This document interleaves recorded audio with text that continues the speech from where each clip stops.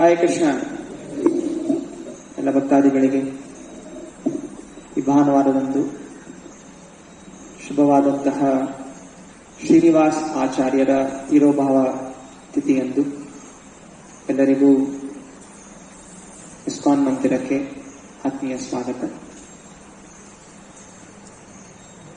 ಸುಮಾರು 2 ತಿಂಗಳ ನಂತರ ಅನೇಕ ಭಕ್ತಾದಿಗಳನ್ನು ನೋಡುವಂತಹ ಅವಕಾಶ ಸಿಗ್ತಾ ಇದೆ. ಲಾಕ್ಡೌನ್ ಕಾರಣ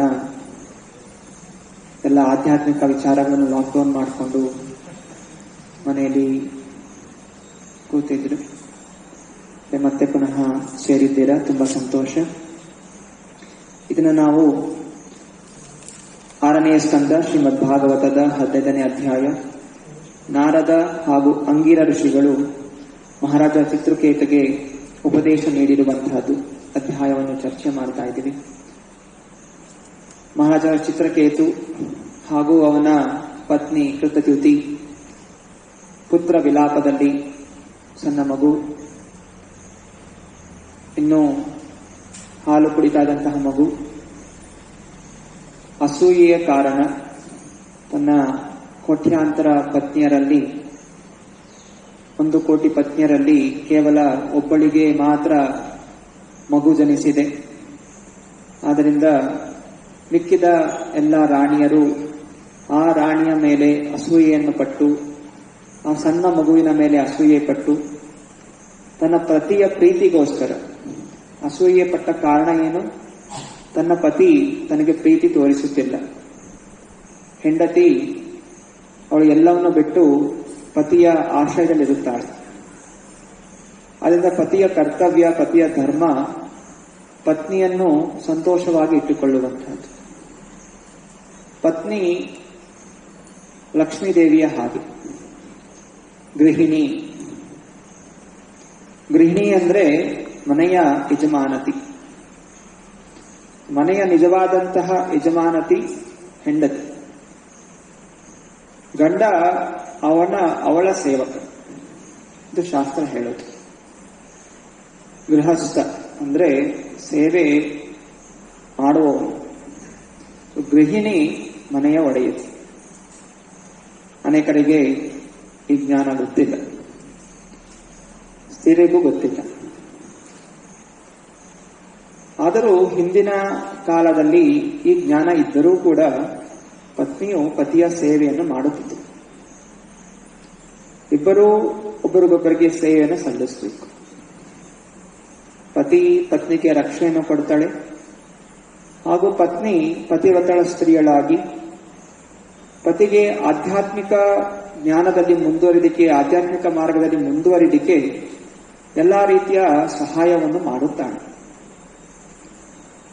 ಇಲ್ಲಿ ಚಿತ್ರಕೇತು ಕೇವಲ ತನ್ನ ಮೊದಲ ರಾಣಿ, ಯಾರು ಮಗುಗೆ ಜನ್ಮ ನೀಡಿದಳು, ಅವಳನ್ನು ಮಾತ್ರ ಪ್ರೀತಿಸ್ತಾ ಇದ್ದ, ಮಿಕ್ಕಿದರನ್ನು ತಿರಸ್ಕಾರ ಮಾಡಿದ. ಆದ್ದರಿಂದ ಆ ಪ್ರೀತಿಗೋಸ್ಕರ ಅವರು ಅಸೂಯೆಯನ್ನು ಪಟ್ಟು ಆ ಮೊದಲ ಹೆಂಡತಿಯ ಮೇಲೆ, ಮಗುವಿನ ಮೇಲೆ, ಆ ಮಗುಗೆ ವಿಷವನ್ನು ಕೊಟ್ಟು ಸಾಯಿಸಿದ್ದಾರೆ. ಎಲ್ಲರೂ ವಿಲಾಪ ಪಡ್ತಾ ಇದ್ದಾರೆ. ಚಿತ್ರಕೇತು, ಕೃತದ್ಯುತಿ, ಪ್ರಜೆಗಳು, ಮಂತ್ರಿಗಳು, ಎಲ್ಲರಿಗೂ ರಾಜನ ಮೇಲೆ ತುಂಬಾ ಪ್ರೀತಿ. ಎಲ್ಲರೂ ವಿಲಾಪ ಪಡ್ತಾ ಇದ್ದಾರೆ. ಮಹಾರಾಜ ಚಿತ್ರಕೇತು ಸಾಮಾನ್ಯವಾದಂತಹ ರಾಜ ಅಲ್ಲ. ಎಲ್ಲ ಶಾಸ್ತ್ರಗಳನ್ನು ಅಧ್ಯಯನ ಮಾಡಿ ಜೀವ ಹಾಗೂ ದೇಹ ಇದರ ವ್ಯತ್ಯಾಸವನ್ನು ತಿಳಿದಂತಹ ವ್ಯಕ್ತಿ. ಆದರೂ ಕೂಡ ಈ ಸಮಯದಲ್ಲಿ ಪುತ್ರ ಶೋಕದಲ್ಲಿ ಎಲ್ಲವನ್ನು ಮರೆತು ತೀವ್ರವಾದಂತಹ ವಿಲಾಪವನ್ನು ಪಡ್ತಾ ಇದ್ದಾನೆ.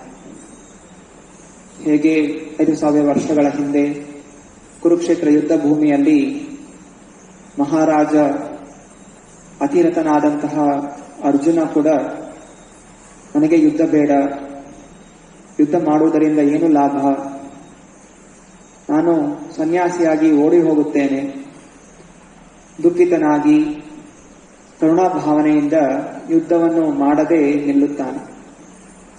ಆಗ ಕೃಷ್ಣ ಪರಮಾತ್ಮ ಅರ್ಜುನನಿಗೆ ಬೋಧನೆಯನ್ನು ಕೊಟ್ಟು ಕರ್ಮವನ್ನು ಮಾಡಲಿಕ್ಕೆ ಉತ್ಸಾಹವನ್ನು ತುಂಬುತ್ತಾನೆ. ಹಾಗೆಯೇ ಇಲ್ಲಿ ಚಿತ್ರಕೇತು ಮಹಾನ್ ಭಕ್ತನು, ಆದರೂ ಈ ಸಮಯದಲ್ಲಿ ಆ ಪುತ್ರ ಮೋಹದಿಂದ, ಪುತ್ರ ಶೋಕದಿಂದ ಆಧ್ಯಾತ್ಮಿಕ ವಿಚಾರಗಳನ್ನು ಮರೆತು ತೀವ್ರವಾಗಿ ದುಃಖಿತನಾಗಿದ್ದಾನೆ. ಆಗ ಅಂಗೀರ ಋಷಿಗಳು ಹಾಗೂ ನಾರದ ಮುನಿಗಳು, ಅವರು ಮಹಾನ್ ಭಕ್ತರು. ಭಗವದ್ಗೀತೆಯಲ್ಲಿ ಕೃಷ್ಣ ಪರಮಾತ್ಮ ಹೇಳ್ತಾನೆ, ಪರಿತ್ರಾಣಾಯ ಸಾಧೂನಾಂ ವಿನಾಶಾಯ ಚ ದುಷ್ಕೃತಾಂ. ಪರಿತ್ರಾಣಾಯ ಸಾಧೂನಾಂ, ಭಕ್ತರ ರಕ್ಷಣೆ ಮಾಡಲಿಕ್ಕೆ. ಭಕ್ತರ ರಕ್ಷಣೆ ಅಂದ್ರೆ ಕೇವಲ ಜನರಿಗೆ, ಭಕ್ತಾದಿಗಳಿಗೆ ಐಶ್ವರ್ಯ ಕೊಡ್ತಾನೆ, ದೊಡ್ಡ ಅರಮನೆ ಕೊಡ್ತಾನೆ, ದೀರ್ಘ ಆಯಸ್ಸು ಕೊಡ್ತಾನೆ ಅಂತಲ್ಲ. ಭಕ್ತರ ರಕ್ಷಣೆ ಅಂದ್ರೆ ಭಕ್ತರಿಗೆ ತನ್ನ ಜ್ಞಾನ ಮರೆಯದೇ ಇರುವ ತರ ಅವನು ಸದಾ ಅವರಿಗೆ ಜ್ಞಾನವನ್ನು ಕೊಡುತ್ತಿರುತ್ತಾನೆ. ಭಕ್ತಾದಿಗಳು ಮರೆತು ಹೋದರೂ ಭಗವಂತ ಯಾವತ್ತೂ ತನ್ನ ಭಕ್ತರನ್ನು ಮರೆಯುವುದಿಲ್ಲ. ಯೋಗಕ್ಷೇಮಂ ಮಹಾಮ್ಯಹಂ. ಯಾರು ಸಂಪೂರ್ಣವಾಗಿ ಭಗವಂತನಿಗೆ ಶರಣಾಗಿರ್ತಾರೆ, ಸ್ವಯಂ ಭಗವಂತ ಅವರ ಪಾಲನೆ ಎನ್ನುವುದು ಮಾಡುತ್ತಾನೆ. ಹೀಗೆ ಭಗವಂತನ ಪ್ರೇರಣೆಯಿಂದ ಅತ್ಯಂತ ಶ್ರೇಷ್ಠವಾದಂತಹ ಭಕ್ತಾದಿಗಳು ನಾರದ ಹಾಗೂ ಅಂಗಿರ ಋಷಿಗಳನ್ನು ಚಿತ್ರಕೇತುಗೆ ಬೋಧನೆ ಮಾಡಲಿಕ್ಕೆ ಕಳಿಸಿದ್ದಾರೆ. ಚಿತ್ರಕೇತು ಈ ಋಷಿಗಳನ್ನು ಕಂಡು ಅವನು ತುಂಬಾ ದುಃಖದಿಂದ ಹಾಗೂ ಶ್ರದ್ಧಾಭಕ್ತಿಯಿಂದ, ಇಂತಹ ಒಂದು ಸಮಯದಲ್ಲಿ ತಾವು ಬಂದಿದ್ದೀರಾ, ನನ್ನ ದುಃಖದಲ್ಲಿ ನನಗೆ ಒಂದು ಒಳ್ಳೆಯ ಮಾತುಗಳನ್ನು ಹೇಳಲಿಕ್ಕೆ ನೀವು ಬಂದಿದ್ದೀರಾ, ಬಹುಶಃ ನನ್ನ ಮಗುವನ್ನು ಮತ್ತೆ ಪುನಃ ಜೀವಿಸಬಹುದೇನೋ, ಏನಾದರೂ ಆಶೀರ್ವಾದ ಕೊಡಬಹುದೇನೋ ಅನ್ನುವಂತಹ ಇಚ್ಛೆಯಿಂದ ಅವನು ಹೇಳ್ತಾ ಇದ್ದಾನೆ. ಶುದ್ಧವಾದಂತಹ ಭಕ್ತಾದಿಗಳು ಅಜ್ಞಾನಿಯಲ್ಲಿ ತುಂಬಿರುವಂತಹ ಜನರಿಗೆ ಜ್ಞಾನೋಪದೇಶವನ್ನು ಮಾಡಲು ಸದಾ ಸಂಚಾರ ಮಾಡುತ್ತಿರುತ್ತಾರೆ. ಮತ್ತೆ ಅನೇಕ ಋಷಿಗಳ ಹೆಸರನ್ನು ಚಿತ್ರಕೇತು ಹೇಳ್ತಾ ಇದ್ದಾನೆ. ನಾವು ಈ ಋಷಿಗಳ ಕೆಲವು ವಿಷಯಗಳನ್ನು ತಿಳ್ಕೊಳ್ಳಿಕ್ಕೆ ಪ್ರಯತ್ನ ಮಾಡೋಣ. ಯಾರೆಲ್ಲ ಈ ಋಷಿಗಳು, ಅವರೆಲ್ಲ ಹೇಗೆ ಸಾಧನೆ ಮಾಡಿ, ಶಾಸ್ತ್ರಗಳಲ್ಲಿ ಅವರ ಉಲ್ಲೇಖ ಹೇಗೆ ಬಂತು, ಅನಂತರ ಶ್ರೀವಾಸ್ ಪಂಡಿತರ ಅವರ ಜೀವನ ಚರಿತ್ರೆಯನ್ನು ತಿಳಿಲಿಕ್ಕೆ ಪ್ರಯತ್ನ ಮಾಡೋಣ. ಸನತ್ ಕುಮಾರ, ಇಲ್ಲಿ ಚಿತ್ರಕೇತು ಮೊದಲು ಹೇಳ್ತಾ ಇರುವಂತಹದ್ದು ಸನತ್ ಕುಮಾರ ಬ್ರಹ್ಮನ 4 ಮಾನಸ ಪುತ್ರರು, ಸನಕ, ಸನಾತನ, ಸನಂದನ, ಸನತ್. ಸೃಷ್ಟಿಯಾಗ್ಲಿಕ್ಕೆ ಹೆಣ್ಣು ಗಂಡು ಬೇಕು ಅನ್ನೋದು ಇಲ್ಲ. ಮನುಷ್ಯರಲ್ಲಿ ಮಾತ್ರ ಹೆಣ್ಣು ಗಂಡು ಇದ್ದರೆ ಒಂದು ಶಿಶು ಜನನ ಆಗತ್ತೆ. ಆದರೆ ಊರ್ಧ್ವ ಲೋಕಗಳಲ್ಲಿ ಚಿಂತನೆ ಮಾಡೋದ್ರಿಂದನೇ ಒಂದು ದೇಹದ ಸೃಷ್ಟಿ ಅನ್ನೋದು ಆಗತ್ತೆ. ಹೀಗೆ ಬ್ರಹ್ಮ ಮೊದಲು ಸೃಷ್ಟಿ ಮಾಡಲಿಕ್ಕೆ ಯೋಚನೆ ಮಾಡಿದಾಗ ಸೃಷ್ಟಿ ಮಾಡಿದಂತಹ ಮೊದಲ ಜೀವಿಗಳು ಚತುರ್ಕುಮಾರರು. ಸಾತ್ವಿಕ ಗುಣದಲ್ಲಿ ಬ್ರಹ್ಮ ಚಿಂತನೆ ಮಾಡಿರ್ತಾನೆ. ಸಾತ್ವಿಕ, ತಾಮಸಿಕ, ರಾಜಸಿಕ ಬೇರೆ ಬೇರೆ ಗುಣಗಳಿದೆ. ಸಾತ್ವಿಕ ಗುಣದ ಮಕ್ಕಳು ಬೇಕು ಅಂತ ಚಿಂತನೆ ಮಾಡಿದಾಗ ಅವನಿಗೆ ಅವನ ದೇಹದಿಂದ ಉತ್ಪನ್ನ ಆದಂತಹವರು ಚತುರ್ಕುಮಾರರು. ಚತುರ್ಕುಮಾರಗಳು ಸೃಷ್ಟಿಯಾದಾಗಲೇ ಅವರು ಬ್ರಹ್ಮಜ್ಞಾನಿಗಳು. ಅವರಿಗೆ ಗೊತ್ತಿತ್ತು ಈ ಜಗತ್ತು ತಾತ್ಕಾಲಿಕ, ಈ ದೇಹ ತಾತ್ಕಾಲಿಕ, ಈ ದೇಹವು ಎಲ್ಲ ಕಲ್ಮಶಗಳಿಗೆ ಕಾರಣ. ಆದ ಕಾರಣ ನಾವು ಈ ಸಣ್ಣ ಮಗುವಾಗೇ ಇರಬೇಕು. ಈ ದೇಹ ದೊಡ್ಡ ಶರೀರ ಆದರೆ ಮತ್ತೆ ಈ ದೇಹದಲ್ಲಿ ಕಾಮ, ಕ್ರೋಧ, ಮದ, ಮಾತ್ಸರ್ಯ, ಮೋಹ, ಲೋಭ ಎಲ್ಲ ಉತ್ಪನ್ನ ಆಗುತ್ತೆ. ಆದ್ದರಿಂದ ನಾವು ಈ ಶರೀರವನ್ನು ಬೆಳೆಸಬಾರದು, ಹೀಗೆ ಮಗುವಾಗೇ ಇರುತ್ತೇವೆ ಹಾಗೂ ಸೃಷ್ಟಿಯ ಬೆಳವಣಿಗೆಯಲ್ಲಿ ನಾವು ಪಾಲ್ಗೊಳ್ಳೋದಿಲ್ಲ ಅಂತ ಅವರು ತಿರಸ್ಕಾರ ಮಾಡ್ತಾರೆ. ಇದು ಚತುರ್ಕುಮಾರರು. ದೇಹ ಸಣ್ಣ ಮಗುವಾಗಿರ್ಬೇಕಾದ್ರೆ ಅದಕ್ಕೆ ಯಾವುದೇ ರೀತಿಯ ಕಾಮ, ಕ್ರೋಧ, ಮದ, ಮೋಹ, ಲೋಭ ಇರೋದಿಲ್ಲ. ಯಾವಾಗ ಬೆಳೀತಾ ಹೋಗುತ್ತೆ, ಶರೀರ ಬೆಳೀತಾ ಹೋಗ್ತಾ ಇದ್ದ ಹಾಗೆ ಯೌವನಾವಸ್ಥೆಗೆ ಬರುತ್ತೆ. ಆ ದೇಹದಲ್ಲಿ ಎಲ್ಲಾ ರೀತಿಯ ಆಸೆಗಳು ಉತ್ಪನ್ನ ಆಗ್ತಾ ಹೋಗುತ್ತೆ. ಆದ ಕಾರಣ ಚತುರ್ಕುಮಾರರು ತಮ್ಮ ಯೋಗ ಶಕ್ತಿಯಿಂದ ಆ ಎಲ್ಲ ಇಂದ್ರಿಯಗಳನ್ನು ಬೆಳೆದೇ ಇರೋ ತರ ವಶದಲ್ಲಿ ಪಡಿಸಿಕೊಂಡು ಅವರು ಯಾವಾಗಲೂ ಆತ್ಮ ಸಾಕ್ಷಾತ್ಕಾರದಲ್ಲಿ, ಆತ್ಮದ ಚಿಂತನೆಯಲ್ಲಿ ಸಂಚಾರ ಮಾಡ್ತಾ ಇದ್ರು. ಹೀಗೆ ಒಮ್ಮೆ ಹೋಗಿ ಅವರು ಬ್ರಹ್ಮನನ್ನು ಪ್ರಾರ್ಥನೆ ಮಾಡ್ಕೋತಾರೆ, ದಯವಿಟ್ಟು ನಮಗೆ ಬ್ರಹ್ಮಜ್ಞಾನವನ್ನು ಕೊಡಿ.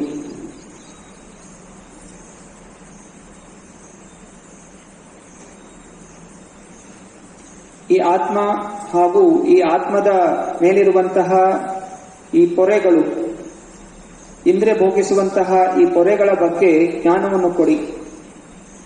ಹೇಗೆ ನಾವು ಈ ಒಂದು ಆತಂಕದಿಂದ ಮುಕ್ತರಾಗಬಹುದು ಎಂದು ಪ್ರಾರ್ಥನೆ ಮಾಡಿಕೊಂಡಾಗ ಬ್ರಹ್ಮ ತಾನೇ ಅನೇಕ ಸೃಷ್ಟಿಯ ಒಂದು ಕಾರ್ಯಗಳಲ್ಲಿ ತೊಡಗಿದ್ದಾನೆ, ನಾನು ಹೇಗೆ ಉಪದೇಶ ಮಾಡೋದು ಅಂತ ಹೇಳಿ ಅವನು ಭಗವಂತನ ಚಿಂತನೆ ಮಾಡ್ತಾನೆ, ಸ್ಮರಿಸ್ತಾನೆ.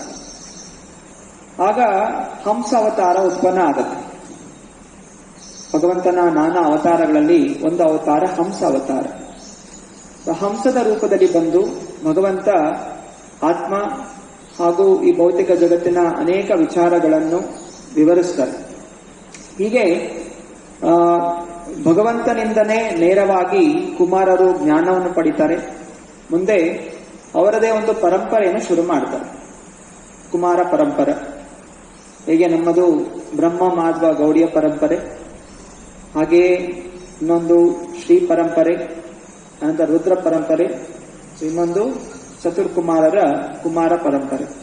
ಮುಖ್ಯವಾಗಿ ಅವರು ರಾಧಾಕೃಷ್ಣರ ಆರಾಧನೆಯನ್ನು ಮಾಡುತ್ತಾರೆ. ಅನಂತರ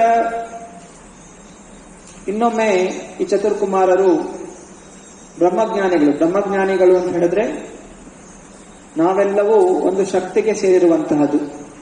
ದಿವ್ಯವಾದಂತಹ ಬ್ರಹ್ಮಜ್ಯೋತಿ ಎಲ್ಲದಕ್ಕೂ ಮೂಲ ಕಾರಣ, ಆ ಬ್ರಹ್ಮಜ್ಯೋತಿಯಿಂದ ಎಲ್ಲ ಉತ್ಪನ್ನ ಆಗುತ್ತೆ ಅನ್ನುವಂಥ ಚಿಂತನೆ ಇದ್ದಂಥವರು ಬ್ರಹ್ಮಜ್ಞಾನಿಗಳು. ಅವರೊಮ್ಮೆ ವಿಷ್ಣುವನ್ನು ಭೇಟಿ ಆಗ್ಲಿಕ್ಕೆ ವೈಕುಂಠ ಲೋಕಕ್ಕೆ ಹೋಗ್ತಾರೆ. ವೈಕುಂಠ ಲೋಕಕ್ಕೆ ಹೋದಾಗ ಜಯ ವಿಜಯ ದ್ವಾರಪಾಲಕರು ಈ ಚತುರ್ಕುಮಾರರನ್ನು ತಡೀತಾರೆ. ಇಂಥ ಸಣ್ಣ ಬಾಲಕರು ಹೇಗೆ ವೈಕುಂಠ ಲೋಕಕ್ಕೆ ಪ್ರವೇಶ ಮಾಡಲಿಕ್ಕೆ ಸಾಧ್ಯ? ಆಗ ಕುಪಿತರಾದಂತಹ ಈ ಚತುರ್ಕುಮಾರರು ಜಯ ವಿಜಯರಿಗೆ ಶಾಪವನ್ನು ಹಾಕ್ತಾರೆ, ನೀವು ಭಗವಂತನ ದೂರ ಆಗಬೇಕು.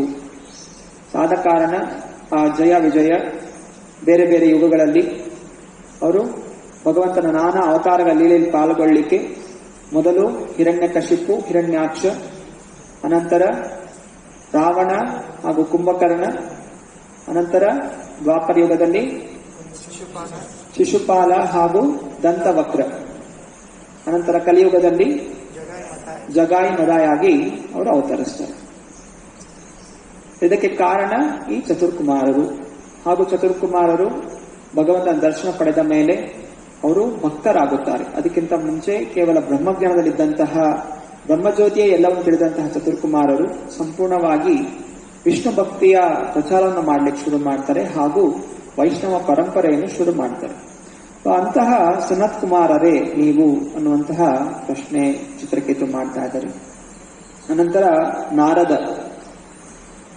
ನಾರದ ಮುನಿಗಳು ಎಲ್ಲರೂ ಬಹುಶಃ ಟಿವಿಯಲ್ಲಿ ನಾರದರನ್ನು ಒಂದು ಹಾಸ್ಯಾಸ್ಪದವಾದಂತಹ ಕಲಹ ಉತ್ಪನ್ನ ಮಾಡುವಂತಹ ಒಬ್ಬ ಮುನಿಯಾಗಿ ಫಿಲಂಗಳಲ್ಲಿ ತೋರಿಸಿರ್ತಾರೆ. ಅಲ್ಲಿ ಹೋಗಿ ಚಾಡಿ ಹೇಳೋದು, ಇಲ್ಲಿ ಹೋಗಿ ಚಾಡಿ ಹೇಳೋದು, ಅದನ್ನು ನೋಡ್ಕೊಂಡು ನಗೋದು.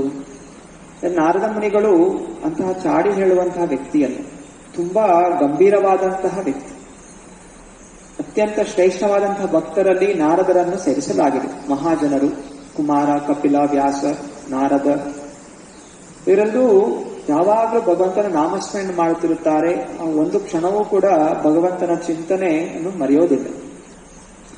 ಹಾಗೂ ಅವರ ಜೀವನದಲ್ಲಿ ಅವರು ಏನೇ ಕೆಲಸ ಮಾಡುತ್ತಿದ್ದರು, ಅವರು ಭಗವಂತನ ಭಕ್ತಿಯ ಪ್ರಚಾರವನ್ನು ಮಾಡ್ತಾ ಇರ್ತಾರೆ. ನಾರದ ಮುನಿಗಳ ಶಿಷ್ಯಂದ್ರಲ್ಲಿ ಹಲವು ಪ್ರಾಣಿಗಳು ಇದೆ, ಹಾವು, ಕಾಡು ಮನುಷ್ಯರು, ಎಲ್ಲರಿಗೂ ಅವರು ಬೋಧನೆಯನ್ನು ಮಾಡಿದ್ದಾರೆ. ಪಂಡಿತ ಸಮದರ್ಶಿನಃ, ನಿಜವಾದ ಪಂಡಿತ ಯಾರು? ಎಲ್ಲಾ ಜೀವಿಗಳಲ್ಲೂ ಜೀವಾತ್ಮ ಇದೆ, ಭಗವಂತನನ್ನು ಮರೆತು ನಾನಾ ರೀತಿಯ ದೇಹಗಳನ್ನು ಪಡೆದು ಇಲ್ಲಿ ದುಃಖವನ್ನು ಪಡ್ತಾ ಇದೆ, ಅದನ್ನು ಉದ್ಧಾರ ಮಾಡಬೇಕು ಅನ್ನುವಂತಹ ವ್ಯಕ್ತಿ ಪಂಡಿತ. ಶ್ರೀ ಗೌರವತಾಕಿ ಶ್ರೀ ರಾಧಾ ಶ್ಯಾಮಚಂದ್ರ ಭಗವಾನ್. ನಾರದ ಮುನಿಗಳು ಎಲ್ಲ ಲೋಕ ಸಂಚಾರ ಮಾಡ್ತಾ ಇರ್ತಾರೆ. ಲೋಕ ಸಂಚಾರ ಮಾಡ್ತಾ ಯಾರೆಲ್ಲ ಸಿಗ್ತಾರೆ, ಯೋಗ್ಯವಾದಂತಹ ವ್ಯಕ್ತಿಗಳಿರ್ತಾರೆ, ಅವರೆಲ್ಲರಿಗೂ ಬೋಧನೆ, ಕೃಷ್ಣ ಬೋಧನೆಯನ್ನು ಮಾಡ್ತಾರೆ. ಹಾಗೂ ಯಾರಾದರೂ ಅಹಂಕಾರ ಇದ್ರೆ ಅಹಂಕಾರ ತೆಗೆದು ಶುದ್ಧ ಭಕ್ತಿಯನ್ನು ಕೊಡ್ಲಿಕ್ಕೆ ಅವರು ಮುಂದಾಗ್ತಾರೆ. ಕಥೆಗಳು ಕೇಳಿದಿರ ಪದ್ಮ ಪುರಾಣದಲ್ಲಿ ಹಾಗೂ ಶ್ರೀಮದ್ ಭಾಗವತ ಪುರಾಣದಲ್ಲಿ ಅನೇಕ ಕಥೆಗಳು ನೀಡಲಾಗಿದೆ. ನಾರದ ಮುನಿಗಳು ಒಮ್ಮೆ ಬ್ರಹ್ಮ ಎಲ್ಲ ಸೃಷ್ಟಿಯನ್ನು ಶುರು ಮಾಡಿರಬೇಕಾದ್ರೆ ಎಲ್ಲ ಮೊದಲು ಸೃಷ್ಟಿ ಮಾಡಿದಂತಹ ಜೀವಗಳನ್ನು ಕರೆದು ಹೇಳ್ತಾರೆ, ನಾವು ಈ ಸೃಷ್ಟಿಯ ವಿಸ್ತರಣೆ ಮಾಡಬೇಕು, ಇನ್ನು ಅಧಿಕವಾಗಿ ನೀವು ಜೀವಿಗಳನ್ನು ಮಕ್ಕಳನ್ನು ಸೃಷ್ಟಿ ಮಾಡಿ ಅಂತ ಬೋಧನೆ ಮಾಡ್ತಾರೆ. ಆಗ ನಾರದ ಮುನಿ ಅದನ್ನು ವಿರೋಧಿಸ್ತಾರೆ. ಯಾಕೆ ನೀನು ಈ ಎಲ್ಲಾ ಜನರನ್ನು ಸಂಸಾರದಲ್ಲಿ ತೊಡಗಿಸ್ತಾ ಇದೆ? ನಮಗೆ ದೇಹ ಸಿಕ್ಕಿರೋ ಉದ್ದೇಶ ಏನು? ನಾವು ಭಗವಂತನ ಚಿಂತನೆ ಮಾಡ್ತಾ ಸಂಸಾರದ ಮೇಲೆ ವೈರಾಗ್ಯ ಬೆಳೆಸ್ಕೊಂಡು ಭಗವಂತನ ಲೋಕಕ್ಕೆ ಹೋಗ್ಬೇಕೇ ಹೊರತು ನಾವು ಈ ಸಂಸಾರದಲ್ಲಿ ತೊಡಗಬಾರದು ಅಂತ ವಿರೋಧಿಸ್ತಾರೆ. ಆಗ ಬ್ರಹ್ಮನಿಗೆ ತುಂಬಾ ಕೋಪ ಬರುತ್ತೆ. ಬ್ರಹ್ಮನಿಗೆ ಆದೇಶ ಇತ್ತು, ನೀನು ಸೃಷ್ಟಿಯ ವಿಸ್ತರಣೆ ಮಾಡಬೇಕು. ಯಾವಾಗಲೂ ಕೆಲವೊಂದು ಭಕ್ತಾದಿಗಳ ಮಧ್ಯೆನೂ ಒಮ್ಮೊಮ್ಮೆ ಕೆಲವು ವಿಷಯಗಳ ಮೇಲೆ ಕಲಹಗಳು ಉಂಟಾಗುತ್ತೆ. ಆದರೆ ಇಲ್ಲಿ ನಾರದ ಮುನಿಗಳು ಹೇಳಿದ್ದು ಸತ್ಯನೇ. ಉದ್ದೇಶ ಏನು? ನಾವು ಮರಳಿ ಭಗವಂತನ ಧಾಮಕ್ಕೆ ಹೋಗಬೇಕೇ ಹೊರತು ಸಂಸಾರ ಚಕ್ರದಲ್ಲಿ ಸಿಕ್ಕಿ ಹಾಕಿಕೊಳ್ಳಬಾರದು. ಆದರೆ ಇನ್ನೊಂದು ಕಡೆ ಬ್ರಹ್ಮನಿಗೆ ಆದೇಶ ಇತ್ತು ಭಗವಂತನಿಂದ, ನೀನು ಅನೇಕ ಜೀವಿಗಳು ತಮ್ಮ ಪೂರ್ವ ಕರ್ಮಗಳಿಂದ ಹೊಸ ದೇಹವನ್ನು ಪಡೆಯಬೇಕು ಹಾಗೂ ತಪಸ್ಸೆಯನ್ನು ಮಾಡಿ ಮರಳಿ ಭಗವಂತನ ಧಾಮಕ್ಕೆ ಹೋಗಬೇಕು. ಆದ್ದರಿಂದ ಅವರು ಸೃಷ್ಟಿ ಹೇಗೆ ವಿಸ್ತರಣೆ ಮಾಡುವಂತ ಚಿಂತನೆ ಮಾಡ್ತಾ ಇರ್ಬೇಕಾದ್ರೆ ನಾರದ ಮುನಿಗಳು ವಿರೋಧಿಸಿರೋ ಕಾರಣ ಅವ್ರಿಗೆ ಶಾಪ ಹಾಕ್ತಾರೆ. ನೀನೊಬ್ಬ ಗಂಧರ್ವನಾಗಿ ಹುಟ್ಟು, ಹಾಗೂ ನಿನಗೆ 100 ಹೆಂಡತಿಯರು ನಿನಗಾಗಲಿ ಅಂತ ಹೇಳಿ ಶಾಪ ಹಾಕ್ತಾರೆ. ಹೀಗೆ ಬ್ರಹ್ಮಚಾರಿಯಾದಂತಹ ನಾರದ ಅವರು ಒಂದು ಗಂಧರ್ವ ಪರಿವಾರದಲ್ಲಿ ಹುಟ್ಟಿ ತನ್ನ ಪೂರ್ವ ಜನ್ಮವನ್ನೆಲ್ಲ ಮರೆತು ಅನೇಕ ಅಪ್ಸರೆಯರ ಜೊತೆ ಅವರು ಸಂಚಾರ ಮಾಡ್ತಾ ಇರ್ತಾರೆ. ಹೀಗೆ ಸಂಚಾರ ಮಾಡ್ತಾ ಇರ್ಬೇಕಾದ್ರೆ ಒಮ್ಮೆ ಅವರು ಪಿತೃಗಳು ಇರುವಂತಹ ಲೋಕಕ್ಕೆ ಬರ್ತಾರೆ. ಅವರು ದಿವ್ಯವಾದಂತಹ ಜೀವಿಗಳು. ಅಲ್ಲಿ ಗಂಧರ್ವನಾಗಿರುವಂತಹ ನಾರದ ಮುನಿ ಅನೇಕ ಶ್ಲೋಕಗಳ ಮೂಲಕ ದೇವತೆಗಳ ಗುಣಗಾನ ಮಾಡ್ಲಿಕ್ಕೆ ಶುರು ಮಾಡ್ತಾರೆ. ಆಗ ಅವರಿಗೆ ಕೋಪ ಬರುತ್ತೆ. ನಿಜವಾಗಿ ನಾವು ಮಂತ್ರಗಳ ಉಚ್ಚಾರಣೆಯಿಂದ ಭಗವಂತನ ಗುಣಗಾನ ಮಾಡಬೇಕೇ ಹೊರತು ದೇವತೆಗಳ ಗುಣಗಾನವನ್ನು ಮಾಡಬಾರದು. ಅಂದ್ರೆ ನೀನು ಮರೆತು ಈ ರೀತಿ ದೇವತೆಗಳ ಗುಣಗಾನ ಮಾಡ್ತಾ ಇದ್ದೆ, ಅದನ್ನು ಶೂದ್ರನಾಗಿ ಹೋಗು ಅಂತ ಅವರು ಶಾಪ ಹಾಕ್ತಾರೆ ಪಿತೃ. ಹೀಗೆ ಪಿತೃಗಳ ಶಾಪದಿಂದ ಗಂಧರ್ವನಾಗಿದ್ದಂತಹ ನಾರದ ಅವನೊಬ್ಬ ಶೂದ್ರನಾಗಿ ಹುಟ್ಟುತ್ತಾನೆ. ಶೂದ್ರನಾಗಿ ಹುಟ್ಟಿರಬೇಕಾದ್ರೆ ತುಂಬಾ ಕಷ್ಟ, ಬಡತನ. ಆದರೆ ಹೇಗೋ ಭಗವಂತನ ಕೃಪೆಯಿಂದ ಅವರು ಇದ್ದಂತಹ ಜಾಗದಲ್ಲಿ ಅನೇಕ ಋಷಿಗಳು ಬಂದು ಸೇರ್ತಾರೆ ಚಾತುರ್ಮಾಸ್ಯ ಸಮಯದಲ್ಲಿ. ಆಗ ಸಣ್ಣ ಬಾಲಕನಾಗಿದ್ದಂತಹ ಶೂದ್ರನ ಪರಿವಾರದಂತಹ ನಾರದ ಮುನಿಗಳು ಆ ಎಲ್ಲ ಋಷಿಗಳಿಗೆ ಸೇವೆಯನ್ನು ಸಲ್ಲಿಸ್ತಾರೆ. ಶ್ರದ್ಧಾಭಕ್ತಿಯಿಂದ ಅವರಿಂದ ಭಗವಂತನ ಉಪದೇಶವನ್ನು ಕೇಳ್ಕೊತಾರೆ. ಮತ್ತೆ ಅವರ ಕೃಪೆಯಿಂದ ಆ ದೇಹವನ್ನು ತ್ಯಾಗ ಮಾಡಿದಾಗ ವಾಪಸ್ ನಾರದ ಮುನಿಗಳಾಗಿ ಅವರ ಸ್ವರೂಪವನ್ನು ತಾಳ್ತಾರೆ. ಹೀಗೆ ನಾರದ ಮುನಿಗಳು ಜೀವನದಲ್ಲಿ ತೋರಿಸ್ಕೊಡ್ತಾ ಇದ್ದಾರೆ. ಭಕ್ತರ ಸಂಘದಿಂದ ಮೂಲವಾಗಿ ನಾವೆಲ್ಲ ಶುದ್ಧ ಜೀವಾತ್ಮರು ವೈಕುಂಠ ಲೋಕದಲ್ಲಿರುವಂತಹವರು. ಭಗವಂತನ ಮರೆತಿರೋ ಕಾರಣ ನಾವು ನಾನಾ ರೀತಿಯ ಯೋನಿಗಳಲ್ಲಿ ಮತ್ತೆ ಮತ್ತೆ ಹುಟ್ಟುತ್ತಾ ಇದೀವಿ, ಮತ್ತೆ ಮತ್ತೆ ಸಾಯ್ತಾ ಇದ್ದೀವಿ. ಅರೆ ಹೇಗಾದ್ರೂ ಮಾಡಿ ನಾವು ಮನಸ್ಸನ್ನು ಈ ಸಾಂಸಾರಿಕ ವಿಷಯಗಳಿಂದ ಹೊರತೆಗೆದು ಸದಾಕಾಲ ಭಗವಂತನ ಚಿಂತನೆ ತೊಡಗಿಸಿದರೆ ಗುರುಗಳ ಶಾಸ್ತ್ರಗಳ ನಿರ್ದೇಶನದಲ್ಲಿ ನಾವು ಹರಿಯ ನಾಮಸ್ಮರಣೆ, ಹರೇ ಕೃಷ್ಣ ಕೃಷ್ಣ ಕೃಷ್ಣ ಹರೇ ಹರೇ, ಹರೇ ರಾಮ ರಾಮ ರಾಮ ಹರೇ ಹರೇ ಎಂದು ಜಪಿಸಿದರೆ ನಾವು ಮತ್ತೆ ಮರಳಿ ಭಗವಂತ ನಾಮಕ್ಕೆ ಹೋಗಬಹುದು, ನಮ್ಮ ನಿಜ ಸ್ವರೂಪವನ್ನು ಪಡೆಯಬಹುದು ಎಂದು ತೋರಿಸುತ್ತಾರೆ. ಹಾಗೂ ಇನ್ನೊಂದು ಕಡೆ ಕಥೆ ಇದೆ. ನಾರದ ಮುನಿಗಳು ಕೃಷ್ಣ ಪರಮಾತ್ಮ ಅವತರಿಸಿದಾಗ ಅವರ ರಾಸಲೀಲೆಯನ್ನು ಆಚರಿಸ್ತಾ ಇದ್ರು. ರಾಸಲೀಲೆಯಲ್ಲಿ ತಾನು ಪಾಲ್ಗೊಳ್ಳಬೇಕು. ಭಗವಂತನ ಲೀಲೆಗಳಲ್ಲಿ ಅತ್ಯಂತ ಆನಂದಮಯವಾದಂತಹ ಒಂದು ಲೀಲೆ ಅಂದ್ರೆ ರಾಸಲೀಲೆ. ಅದು ಭಗವಂತ ಯಾರು ಎಲ್ಲವನ್ನು ಭಗವಂತನಿಗೆ ಸಮರ್ಪಣೆ ಮಾಡಿರ್ತಾರೆ ಅಂತಹರ ಜೊತೆ ಮಾತ್ರ ರಾಸಲೀಲೆಯನ್ನು ಆಚರಿಸುತ್ತಾನೆ. ಮಾಧುರ್ಯ ಭಾವದಲ್ಲಿ ನಾನಾ ಭಾವಗಳಿದೆ, ಶಾಂತ, ದಾಸ್ಯ, ಸಾಖ್ಯ, ವಾತ್ಸಲ್ಯ ಹಾಗೂ ಮಾಧುರ್ಯ.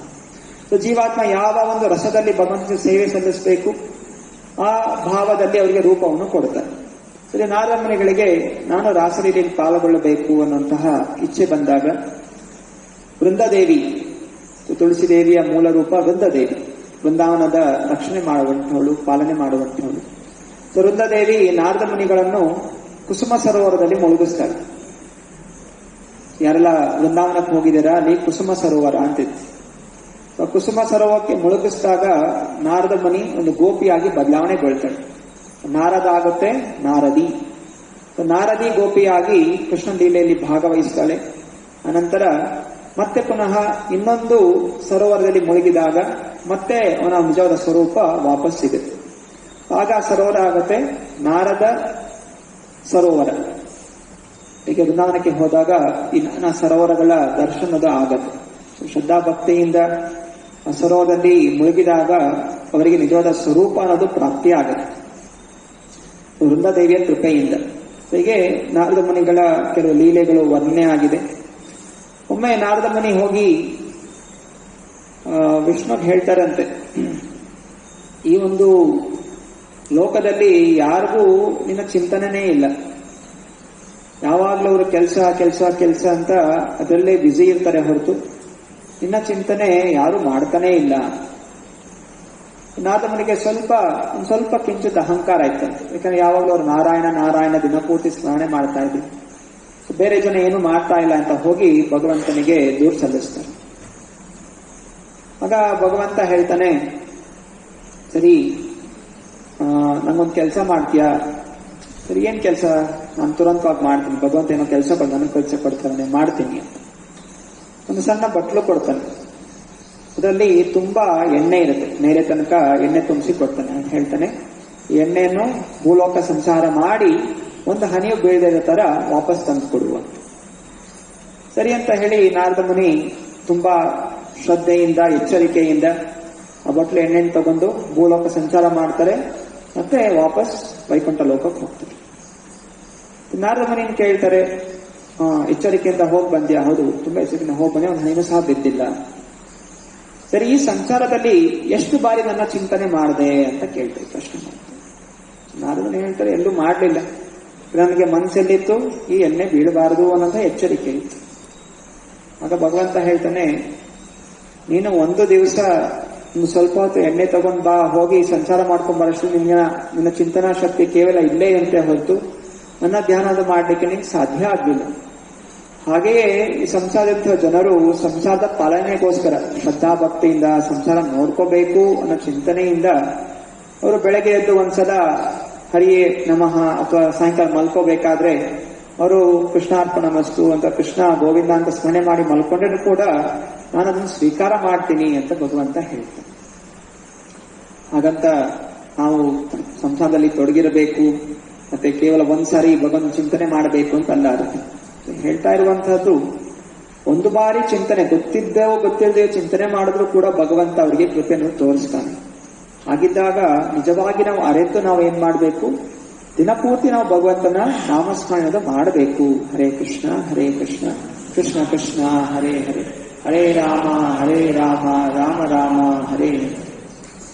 ಚಿತ್ರಕೇತು, ನೀವು ನಾರದ ಮಹರ್ಷಿಗಳ ಸದಾ ಭಗವಂತನ ಚಿಂತನೆ ಇರುವಂತಹ ನಾರದ ಮಹರ್ಷಿಗಳ ಅಂತ ಪ್ರಶ್ನೆ ಮಾಡ್ತಾರೆ. ನಂತರ ಅಂಗೀರ ಋಷಿಗಳು ಅವರು ಕೂಡ ಸಪ್ತ ಋಷಿಗಳಲ್ಲಿ ಒಬ್ಬರು, ಬ್ರಹ್ಮನ ಮಾನಸ ಪುತ್ರರು ಹಾಗೂ ಬೃಹಸ್ಪತಿಯ ತಂದೆ, ದೇವತೆಗಳ ಪೂಜಾರಿ ಬೃಹಸ್ಪತಿಗಳ ತಂದೆ ಅಂಗಿರ ಋಷಿಗಳು. ಸೊ ನೀವು ಅವರ ಅಂತ ಕೇಳ್ತಾರೆ. ಅನಂತರ ರಿಭು ಋಷಿ ಅವರು ಕೂಡ ಬ್ರಹ್ಮರ್ಷಿ. ಅವರ ಬಗ್ಗೆ ಒಂದು ಸಣ್ಣ ಲೀಲೆ ಇದೆ. ರಿಭು ಋಷಿಗೆ ಒಬ್ಬ ಶಿಷ್ಯ ಇರ್ತಾನೆ, ನಿದಘ ಅಂತ. ನಿದಘನಿಗೆ ಎಲ್ಲ ಉಪದೇಶ ಕೊಟ್ಟಿರ್ತಾರೆ. ಕಾಲಕ್ರಮೇಣ ಅವರು ಗೃಹಸ್ಥ ಜೀವನವನ್ನು ಸ್ವೀಕಾರ ಮಾಡ್ತಾರೆ. ನಿದಘ ಗೃಹಸ್ಥ ಜೀವನಕ್ಕೆ ಸ್ವೀಕಾರ ಮಾಡಿದಾಗ ಅವನು ತಾನು ಗುರುಗಳಿಂದ ಪಡೆದಂತಹ ಚಿಂತನೆ, ಆಧ್ಯಾತ್ಮಿಕ ಚಿಂತನೆ ಎಲ್ಲ ಮರೆತು ಹೋಗಿ ಅವನು ಕೇವಲ ಸಂಸಾರಿಕ ಚಿಂತನೆ ತೊಡಗ್ಬಿಟ್ಟಿರ್ತಾರೆ. ಅವಾಗ ಋಭು ಋಷಿ ಯೋಚನೆ ಮಾಡ್ತಾನೆ, ನನ್ನ ಶಿಷ್ಯ ಏನ್ ಮಾಡ್ತಾ ಇದ್ದಾನೆ, ಇಷ್ಟೊಂದೆಲ್ಲ ಜ್ಞಾನ ಪಡ್ಕೊಂಡ, ತಪಸ್ಸೆ ಮಾಡ್ತಾ ಇದ್ದ, ಅಷ್ಟು ಒಳ್ಳೆ ಜ್ಞಾನಿ ಆಗಿದ್ದ, ಭಕ್ತನಾಗಿದ್ದ, ಇವಾಗ ಏನ್ ಮಾಡ್ತಾ ಇದ್ದಾನೆ ಅಂತ ಹೋಗಿ ಹುಡುಕಿದಾಗ ಅವರು ಸಂಸಾರದಲ್ಲಿ ಮುಳುಗೋಗ್ಬಿಟ್ಟಿರ್ತಾರೆ, ಎಲ್ಲೋ ಭಗವಂತನ ಚಿಂತನೆಯನ್ನ ಮಾಡ್ತಾ ಇರೋದಿಲ್ಲ. ಮತ್ತೆ ಹೇಗೆ ಸೂಕ್ಷ್ಮವಾಗಿ ಅವ್ರನ್ನ ಎಚ್ಚರಗೊಳಿಸೋದು ಅಂತ ಹೇಳಿ ಋಗು ಋಷಿಗಳು ಅವರು ಬೇರೆ ರೂಪದಲ್ಲಿ ಬರ್ತಾರೆ. ಒಬ್ಬ ಭಿಕ್ಷುಕನಾಗಿ ಅವರ ಬೇರೆ ಋಷಿಗಳಾಗಿ ಅಲ್ಲಿ ಬರ್ತಾರೆ, ಮನೆಗೆ ಬರ್ತಾರೆ. ಆಗ ನಿದಾಗ ಅವ್ರನ್ನ ಸ್ವಾಗತ ಮಾಡ್ತಾನೆ, ಅವ್ರಿಗೆಲ್ಲ ಉಪಚಾರ ಕೊಡ್ತಾರೆ, ಎಲ್ಲ ಭೋಜನವನ್ನು ಮಾಡಿಸ್ತಾರೆ. ಮತ್ತೆ ಪ್ರಶ್ನೆ ಕೇಳ್ತಾರೆ, ಯಾವ ಕಡೆ ಹೋಗ್ತಾ ಇದ್ದೀರಾ? ಆಗ ಋಷಿಗಳು ಹೇಳ್ತಾರೆ, ಹೋಗುವುದು ಯಾರು, ಬರುವುದು ಯಾರು, ಹೋಗುವುದು ಇಲ್ಲ, ಬರುವುದು ಇಲ್ಲ ಅಂತ ಉತ್ತರ ಕೊಡ್ತಾರೆ. ಆಗ ನಿಗದನಿಗೆ ಎಚ್ಚರಿಕೆ ಆಗತ್ತೆ, ಓ ಈ ವ್ಯಕ್ತಿ ಸಾಧಾರಣ ವ್ಯಕ್ತಿ ಅಲ್ಲ, ನನಗೆ ಏನೋ ಒಂದು ಉಪದೇಶ ಕೊಡ್ತಾ ಇದ್ದಾನೆ. ಸೂಕ್ಷ್ಮವಾಗಿ ಗಮನಿಸಿದಾಗ ತನ್ನ ಗುರುಗಳು ಅನ್ನೋದು ಎಚ್ಚರಿಕೆ ಆಗುತ್ತೆ. ಮತ್ತೆ ಅವನು ಸಾಕ್ಷಾತ್ ಪ್ರಣಾಮ ಹಾಕ್ತಾನೆ. ಇಲ್ಲಿ ಅವರು ಹೇಳ್ತಂತ ಎಚ್ಚರಿಕೆ ಮಾತಲ್ಲೇನು, ಆತ್ಮ ಯಾವತ್ತೂ ಹುಟ್ಟೋದಿಲ್ಲ, ಆತ್ಮ ಯಾವತ್ತೂ ನಾಶ ಆಗೋದಿಲ್ಲ. ತಾತ್ಕಾಲಿಕವಾಗಿ ಶರೀರ ನಮಗೆ ಸಿಗುತ್ತೆ, ಇದು ತಾತ್ಕಾಲಿಕವಾಗಿ ಇದು ಹೋಗುತ್ತೆ. ನಿಜವಾದಂತಹ ಆತ್ಮ ಇದು ಸದಾಕಾಲ ಇರುತ್ತದೆ ಅನ್ನುವಂತಹ ಜ್ಞಾನವನ್ನು ಅಲ್ಲಿ ಕೊಟ್ಟು, ಹೀಗೆ ತನ್ನ ಶಿಷ್ಯನನ್ನು ಯಾರು ಗುರುಗಳನ್ನು ಸ್ವೀಕಾರ ಮಾಡ್ತಾರೆ ಆ ಶಿಷ್ಯ ಮುಕ್ತನಾಗೋ ತನಕ ಗುರುಗಳು ಈ ಜಗತ್ತನ್ನು ಬಿಟ್ಟು ಹೋಗೋದಿಲ್ಲ. ಆದ್ದರಿಂದ ಒಬ್ಬ ಶಿಷ್ಯನ ಕರ್ತವ್ಯ ತನ್ನ ಗುರುಗಳಿಗೆ ದುಃಖವನ್ನು ಕೊಡಬಾರದು, ಮತ್ತೆ ಪುನಃ ಅವರು ಈ ಜಗತ್ತಲ್ಲಿ ಜನ್ಮ ತಾಳಲಿಕ್ಕೆ ಅವಕಾಶ ಕೊಡಬಾರದು. ಅದರಿಂದ ಇದೇ ಜನ್ಮದಲ್ಲಿ ಭಗವಂತನ ಚಿಂತನೆ ಮಾಡಿ ಸಂಪೂರ್ಣವಾಗಿ ತನ್ನನ್ನ ಮನಸ್ಸನ್ನು ಭಗವಂತನಿಗೆ ಅರ್ಪಣೆ ಮಾಡಿ ಭಗವಂತನ ಲೋಕಕ್ಕೆ ಹೋಗಬೇಕು. ಇದೇ ತಮ್ಮ ಗುರುಗಳಿಗೆ ಮಾಡಬೇಕಾಗಿರುವಂತಹ ದೊಡ್ಡ ಒಂದು ಉಪಕಾರ. ಅನಂತರ ದೇವಲ ಋಷಿ, ನೀವು ದೇವಲ ಋಷಿಗಳ ಅಂತ ಕೇಳ್ತಾರೆ. ದೇವಲ ಋಷಿ ಅವರು ಪ್ರತ್ಯೂಷೂಡ ಅನ್ನುವಂತಹ ವಸುವಿನ ಮಗ. ವಸುಗಳು ಅವರು ದೇವತೆಗಳಲ್ಲಿ ಒಬ್ಬರು ಬರ್ತಾರೆ. ಅದರಲ್ಲಿ ಪ್ರತ್ಯೂಷೂಡ ಅನ್ನುವಂತಹ ವಸುವಿನ ಮಗ. ಅವರೊಮ್ಮೆ ತಪಸ್ಯ ಮಾಡ್ತಾ ಇರ್ಬೇಕಾದ್ರೆ, ನದಿಯಲ್ಲಿ ಸ್ನಾನ ಮಾಡ್ತಾ ಇರ್ಬೇಕಾದ್ರೆ ಹೂ ಅನ್ನುವಂತಹ ಗಂಧರ್ವ ಬಂದವರು ಕಾಲೆಳಿತಾರೆ. ಕಾಲೆಳಿತಾ ಇದೆಯಾ ಅಂದ್ರೆ, ನೀನು ದೇವತೆಯಾಗಿ, ಹೂ ಗಂಧರ್ವ ಇದ್ದ.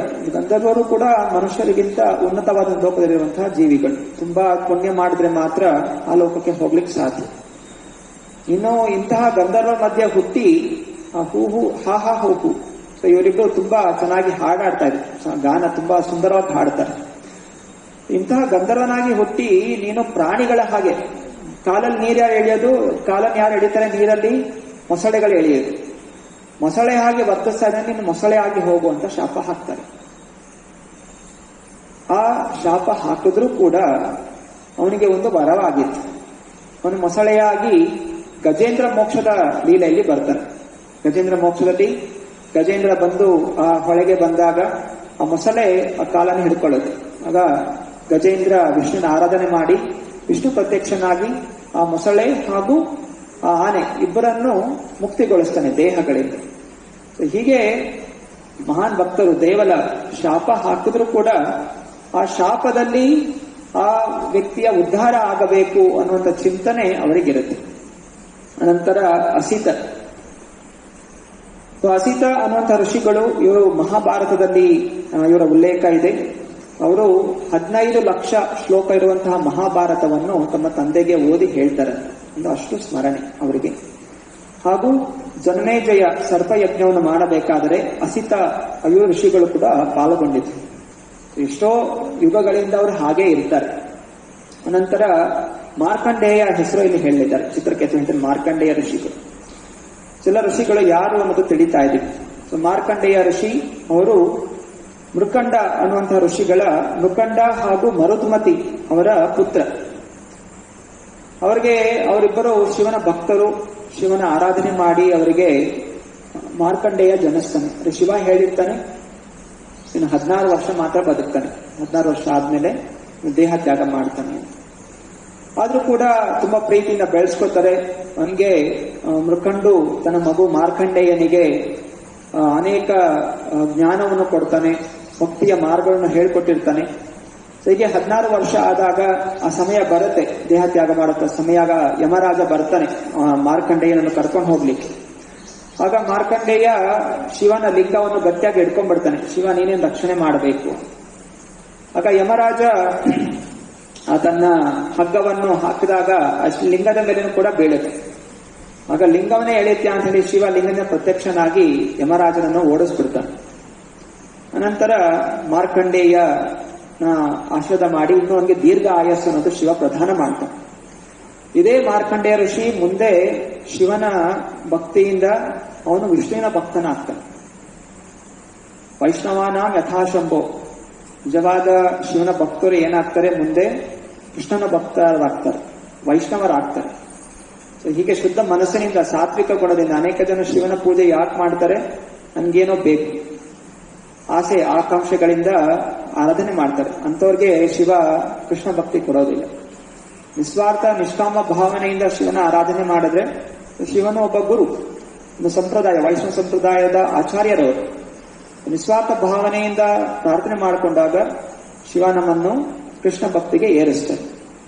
ಅನಂತರ ಮಾರ್ಕಂಡೇಯ ಋಷಿಗೆ ದೀರ್ಘಾಯು ಕೊಟ್ಟು ಮಾರ್ಕಂಡೇಯ ಋಷಿಗಳು ಈ ಪ್ರಳಯ ಆದಾಗ ಏನಾಗುತ್ತೆ ಅನ್ನೋದು ನೋಡ್ತಾರೆ. ಸೊ ಪ್ರಳಯ ಆದಾಗ ಎಲ್ಲವೂ ನೀರು ತುಂಬಿಕೊಂಡ್ಬಿಟ್ಟಿರುತ್ತೆ, ಸುತ್ತಮುತ್ತ ಕತ್ತಲು ನೀರು. ನೋಡ್ತಾ ಇದ್ದ ಹಾಗೆ ಒಂದು ಎಲೆಯ ಮೇಲೆ ಪುಟ್ಟ ಬಾಲಕ ಕೃಷ್ಣ ತನ್ನ ಹೆಬ್ಬೆರಳನ್ನು, ಕಾಲಿನ ಹೆಬ್ಬೆರಳನ್ನು ಚೀಪ್ತಾ ಇರ್ತಾನೆ, ಹಿಂಗೆ ತೇಳ್ಕೊಂಡು ಬರ್ತಾ ಇರ್ತಾನೆ. ಸೊ ಮಾರ್ಕಂಡೇಯ ಋಷಿ ನೋಡ್ತಾ ಇದ್ದಾನೆ, ಇಂತಹ ಒಂದು ಪ್ರಳಯ ಕಾಲದಲ್ಲಿ ಈ ಮಗು ಹೆಂಗ್ ತೇಲ್ಕೊಂಡು ಬರ್ತಾ ಇದೆ ಅಂತ ನೋಡ್ತಾ ಇದ್ದ ಹಾಗೆ ಆ ಮಗುಗೆ ಆಕರ್ಷಣೆ ಆಗುತ್ತಾನೆ. ಆಕರ್ಷಿತ ಆಗಿ ಆಗಿ ಆಗಿ ಆ ಮಗು ಬಾಯಿ ಬಿಟ್ಟಾಗ ಆ ಬಾಯಿ ಒಳಗಡೆ ಋಷಿ ಹೋಗ್ಬಿಡ್ತಾನೆ. ಮತ್ತೆ ಬಾಯಿ ಒಳಗಡೆ, ಹೊಟ್ಟೆ ಒಳಗಡೆ ಹೋದಾಗ ಅಲ್ಲಿ ಅವನಿಗೆಲ್ಲ ಬ್ರಹ್ಮಾಂಡ ಕಾಣ್ತಾ ಇದೆ, ಎಲ್ಲ ಸೂರ್ಯ ನಕ್ಷತ್ರ ಎಲ್ಲ ಲೋಕಗಳು ಕೃಷ್ಣ ದೇಹದೊಳಗೆ. ಈಗ ಪ್ರಳಯ ಆಗುತ್ತೆ, ಕೃಷ್ಣ ಒಳಗಡೆ ಸಕಲ ಜಗತ್ತು ಸೇರ್ಕೊಳ್ಳುತ್ತೆ.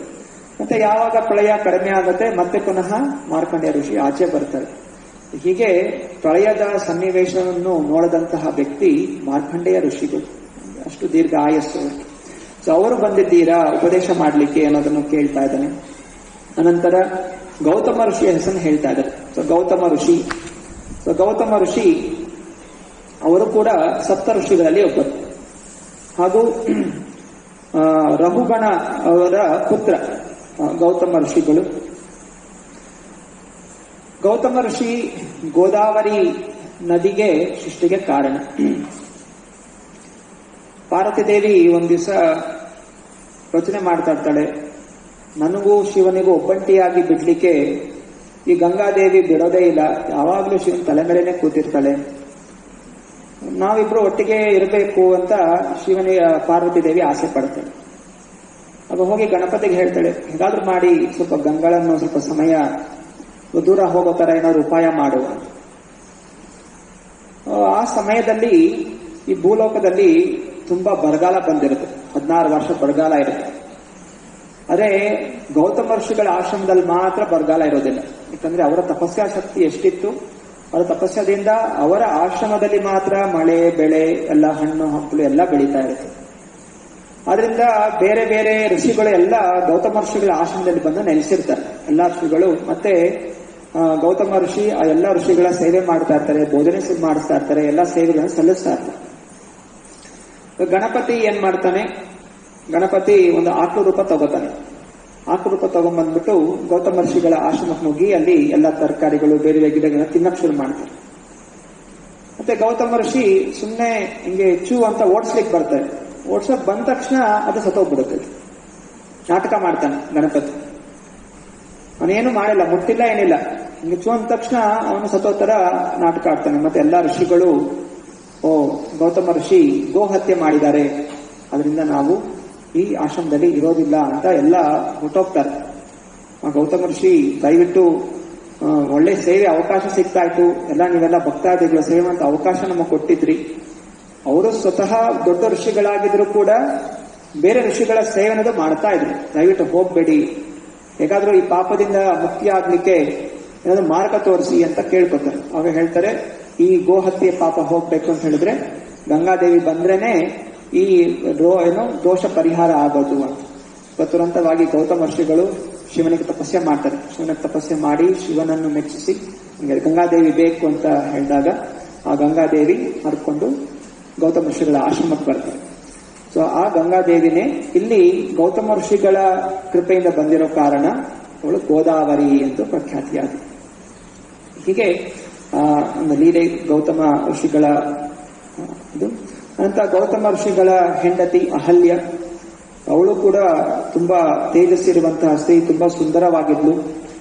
ಮತ್ತೆ ಇಂದ್ರ ಒಮ್ಮೆ ಆಕರ್ಷಿತನಾಗಿ ಹೇಗಾದ್ರೂ ಅಹಲ್ಯರನ್ನು ಭೋಗಿಸ್ಬೇಕು ಅನ್ನೋ ಚಿಂತನೆಯಿಂದ ಒಂದು ದಿವಸ ಮುಂಜಾನೆ, ಅಂದ್ರೆ ಬ್ರಹ್ಮ ಮುಹೂರ್ತ ಶುರುವಾಗ್ಲಿಕ್ಕಿಂತ ಮುಂಚೆನೆ ರಾತ್ರಿಯಲ್ಲೇ ಒಂದು ಹುಂಜಾಗಿ ಬಂದು ಕೂಗ್ತಾನೆ. ಆಗ ಗೌತಮ ಋಷಿ ಬೆಳಗಾಯಿತು ಅಂತ ಹೇಳಿ ಅವರು ನದಿಯಲ್ಲಿ ಸ್ನಾನ ಮಾಡಕ್ ಹೋಗ್ತಾರೆ. ಆಗ ಈ ಇಂದ್ರ ಗೌತಮ ಋಷಿಗಳ ರೂಪವನ್ನು ತಾಳಿ ಅಹಲ್ಯವನ್ನು ಭೋಗಿಸ್ಲಿಕ್ಕೆ ಪ್ರಯತ್ನ ಮಾಡ್ತಾನೆ. ಗೌತಮ ಋಷಿ ಹೋಗಿ ನದಿಯಲ್ಲಿ ಹೋದಾಗ ಆ ನದಿ ಕೂಡ ಇನ್ನು ನಿದ್ರಾವಸ್ಥೆಯಲ್ಲಿರುತ್ತೆ. ಅವಾಗ ಗೊತ್ತಾಗುತ್ತೆ ಇನ್ನು ಬೆಳಗಿನ ಜಾವ ಆಗಿಲ್ಲ, ಇದು ಏನೋ ಮೋಸ ನಡೆದಿದೆ ಅಂತ ಹೇಳಿ ವಾಪಸ್ ಬಂದಾಗ ಅಲ್ಲಿ ಇಂದ್ರ ಹಾಗೂ ಅಹಲ್ಯ ಇಬ್ರು ಜೊತೆಯಲ್ಲಿ ಕಾಣ್ತಾರೆ. ಆಗ ಗೌತಮ ಋಷಿ ಶಾಪ ಹಾಕ್ತಾರೆ, ಅಹಲ್ಯ ನೀನು ಕಲ್ಲಾಗಿ ಹೋಗು ಅಂತ. ನಂತರ ಇಂದ್ರನಿಗೆ, ನಿನಗೆ ಈ ಯೋನಿ ಅಂದ್ರೆ ತುಂಬಾ ಆಸಕ್ತಿ, ಸ್ತ್ರೀಯರ ಯೋನಿ ಅಂದ್ರೆ ನಿನಗೆ ತುಂಬಾ ಆಸಕ್ತಿ, ನಿನ್ ಮೈಯೆಲ್ಲ ಯೋನಿ ಆಗ್ಲಿ ಅಂತ ಹೇಳಿ ಶಾಪ ಹಾಕ್ತಾರೆ. ನಂತರ ಇಂದ್ರನ ಮೈಯೆಲ್ಲ ಯೋನಿ ಆಗ್ಬಿಡುತ್ತೆ. ನಂತರ ಇಬ್ರು ಶರಣಾಗ್ತಾರೆ, ಕ್ಷಮಾಪಣೆ ಕೇಳ್ತಾರೆ. ಆಗ ಅಹಲ್ಯಗೆ, ನೀನು ರಾಮ ನಿನ್ನ ಸ್ಪರ್ಶ ಮಾಡಿದಾಗ, ನಿನ್ನ ಪಾದ ಸ್ಪರ್ಶ ಆದಾಗ ನೀನು ಮತ್ತೆ ಪುನಃ ನಿನ್ನ ಸ್ವರೂಪವನ್ನು ತಳೆದು ವಾಪಸ್ ಬರ್ತೀಯ. ಮತ್ತೆ ಇಂದ್ರ ಶರಣ ಆದಾಗ ಹೇಳ್ತಾನೆ, ಸರಿ ಅದು ಯೋನಿಗಳು ಅಸಹ್ಯವಾಗಿ ಕಾಣ್ತದೆ, ಅದು ಬಂದು ನೇತ್ರವಾಗ್ಲಿ ಅಂತ, ಕಣ್ಣುಗಳಾಗ್ಲಿ ಅಂತ. ಹೀಗೆ ಇಂದ್ರನ ದೇಹದೆಲ್ಲವೂ ಕೂಡ ಕಣ್ಣುಗಳಾಗಿ ಪರಿವರ್ತನೆಗೊಳ್ಳುತ್ತೆ. ಇಂದ್ರನ ಇನ್ನೊಂದು ಹೆಸರು ಸಹಸ್ರಾಕ್ಷ, 1000 ಕಣ್ಣುಗಳು ಅವನ ದೇಹದಲ್ಲಿದೆ. ಹೀಗೆ ಅಹಲ್ಯಳು ಕೂಡ ಕಾಲಕ್ರಮೇಣ ರಾಮಾಯಣದಲ್ಲಿ ನೋಡ್ತೀವಿ, ರಾಮ ಬಂದಾಗ, ರಾಮ ಯಾವಾಗ ಆ ಕಲ್ಲನ್ನು ಸ್ಪರ್ಶ ಮಾಡ್ತಾನೆ, ಮತ್ತೆ ಅಹಲ್ಯ ತನ್ನ ಸ್ವರೂಪವನ್ನು ತಳೆದು ವಾಪಸ್ ಗೌತಮ ಋಷಿಗಳ ಆಶ್ರಮಕ್ಕೆ ಹೋಗಿ ಸೇರ್ಕೋತಾರೆ.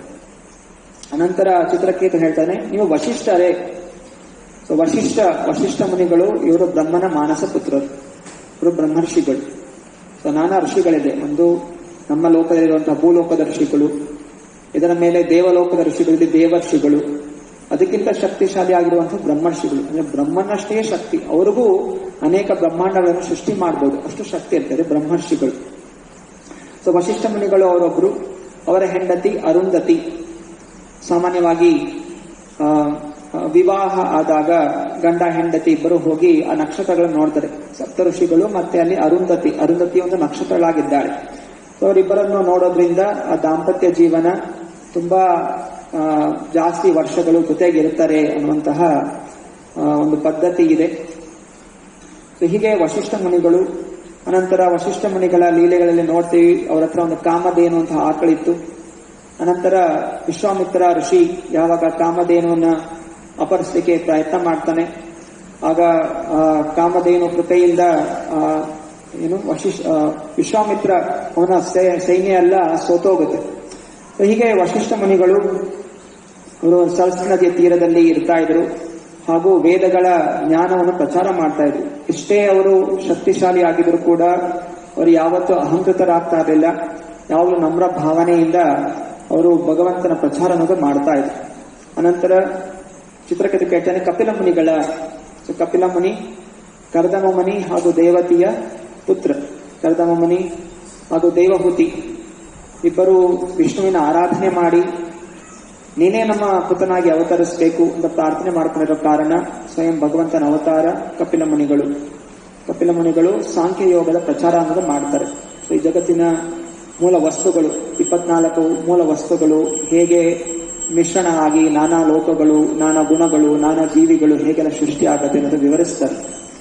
ಸೊ ಕಪಿಲ ಮುನಿಗಳ ವಿವರಣೆ ಇದೆ ಶ್ರೀಮದ್ ಭಾಗವತನಲ್ಲಿ, ಅದನ್ನು ನಾವು ಓದಿದ್ದೇವೆ. ಹಾಗೂ ಕಪಿಲ ಮುನಿ ಅವರು ಧ್ಯಾನ ಮಾಡಿಕೊಂಡು ಪಾತಾಳ ಲೋಕದಲ್ಲಿ ಕೂತಿರ್ತಾರೆ. ಇನ್ನೊಂದು ಕಡೆ ಸಗರ ರಾಜ ಯಜ್ಞವನ್ನು ಆಚರಣೆ ಮಾಡಿರ್ತಾನೆ. ಸೊ ಯಜ್ಞದಲ್ಲಿ ಒಂದು ಕುದುರೆ ಇರುತ್ತೆ. ಸೊ ಯಜ್ಞ ಪೂರ್ಣ ಆದ್ರೆ ಅವನು ಇಂದ್ರನ ಪದವಿ ಹೊಂದುವಂತಹ ಅವಕಾಶ ಇರುತ್ತೆ. ಆಗ ಇಂದ್ರ ಭಯಭೀತನಾಗಿ ಅಶ್ವಮೇಧ ಯಜ್ಞದಿಂದ ಕುದುರೆಯನ್ನು ಅಪಹರಿಸಿ ಕಪಿಲ ಮುನಿಗಳ ಆಶ್ರಮದಲ್ಲಿ ಇಟ್ಟುಬಿಡ್ತಾನೆ. ಆಗ ಸಗರನ್ನ 60,000 ಮಕ್ಕಳು ಅವರೆಲ್ಲ ಕುದುರೆನ ಹುಡುಕ್ತಾ ಬರ್ತಾರೆ. ಹುಡುಕ್ತಾ ಭೂಮಿಯನ್ನು ಅಗದು ಒಳಗೆ ಹೋಗಿ ಕಪಿಲ ಆಶ್ರಮಕ್ಕೆ ಬರ್ತಾರೆ. ಕಪಿಲ ಮುನಿಗಳ ಆಶ್ರಮದಲ್ಲಿ ಕುದುರೆಯನ್ನು ಕೊಂಡು ಅವ್ರು ಅನ್ಕೋತಾರೆ, ಈ ವ್ಯಕ್ತಿನೇ ನಮ್ಮ ತಂದೆ ಮಾಡಿದಂತ ಯಜ್ಞದಿಂದ ಕುದುರೆಯನ್ನು ಕದ್ದಿದ್ದಾನೆ ಅಂತ ಹೇಳಿ ಆ ಋಷಿಗಳನ್ನು ಕೊಲ್ಲಲಿಕ್ಕೆ ಪ್ರಯತ್ನ ಮಾಡ್ತಾರೆ. ಕಪಿಲ ಮುನಿಗಳು ಕೇವಲ ತಪಸ್ಯದಲ್ಲಿ ಹೂಂಕಾರವನ್ನು ಹಾಕ್ತಾರೆ. ಹೂಂಕಾರ ಹಾಕಿದ ತಕ್ಷಣ ಅಷ್ಟು 60,000 ರಾಜರು ಎಲ್ಲ ನಾಶ ಆಗ್ಬಿಡ್ತಾರೆ, ಭಸ್ಮ ಆಗ್ಬಿಡ್ತಾರೆ. ಸೊ ಕಾಲಕ್ರಮೇಣ ಗಂಗಾ ನದಿ ಅವರ ಒಂದು ಸಗರ ಮಹಾರಾಜನ ಪೀಳಿಗೆಯಲ್ಲೇ ಯಾರು ಬರ್ತಾರೆ? ಗಂಗಾದೇವಿಯನ್ನು ಕರೆಯೋರು ಯಾರು? ಭಗೀರಥ. ಸೊ ಭಗೀರಥ ರಾಜ ಬಂದು ತಪಸ್ಸೆ ಮಾಡಿ, ಶಿವನ ತಪಸ್ಸೆ ಮಾಡಿ ಅವರು ಗಂಗಾದೇವಿಯನ್ನು ಕರ್ಕೊಂಡ್ ಬರ್ತಾರೆ. ಸೊ ಅಲ್ಲಿ ಕಪಿಲ ಮುನಿಗಳ ಒಂದು ಶಕ್ತಿಯಲ್ಲಿ ತೋರಿಸ್ತಾ ಇದ್ದಾರೆ ಎಷ್ಟು ಶಕ್ತಿ ಇತ್ತು. ಕೇವಲ ಭಗವಂತನಿಗೆ ವಿನಾಶ ಮಾಡಲಿಕ್ಕೆ ಏನು ಮಾಡಬೇಕು ಅಂತಿಲ್ಲ. ಬಂದು ರಾಮನಾಗ್ ಬಂದು ಬಿಲ್ಲು ಬಾಣ ಹಿಡಿದು ರಾಮ ಜೊತೆ ಯುದ್ಧ ಮಾಡಬೇಕು, ಕೃಷ್ಣನ್ ತರ ಬಂದು ಮಹಾಭಾರತ ಯುದ್ಧ ಮಾಡಬೇಕು, ಇದೆಲ್ಲ ಅವಕಾಶ ಉಂಟು. ಹಿರಣ್ಯಕಶಿಪು ಜೊತೆ ಇದೆಲ್ಲ ಕೇವಲ ಪರಮಾತ್ಮ ಅವನ ಆಚೆ ಬಂದ್ಬಿಟ್ರೆ ಸಾಕು, ಆ ದೇಹ ಸತ್ತೋಗುತ್ತೆ, ದೇಹಕ್ಕೆ ಶಕ್ತಿ ಇರೋದಿಲ್ಲ. ಭಗವಂತ ಯಾಕೆ ಲೀಲೆಗಳನ್ನು ಮಾಡ್ತಾನೆ? ಮಮೈ ಭಕ್ತಾನಾಂ ವಿನೋದಾರ್ಥನ, ಭಕ್ತಾದಿಗಳಿಗೆ ಸಂತೋಷ ಕೊಡ್ಲಿಕ್ಕೋಸ್ಕರ. ಭಕ್ತಾದಿಗಳು ಭಗವಂತ ನಾನಾ ಲೀಲೆಗಳನ್ನು ಮಾಡಿದಾಗ ಖುಷಿ ಪಡ್ತಾರೆ. ಎಷ್ಟೊಂದು, ಹೇಗೆ ಫಿಲಮ್ ಅಲ್ಲಿ ನೋಡಿದಾಗ ಹೀರೋ ಫೈಟಿಂಗ್ ಮಾಡಿದಾಗ ಅಥವಾ ಹೀರೋ ಲವ್ ಸೀನ್ ಇದ್ದಾಗ ಏನೇ ಇದನ್ನು ನೋಡಿ ಖುಷಿ ಪಡ್ತಾರೆ. ಹಾಗೆ ಭಕ್ತಾದಿಗಳು ಭಗವಂತನ ಪ್ರೇಮದ ಲೀಲೆಗಳು ರಾಧಾರಾಣಿಯ ಜೊತೆ ನೋಡಿ ಅವರು ತೃಪ್ತರಾಗ್ತಾರೆ. ಅವರ ಇಚ್ಛೆ ಪಡೋದಿಲ್ಲ, ನಾನು ಹಂಗೆ ಮಾಡಬೇಕು ಅಂತ ಆಸೆ ಪಡೋದಿಲ್ಲ. ಇದು ಅಸುರರ ಲಕ್ಷಣ. ಭಗವಂತ ನೋಡಿ ಭಗವಂತನ ಹಾಗೆ ನಾನು ಮಾಡಬೇಕು ಅಂತ. ಭಕ್ತರ ಲಕ್ಷಣ ಏನು? ಭಗವಂತ ತೃಪ್ತರಾಗ್ಲಿಕ್ಕೆ ಏನೆಲ್ಲ ಸಹಾಯ ಬೇಕು ಅದು ಮಾಡುವಂಥದ್ದು. ಅನಂತರ ಚಿತ್ರಕಥೆ ಕೇಳ್ತೇನೆ, ದುರ್ವಾಸ ಮುನಿ ಬಂದಿರೋದ. ದುರ್ವಾಸ ಮುನಿ ಆತ್ರಿ ಋಷಿ ಹಾಗೂ ಅನಸೂಯನ ಪುತ್ರ. ಆತ್ರಿ ಋಷಿ ತಪಸ್ಸೆ ಮಾಡ್ತಾರೆ, ಅವರಿಗೆ ಭಗವಂತ ಯಾರು ಅಂತ ಗೊತ್ತಿರೋದಿಲ್ಲ. ಸುಮ್ಮನೆ ಭಗವಂತ ಅಂತ ಪ್ರಾರ್ಥನೆ ಮಾಡ್ಕೋತಾರೆ. ಅವಾಗ ಬ್ರಹ್ಮ ವಿಷ್ಣು ಮಹೇಶ್ವರ ಇಬ್ಬರು 3 ಜನ ಪ್ರತ್ಯಕ್ಷರಾಗ್ತಾರೆ. 3 ಜನ ಪ್ರತ್ಯಕ್ಷರಾಗಿ 3 ಜನ ವರ ಕೊಡ್ತಾರೆ. ಆಗ ಆತ್ರಿ ಋಷಿಗಳಿಗೆ 3 ಮಕ್ಕಳು ಹುಡ್ತಾರೆ. ಒಂದು ದುರ್ವಾಸ ಮುನಿ, 2ನೇದು ದತ್ತಾತ್ರೇಯ ಹಾಗೂ 3ನೇದು ಸೋಮ. 3 ಪುತ್ರರು ಆತ್ರಿ ಋಷಿಗೆ ಸಿಗುತ್ತೆ. ದುರ್ವಾಸ ಮುನಿಗಳು ಶಿವನ ಕೃಪೆಯಿಂದ ಬರುವಂತಹದ್ದು, ದತ್ತಾತ್ರೇಯ ವಿಷ್ಣುವಿನ ಕೃಪೆಯಿಂದ ಹಾಗೂ ಬ್ರಹ್ಮನ ಕೃಪೆಯಿಂದ ಸೋಮ. ಸೊ ಈ 3 ಜನ ಅವತರಿಸ್ತಾರೆ. ಹಾಗೂ ದುರ್ವಾಸ ಮುನಿಗಳು ತುಂಬಾ ಕೋಪ ಇರುವಂತಹವರು. ಮಹಾಭಾರತದಲ್ಲಿ ಲೀಲೆ ಬರುತ್ತೆ, ಶ್ರೀ ರಾಧಾಶ್ಯಾಮಚಂದ್ರ ಭಗವಾನ್ಕಿ. ಕುಂತಿ ಮಹಾರಾಣಿಗೆ ದುರ್ವಾಸ ಮುನಿಗಳು ಮಂತ್ರದ ಫಲ ಕೊಡ್ತಾರೆ. ಇನ್ನು ಯಾವ ದೇವತೆಯನ್ನು ಆರಾಧನೆ ಮಾಡ್ತೀಯ ಆ ದೇವತೆ ಮೂಲಕ ನನಗೆ ಒಂದು ಪುತ್ರ ಜನಿಸ್ತಾರೆ. ದುರ್ವಾಸ ಮುನಿಗಳ ಕೃಪೆ, ಅಷ್ಟು ಶಕ್ತಿಶಾಲಿ ಆದಂತವರು ದುರ್ವಾಸ ಮುನಿ. ಹಾಗೂ ಇನ್ನೊಂದು ಕಡೆ ವೃಂದಾವನದಲ್ಲಿ ಲೀಲೆ ಇದೆ. ಯಾವಾಗ ದುರ್ವಾಸ ಮುನಿಗಳು ವೃಂದಾವನಕ್ಕೆ ಹೋಗ್ತಾರೆ, ಅಲ್ಲಿ ಎಲ್ಲ ಗೋಪಿಕಾಸ್ತ್ರೀಯರು ದುರ್ವಾಸ ಮುನಿಗಳ ಸೇವೆ ಮಾಡಿ ಅವರಿಂದ ಏನೋ ವರ ಪಡ್ಕೊಳ್ಳೋಣ ಅಂತ ಹೇಳಿ ಮುಂದಾಗ್ತಾರೆ. ಅದರಲ್ಲಿ ಯಮುನಾ ನದಿ ತುಂಬಾ ಧಾರಾಕಾರವಾಗಿ ಹರಿತಾ ಇರ್ತಾಳೆ. ಎಲ್ಲ ಹೋಗಿ ಕೃಷ್ಣನ್ ಪ್ರಾರ್ಥನೆ ಮಾಡ್ಕೋತಾಳೆ, ಕೃಷ್ಣ ದುರ್ವಾಸ ಮುನಿಗಳ ಸೇವೆ ಮಾಡಿ ಬರೋಣ ಅನ್ನೋದು ವರ ಪಡ್ಕೊಳ್ಳೋಣ. ಯಾಕಂದ್ರೆ ಗೋಪಿಕರ ಮನಸ್ಸಲ್ಲಿ ಇತ್ತು, ಅವರ ಇಚ್ಛೆ ಒಂದೇ, ನಾವು ಯಾವಾಗಲೂ ಕೃಷ್ಣನ ಸೇವೆಯಲ್ಲಿರಬೇಕು, ಈ ವರ ಪಡ್ಕೊಳ್ಳೋಣ ಅಂತ ಹೇಳಿ ಅವರು ಮನಸ್ಸಲ್ಲಿ ಇರುತ್ತೆ. ಸೊ ಕೃಷ್ಣನ್ ಕೇಳ್ತಾರೆ, ಧಾರಾಕಾರವಾಗಿ ಯಮುನಾ ನದಿ ಹರಿತಾ ಇದೆ, ಮತ್ತೆ ಅಲ್ಲಿ ದೋಣಿ ನಾವಿಕನೂ ಇಲ್ಲ, ಹೆಂಗೆ ನಾವು ಪಾರ್ ಮಾಡೋದು ಅಂತ. ಬೇಗ ಸಾಯಂಕಾಲ ವಾಪಸ್ ಬರ್ಬೇಕು, ನಾವು ಏನು ಉಪಾಯ ಮಾಡೋದು? ಸೊ ಆಗ ಕೃಷ್ಣ ಹೇಳ್ತಾನೆ, ಹೋಗಿ ಯಮುನಾ ನದಿ ಹತ್ರ ಹೋಗಿ ಹೇಳಿ, ಕೃಷ್ಣ ಬ್ರಹ್ಮಚಾರಿ ಆಗಿದ್ರೆ ದಯವಿಟ್ಟು ಜಾಗ ಕೊಡಿ ಅಂತ ಪ್ರಾರ್ಥನೆ ಮಾಡ್ಕೊಳ್ಳಿ. ಎಲ್ಲ ಗೋಪಿಕಾಸ್ತ್ರೀಯರು ಹೋಗಿ ಯಮುನಾ ನದಿ ಪ್ರಾರ್ಥನೆ ಮಾಡ್ಕೋತಾರೆ, ಕೃಷ್ಣ ಬ್ರಹ್ಮಚಾರಿ ಆಗಿದ್ರೆ ದಯವಿಟ್ಟು ದಾರಿ ಕೊಡಿ ಅಂತ. ತುರಂತವಾಗಿ ಆ ಯಮುನಾ ನದಿ 2 ಭಾಗ ಆಗ್ಬಿಡುತ್ತೆ. ಮತ್ತೆ ಎಲ್ಲ ಗೋಪಿಕಸ್ಥರು ಆಶ್ಚರ್ಯದಿಂದ ಹೊರಟೋಗ್ತಾರೆ. ಕೃಷ್ಣ ಬ್ರಹ್ಮಚಾರಿ ಅಂತ ಹೇಳಿದಾಗ ನಾವೆಲ್ಲ ಜೊತೆಗಿರ್ತೀವಿ ಯಾವಾಗ್ಲೂ, ಕೃಷ್ಣ ಹೇಗೆ ಬ್ರಹ್ಮಚಾರಿ? ಆದ್ರೂ ಪರವಾಗಿಲ್ಲ, ದಾರಿ ಹೋಗಿದ ಕೆಲಸ ಹೋಗೋಣ. ನಾನಾ ರೀತಿ ತಿಂಡಿಗಳನ್ನು ಮಾಡಿರ್ತಾರೆ, ಎಲ್ಲ ಹೋಗಿ ದುರ್ವಾಸ ಮುನಿಗೆ ಅರ್ಪಣೆ ಮಾಡಿದ್ರೆ ದೊಡ್ಡ ದೊಡ್ಡ ಪಾತ್ರೆಗಳಲ್ಲಿ ಎಷ್ಟೋ ಕೆಜಿ ನಾನಾ ರೀತಿಯ ವ್ಯಂಜನಗಳನ್ನು ಮಾಡಿರ್ತಾರೆ. ಸಿಹಿ ತಿಂಡಿಗಳು, ಖಾರ ಎಲ್ಲ ಮಾಡ್ಕೊಂಡೋಗಿ ದುರ್ವಾಸ ಮುನಿಗಳಿಗೆ ಅರ್ಪಣೆ ಮಾಡ್ತಾರೆ. ದುರ್ವಾಸ ಮುನಿ ಒಂದು ಸಣ್ಣ ಕಾಳು ಕೂಡ ಬಿಡದೆ ಎಲ್ಲವನ್ನೂ ನುಂಗ್ಬಿಡ್ತಾರೆ, ಎಷ್ಟು ಇದನ್ನು. ಅನಂತರ ದುರ್ವಾಸ ಮುನಿ ಆಶೀರ್ವಾದ ಮಾಡ್ತಾರೆ, ನಿಮ್ಮ ಇಚ್ಛೆಗಳೆಲ್ಲ ಪೂರೈಕೆ ಆಗಲಿ ಅಂತ ವರ ಕೊಡ್ತಾರೆ. ಅನಂತರ ದುರ್ವಾಸ ಮುನಿ ಮತ್ತೆ ಪುನಃ ನದಿ ಪಾರ್ ಮಾಡಬೇಕು. ನದಿ ತಿರ್ಗಾ ಹರಿತಾ ಇದೆ. ತಿರ್ಗಾ ದುರ್ವಾಸ ಮುನಿ ಕೇಳ್ತಾರೆ, ನಾವು ನದಿ ಪಾರ್ ಮಾಡಿ ವಾಪಸ್ ಆ ಕಡೆ ಹೋಗ್ಬೇಕು, ಏನ್ ಮಾಡ್ಬೇಕು? ಆಗ ದುರ್ವಾಸ ಮುನಿ ಹೇಳ್ತಾರೆ, ನೀವು ಹೋಗಿ ಯಮನಾದಿ ಮುಂದೆ ಪ್ರಾರ್ಥನೆ ಮಾಡ್ಕೊಳ್ಳಿ, ದುರ್ವಾಸ ಮುನಿಗಳು ಉಪವಾಸ ಮಾಡಿದ್ರೆ ದಯವಿಟ್ಟು ನಮಗೆ ದಾರಿ ಕೊಡಿ, ಅಖಂಡವಾಗಿ ಉಪವಾಸ ಮಾಡ್ತಾ ಇದ್ರೆ ದುರ್ವಾಸ ಮುನಿಗಳು ದಯವಿಟ್ಟು ನಮಗೆ ದಾರಿ ಕೊಡಿ. ಮತ್ತೆ ಬಂದು ತಿರ್ಗಾ ಯಮನಾದಿ ಪ್ರಾರ್ಥನೆ ಮಾಡ್ಕೋತಾರೆ, ದುರ್ವಾಸ ಮುನಿಗಳು ಅಖಂಡವಾಗಿ ಉಪವಾಸ ಮಾಡ್ತಾ ಇದ್ರೆ ದಯವಿಟ್ಟು ದಾರಿ ಕೊಡಿ ಅಂತ. ಮತ್ತೆ ಪುನಃ ಯಮನಾದಿ ದಾರಿ ಕೊಡುತ್ತೆ, ಅವರು ವಾಪಸ್ ತಿರ್ಗಾ ಭ್ರಮಿತರಾಗ್ತಾರೆ. ಅವರು ಇವಾಗನೇ ಕೊಟ್ಟಿದ್ದು ಇಷ್ಟಿಷ್ಟು ಕೆಜಿ ಸ್ವೀಟ್ ಎಲ್ಲ ತಿಂದಾಯ್ತು, ಮತ್ತೆ ಹೆಂಗೆ ಉಪವಾಸ ಮಾಡಿದ್ರು ಅಂತ. ಸೊ ಹೋಗಿ ಕೃಷ್ಣನೇ ಕೇಳ್ತಾರೆ, ಕೃಷ್ಣ ನಮ್ಗೆ ಭ್ರಮಿತ ಆಗ್ತಾ ಇದೆ, ಒಂದು ನಿಮ್ ಬ್ರಹ್ಮಚಾರಿ, ಅವರು ಅಷ್ಟು ತಿಂದು ಉಪವಾಸ ಮಾಡಿದ್ರೆ ಹೇಗೆ ಸಾಧ್ಯ ಅಂತ. ಕೃಷ್ಣ ಹೇಳ್ತಾನೆ, ನಾನು ನಿಮ್ಮ ಸಂಘದಲ್ಲಿ ಇರಬಹುದು, ಆದರೆ ನನಗೆ ನಿಮ್ಮನ್ನು ನೋಡಿ ಸ್ವಲ್ಪ ಆಕರ್ಷಣೆ ಅನ್ನೋದು ಇಲ್ಲ. ನಿಮ್ಮ ದೇಹವನ್ನು ನೋಡಿ ನಿಮ್ಮ ಸಂಘ ಮಾಡಬೇಕು ಅನ್ನೋಂತಹ ದೈಹಿಕ ಆಕರ್ಷಣೆಗೆ ಎಂದೂ ಇಲ್ಲ. ನೀವು ನನ್ನ ಜೊತೆ ಸಂಘ ಮಾಡಬೇಕು ಅಂತ ಇಚ್ಛೆ ನಿಮಗಿರೋ ಕಾರಣ, ನೀವು ಶುದ್ಧ ಭಕ್ತರಾಗಿರೋ ಕಾರಣ, ನಿಮ್ಮನ್ನು ನನಗೆ ಸಮರ್ಪಣೆ ಮಾಡಿರೋ ಕಾರಣ, ನಿಮಗೆ ಸಂತೋಷ ಕೊಡ್ಲಿಕ್ಕೋಸ್ಕರ ನಾನು ನಿಮ್ಮ ಸಂಘ ಮಾಡ್ತಾ ಇದ್ದೇನೆ ಹೊರತು ನನಗೆ ಯಾವುದರ ಮೇಲೆ ಆಸಕ್ತಿ ಅನ್ನೋದು ಇಲ್ಲ. ಭಗವಂತನ ಇನ್ನೊಂದು ಹೆಸರು ಕೃಷ್ಣ, ಆತ್ಮ ರಾಮ, ಅವನು ತನ್ನಲ್ಲಿಯೇ ಸಂತೋಷ ಪಡುವಂತ. ಆದ್ದರಿಂದ ನಿಮ್ಮ ಸಂಘ ಮಾಡಿದ್ರೂ ಕೂಡ ನನಗೆ ಅದರಲ್ಲಿ ಆಕರ್ಷಣೆ ಇಲ್ಲ. ಆದ್ರಿಂದ ನಾನು ನಿಮ್ಮ ಸಂಘದಲ್ಲಿದ್ದರೂ ಕೂಡ ನಾನು ಬ್ರಹ್ಮಚಾರಿ, ನಿಜವಾದ ಬ್ರಹ್ಮಚಾರಿ.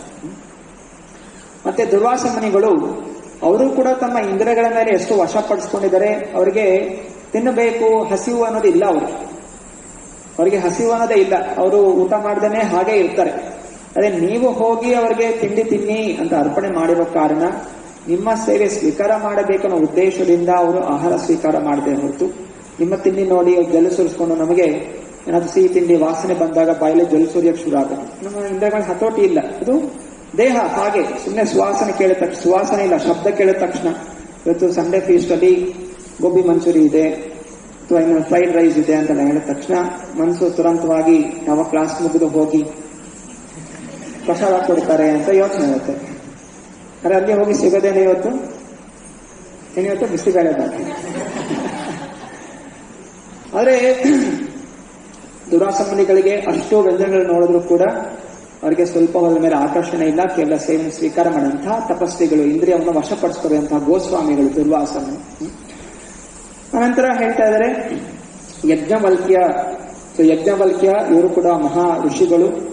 ಅವರು ಅದ್ವೈತವಾದವನ್ನು ಪ್ರಚಾರ ಮಾಡ್ತಾರೆ. ಅದ್ವೈತವಾದ ಅಂತ ಹೇಳಿದ್ರೆ ಎಲ್ಲವೂ ಒಂದು ನಿರಾಕಾರ, ಜಗತ್ತು ಅಂತಿಮವಾಗಿ ನಿರಾಕಾರ ರೂಪಕ್ಕೆ ಹೋಗುತ್ತೆ. ಯಜ್ಞವಲ್ಕ್ಯ ಋಷಿಗಳು.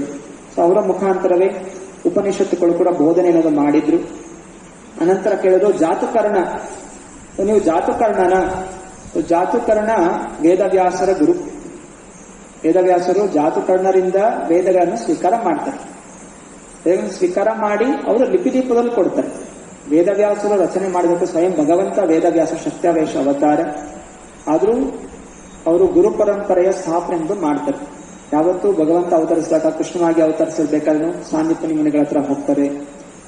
ರಾಮಚಂದ್ರನಾಗಿರ್ಬೇಕಾದ್ರೂ ಕೂಡ ಅವರು ವಶಿಷ್ಠ ಮುನಿಗಳ ಹತ್ರ ಹಾಗೂ ಬೇರೆ ಬೇರೆ ಗುರುಗಳನ್ನು ಕೂಡ ಸ್ವೀಕಾರ ಮಾಡ್ತಾರೆ.